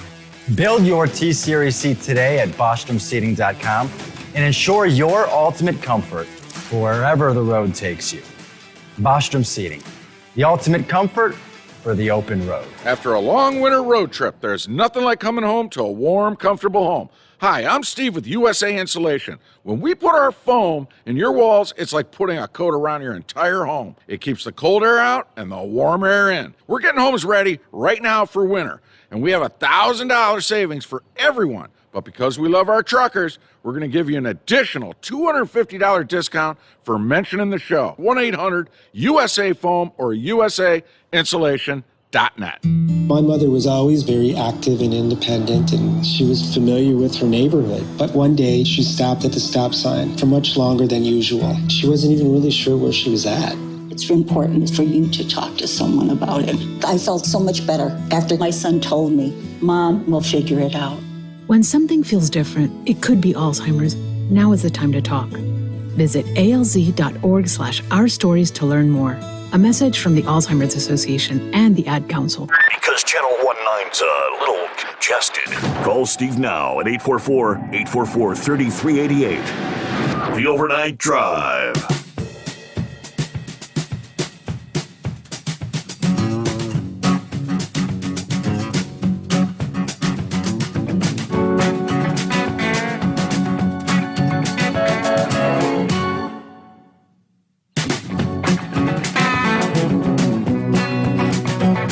Okay, back at it here on a Monday. What are we looking at? 21st day of March, counting down. Tuesday, Wednesday, Thursday. Truck show time is almost here. 50th anniversary celebration, Mid-America Truck Show. Look forward to seeing some of our old friends and new friends. And hey there, Knuckle Buster. Welcome back. Thanks for taking me back, Mr. T. Sommers there. You know, it's a good idea to have a good working relationship with your lawyer there because, you know, you might need it one of these days. Let me tell you something about them women. You can do what you want to do, but here's my personal policy. They call it the Billy Graham thing. He wouldn't get caught with a woman by himself. David Jeremiah's got the same policy. He won't even get in a car with a woman that's not his wife and ride to the corner and to a convenience store. I don't do that either. They wanted me to take a alcohol and drug test one time. The station director was a woman, and when I walked in the door there, she got up and shut the door, and I was like hell no, this ain't happening. So I turned around, walked out, and got the vice president of the company. He had to come in there and watch me take that drug and alcohol test right there. So, you know, I just don't put myself in a situation where, and I won't even my granddaughters, I won't even put myself in a situation where somebody could say something bad about me or my granddaughters, either one there. Mm-hmm. So that's just good policy there. And dumbass Arkansas, that newspaper chucking guy, he's gonna be getting on to you next, buddy. He might say something about both of us, may call him a newspaper chucker. I don't care. He'll get over it there. And CRST, caution real stupid trucker. You remember a few years back, one of them up there, he drove his big truck all the way out there on the New Jersey boardwalk, right out there on the beach. I remember that. He was following the come on. GPS told him to do it. Yep. Oh, yeah, I know it. That's crazy, man. They hired a grain hauler over here where I work at. He came back up, but he can drive that truck forward. He said, well, you're a grain hauler, you just pull in there and drop it and drive on. So, but they've still got him over here. But tell you that when he comes in the yard over there, he uses a yard man there, got a yard mule there, and he spots a trailer for him. I don't know what the hell he does while he's out here on the road. I guess he just gets it as crooked as he can get it there, right? So, well, you know, I'm gonna miss you this coming weekend there because I'm not going to that truck show. I done spent all my money last weekend over on Tennessee there. I hear you. Yeah. So anyway, and I'm not gonna wake up at no 10, 11 o'clock in the morning to call Steve Sommers on the cell phone either. So you just have to miss me Thursday, Friday, and Saturday, buddy. So y'all have a great morning. Buy some hot shot thinking products. Let's keep this thing going down the highway. Don't forget to put overnight drive code in the box. Check out, get your 10% discount. Buy some Steve Sommers products too, baseball cap, t-shirt, travel mugs there. And please, I love you women wearing them t-shirts. I like seeing Steve's name sitting up there all nice and perky looking with the bright lights on. So Have a great day, Mr. T. Summers. All right, Knuckle Buster. There you go. Sitting up there all bodacious. Isn't that the term he normally uses? Is this Fiji? Hey, Steve, this is Pinky. Hi, Pinky. What can I do for How you you this doing? morning? How you doing? I'm doing just fine. I've been asked that about 100 times this morning. Well, did you take the princess up there to that testicle festival up there in Michigan? No, I did not, but I did see Rhonda really, she gave him a thumbs up. She enjoyed them, apparently. I know. What's not to like about testicles? Get that boom boom sauce? Man, that's living high off the hog, ain't it? I haven't tried Hey, them. that beauty show. Go ahead. I'll pass on that. That beauty show at the truck show. How do I enter that? 'Cause I'm pretty sure I could win that. You got a nice shiny truck, Pinky? For trucks. Yeah, Why would you have a beauty show of trucks? it's called the Truck Beauty Championships, Pinky. It's not about boys and girls. It's about trucks. Oh, I thought that was for us fine-looking gals. Yeah, you pretty girls. Yeah, that's... Hey, I was over at Right Wing Nut, and I don't know where he got this idea for that cigar, but you know what he tried to do to get me to do with that cigar? I probably don't want to know. He tried to get me to smoke it, Steve. Oh. I don't know what you're thinking about.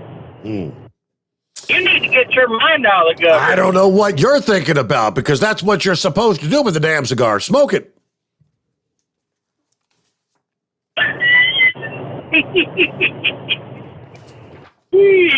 That's all I got. Have a good one. That's all we can handle. Thanks. What did it say? Fiji. Oh, it's Pinky. All right. It's 844-3388. So we had some Russian cosmonauts arriving at the International Space Station. And the colors they were wearing were yellow with blue accents, which most of us right about now say, well, that's the colors of Ukraine, the Ukrainian flag. What's going on? Yeah, Russia says, no, this has nothing to do. One cosmonaut said every crew picks the color of their flight suits about 6 months before launch because they have to be individually sewn. And since all three of us were graduates of Bauman Moscow State Technical University, we chose the colors of our prestigious alma mater, which just so happened to be the colors of the Ukraine flag. No need to look for any hidden signs or symbols in our uniform, he said. A color is simply a color. It is not in any way connected to Ukraine. Otherwise, we would have to recognize its rights to the yellow sun in the blue sky. These days, even though we are in space, we're together with our president and our people. All right. Since Russia invaded Ukraine, many people have used the Ukrainian flag and its colors, obviously, to show solidarity with the people of Ukraine. The head of the space agency, Roscosmos, reiterated in a tweet, shortly after the arrival at the orbiting station on Friday, when apparently immediately some people started asking questions about their flight suit colors, saying, hey, is there some sort of a hidden message with these cosmonauts or what's going on? There was a lot of yellow material in storage, and that's why we had to wear yellow. And we'll get a news break here. Cue Ball, hang in there. Got you coming up next. He wants to talk about CRST, new drivers, and whatever else. As we roll into a Monday, the Steve Sommers Overnight Drive live from the Hot Shot Secret Studios. USA Radio News with Tim Berg. The U.S. will know and report if China secretly offers support to Russia to help President Putin carry out his invasion of Ukraine. If they are going to be part of Putin and his barbaric conduct in Ukraine, he's going to run the risk of discrediting his own nation. Appearing on ABC's This Week, the Illinois Democrat saying the U.S. will know if that's the case and report it. Russia claims it has deployed hypersonic missiles in its attacks against Ukraine. Speaking on CBS's Face the Nation, Defense Secretary Lloyd Austin weighs in on the usage of such a weapon and what he thinks it really means regarding Russian President Vladimir Putin's apparent strategy. I would not see it as a game changer. President Biden set to leave Washington, D.C. Wednesday to take part in a NATO summit in Brussels. USA Radio News. Not too long ago, it felt good to withdraw your cash from the bank, didn't it? For a vacation or a new car. But today, withdrawing your own cash has become risky. Pat Boone here for Swiss America. According to The Secret War, a new Swiss America white paper, I learned that all banks are now required to spy on you and me for the government, and then report any financial behavior deemed suspicious or unusual. You must read The Secret War. It's free. Thanks, Pat. Call toll-free 800-630-1490. That's 800-630-1490. Truth is, I believe the government's new war against cash is really a war against us all. But the secret is now out. So please, get and read The Secret War. Again, 800-630-1490. 800-630-1490 today. Or at SwissAmerica.com. You're listening to the Overnight Drive with Steve Sommers. The Hot Shot Secret Facebook page gets a lot of robust Q&A about diesel problems and their solutions. We listen to our customers. Here are their words straight from their mouths about Hot Shot Secret Everyday Diesel Treatment. Our fans call it EDT. I'm John Sharp, a.k.a. Jay Sharp from Newburgh, Pennsylvania. Using EDT, my local fuel mileage went to average of 22 to 23, and my highway MPG went to 26 to 28. Hi, I'm Danny. I'm from Arizona. I drive a 02 Ford Excursion. I use EDT at every fill-up, and my mileage went from 12.5 miles to gallon to 14 miles per gallon. I highly recommend it. Everyday Diesel Treatment delivers a 6-in-1 premium fuel treatment for every fill-up, every time. Everyday Diesel Treatment is available at truck stops, Tractor Supply, O'Reilly's Auto Parts, and online at HotShotSecret.com. Hot Shot Secret, powered by science. How do you sleep on the road? After downtime, do you wake up well-rested and invigorated or tired, achy, and sore? Well, if it's the latter, you're not sleeping on the Big Rig Mattress. The Big Rig Mattress is a hybrid with an individually pocketed spring core that's engineered to deliver the best restorative sleep for your time on the road. Learn more about the Big Rig Mattress at thebigrigmattress.com or call 877-736-4233. The Big Rig Mattress, 100% made in the USA since 2009. You work hard. You deserve a seat that works just as hard as you do. The Bostrom T-Series seat has provided drivers with comfort for millions of miles over the past 3 decades.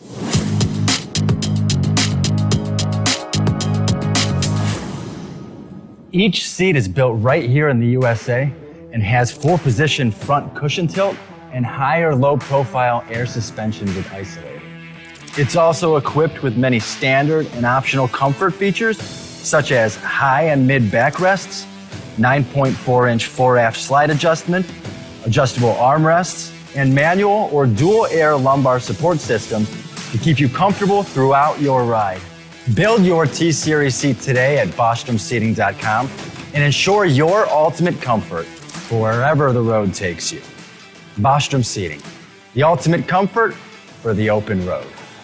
At Turbo 3000, our founder Andy Matouche firmly believed you should challenge yourself. Put the most money back in your pocket where it belongs. Four Wheeler magazine took our challenge, and they wrote it did exactly what we said it would do. As fuel prices keep going up, get your Turbo 3000 from manufacturer direct. Call us at 888-311-9993. Always free shipping in the USA, and for a limited time, save $45 off total purchase using coupon code SteveSaves at turbo3000.com. To some people, the sound of a baby babbling doesn't mean much. But that's not necessarily true. By 6 months, they're combining vowels and consonants. By 9 months, they're trying out different kinds of sounds. And by 12 months, their babbling is beginning to take on some meaning. Especially if there's no babbling at all. Little to no babbling by 12 months or later is just one of the possible signs of autism in children. Early screening and intervention can make a lifetime of difference and unlock a world of possibilities. Take the first step at autismspeaks.org. A public service announcement brought to you by Autism Speaks and the Ad Council.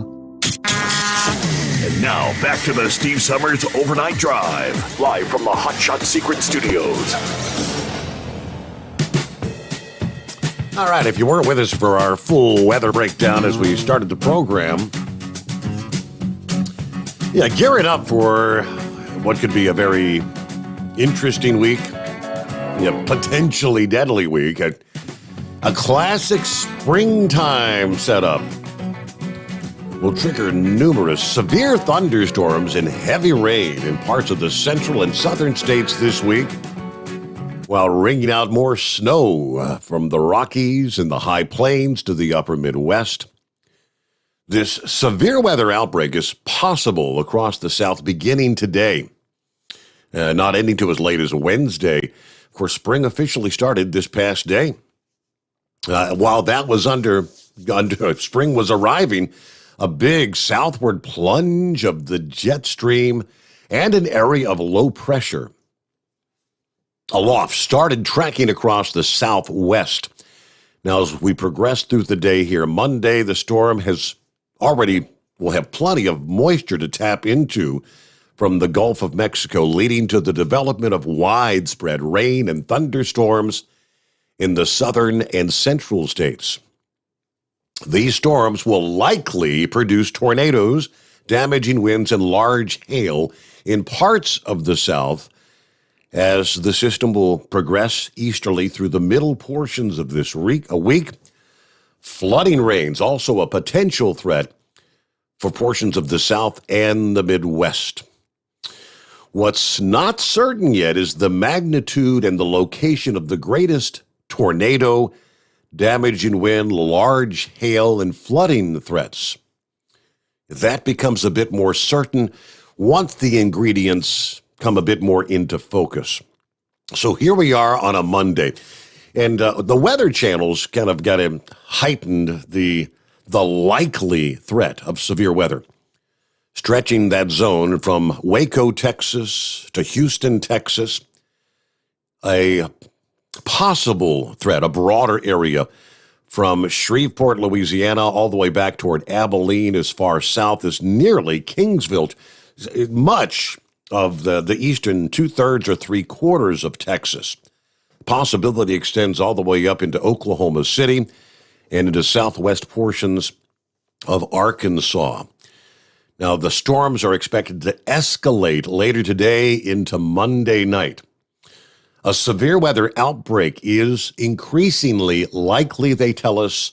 Tornadoes, damaging winds, and large hail will all be threats. A significant tornado or two are possible from East Texas into western Louisiana. Then snow and strong winds may impact the Rockies and the adjacent high plains, potentially including the Denver metro area. As we look ahead into Tuesday, the severe weather outbreak will be ongoing across the Deep South. Severe storms, damaging winds, hail, tornadoes from eastern Louisiana into much of Mississippi and Alabama. Now, I'm looking at the map depicting that region for Tuesday into Tuesday night. They've got the purple shade, which is very likely to see damaging storms stretching from Jackson, Mississippi to Hattiesburg, Mississippi, all the way back into central and south central Louisiana to include the Baton Rouge area, likely from Lake Charles to New Orleans, all the way up into Columbus, Mississippi, and all the way over to maybe as far east as Montgomery, Alabama. As we look toward midweek, then, the soaking rain and storms spreading through the southeast. Georgia, Alabama, northern Florida may all have a bout of strong to severe storms. At the same time, the snow may fly across the upper Midwest into the northern Great Lakes and the interior Northeast even by Wednesday night. Yeah, looking at Wednesday's map, well, they're actually they begin the setup there in Louisville as far as rolling those trucks and whatnot into the convention center. Of course, all the Paul K. Young Truck Beauty Championship trucks rolling out behind the West Wing, I believe it is, out there in the parking area. Yeah. As the rains will ensue Tuesday into Wednesday. All those participating trucks, just figure on, don't even bother worrying about polishing that chrome, probably till the rains move out later on Wednesday. And, of course, the show gets real bright and early there on Thursday. But there's your breakdown. Meanwhile, it's 844-844-3388.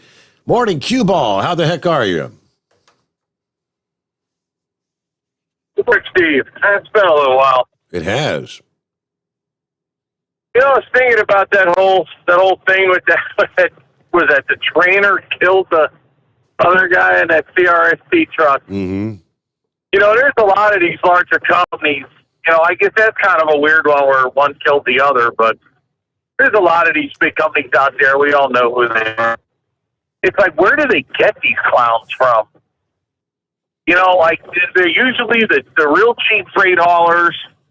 They don't pay these guys enough to even eat a meal out here, let alone actually earn a living. They're hauling for nothing.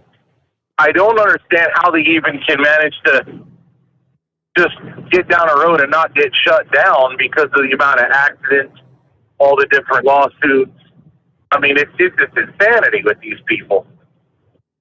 For years, how many years now we've been talking about the lack of training, and I don't even know how you could train effectively people to understand some of the inner workings of trucks.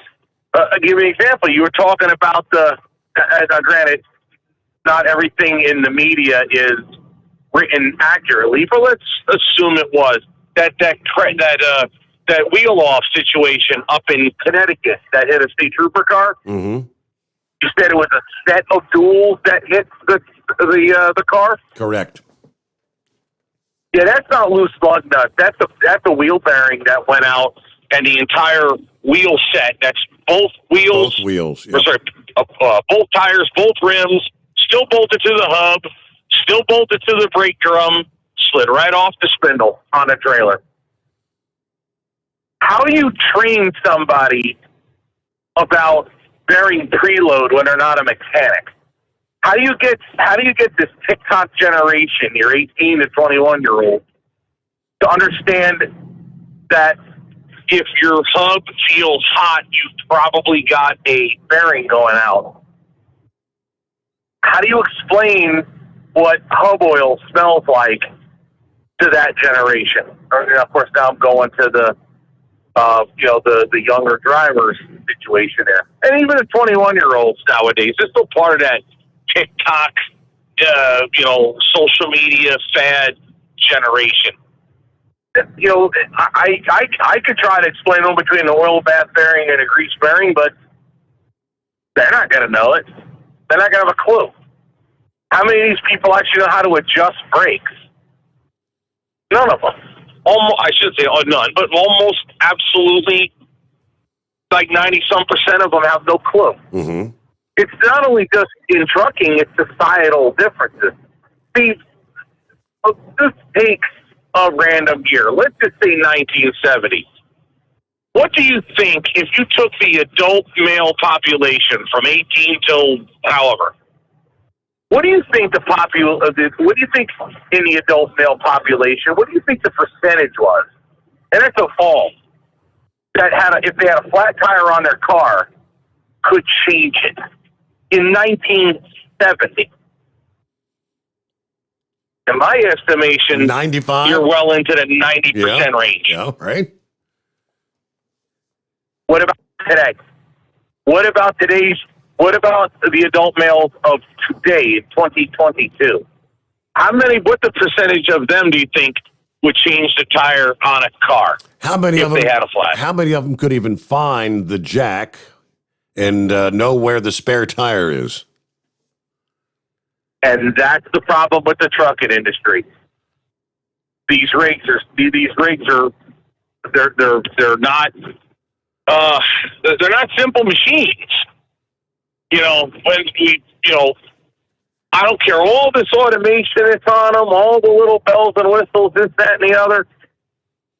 It's not going to tell you if you got a hot bearing on your trailer. It's not the easiest thing in the world to find if you have no idea what the hell the problem could possibly be. And then I'm going to say, what kind of driver would have a whole wheel end fall off and not even know it? Mm-hmm. That's not a lack of skill. That's just somebody being oblivious. But the government kind of did this to us, did it not? How many years have we been saying that you're regulating the skilled drivers right out of the business? The guys, they're all retiring. How many games? How many guys called the show that were actually very competent guys that just, that's it, I'm done, or they just got old and retired and just said, you know what, I'm not doing the long haul route no more. And who's replacing them? Society isn't bringing up anybody with any intelligence, with any basic understanding of science or mechanical, technical knowledge. I'm not expecting every driver to be out here like I do and know how to set his own bearing preload and change his own brakes and rebuild his own Caterpillar engine. I'm not expecting that, but have a little bit of clue, some basic stuff, right? But they don't teach any of that. And they've regulated all the guys that knew how to do this kind of stuff right out the business. So yeah, it's not just crash an old stunt truck. It's not just see what I effed up today. It's all them boys. It's all these clowns that hire literally anybody with a pulse and are self-insured that can afford to not have to make, they just figure it's cheaper to pay up the occasional, large major lawsuit. It's cheaper to pay the lawyers to beat the lawsuits down. Think about it. What was the last big one? When that Werner that had a massive, I don't know, it was like last year or something. Right. They had a massive one that stuck on them. But that's not, but the lawsuits of that size aren't the industry standard. Usually, some ambulance chaser comes out looking for big money. Like the above mentioned, $50,000, that company's got that in the couch cushion in the break room if you look for it. It's just not, look at the money they waste in just garbage that they put together. Think about it.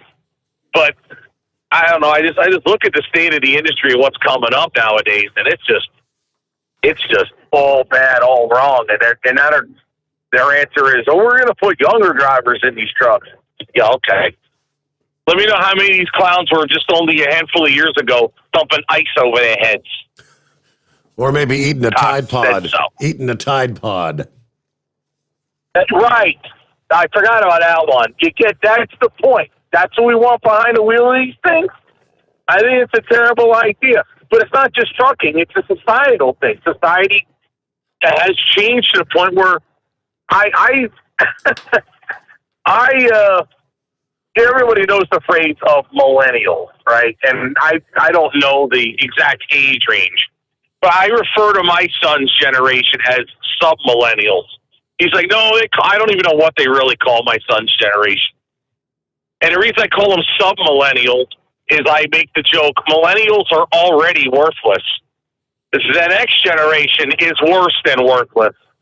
They're downright dangerous, hence I coined the phrase sub-millennials, because they are absolutely worse than worthless as a general whole. They just don't know spit other than what they were indoctrinated into believing, but they really don't have an understanding of those basics, which is downright scary.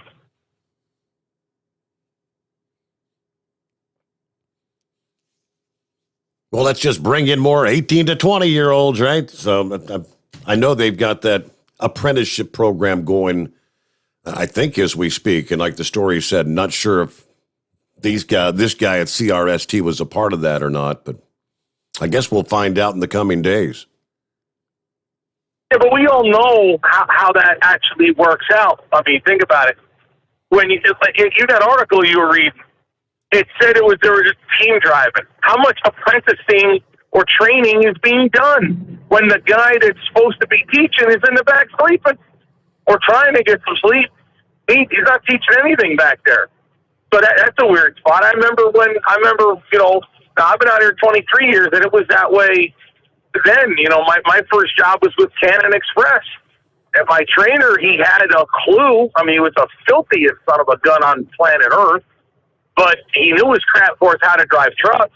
But I don't know how effective he was at training people when he was in the sleeper, making money as I drove the truck for him. So you see what I'm saying? That's how it's done today. So how much training are you getting done when the company knowingly pushes it like a team operation and maximize profits? Let's pretend that the trainer even could train and actually teach something. He isn't doing it when he's in the sleeper sleeping while the guy's messing up front. I'll never forget the first time I ever had to deal with a DOT officer who was rolling up on a scale, and my trainer was in the back sleeping, and they had me pull around in the back and all that, and I'm like, I literally been in the truck only a handful of days. Man, I didn't know what to do. I'm like, I just got out of the truck, walked in with nothing. He's like, where's your paperwork? I'm like, what do I need to bring you? He's like, how new are you? And I'm like, couple of days. Where's your trainer? He's in the truck sleeping. That was not fun. And that was in Arkansas, believe it or not. Actually, funny thing is, that chicken coop isn't even there anymore. It's a little north of the yard of the old Cannon Express Springdale, Arkansas yard. A lot of the old timers that know exactly what scale I'm talking about. But it was not fun, and that's the kind of nonsense that goes on today.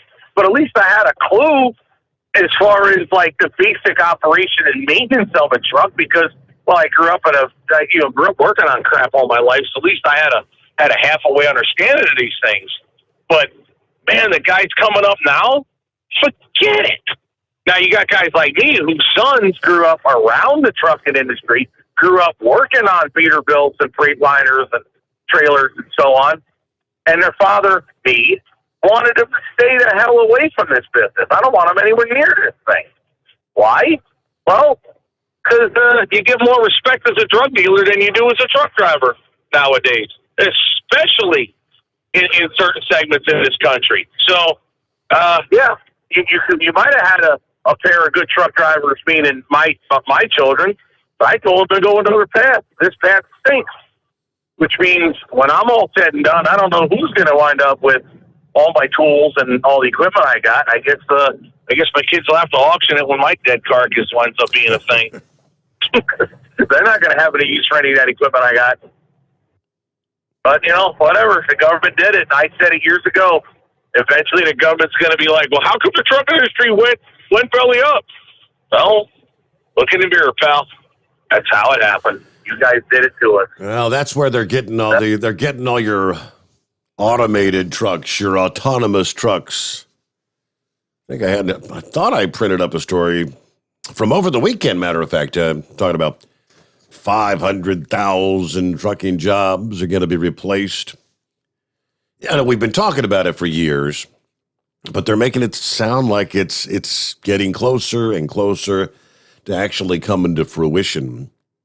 And they admit they're by no means ready to eliminate the driver that has to get it from the yard, pretty much however many miles it's going to be to get to the actual interstate.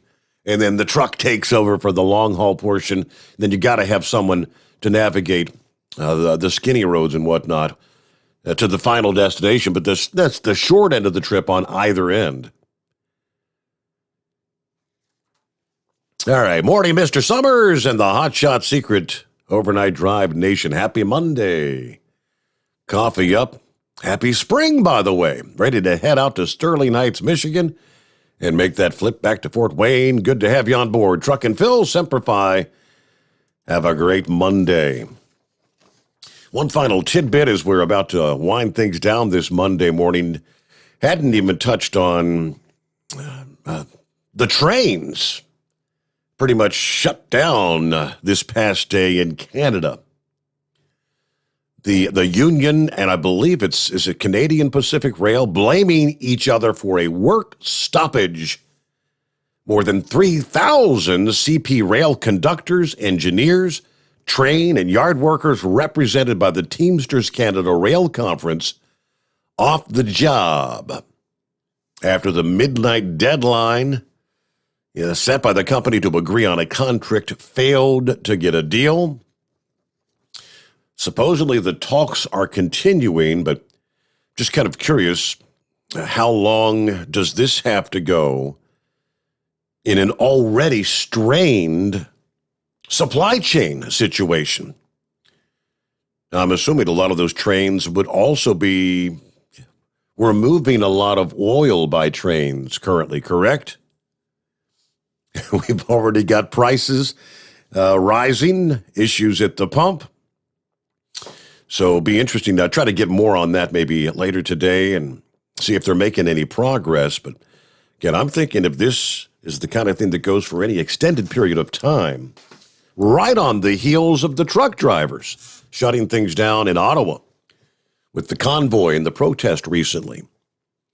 So again, we'll touch more on that when we come back at the midnight hour tonight. Hope you'll join us for our Tuesday morning edition of the Steve Sommers Overnight Drive, live from the Hot Shot Secret Studios.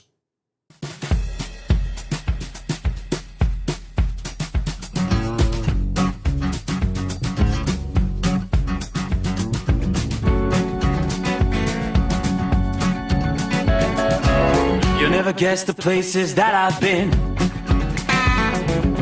You never guess the places that I've been. 'Cause everything is like a dream, yeah, but only in that dream that I live in. I'm never gonna let the day begin. Never gonna let the day begin. 'Cause everything is like a dream, yeah, but only in that dream that I live in. Oh, don't wake me up before you go, and I'll just make this bed my home. Oh, darling, please just let me sleep. Give me my dreams.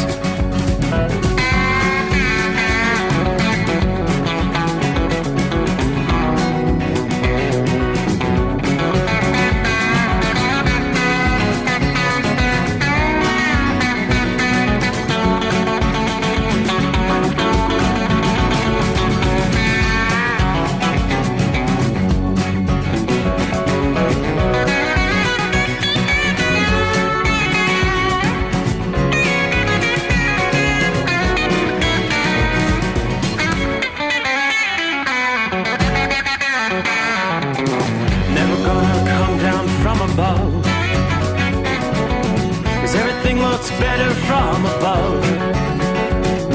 Nothing's ever as it seems, yeah, except in that world that I dream of.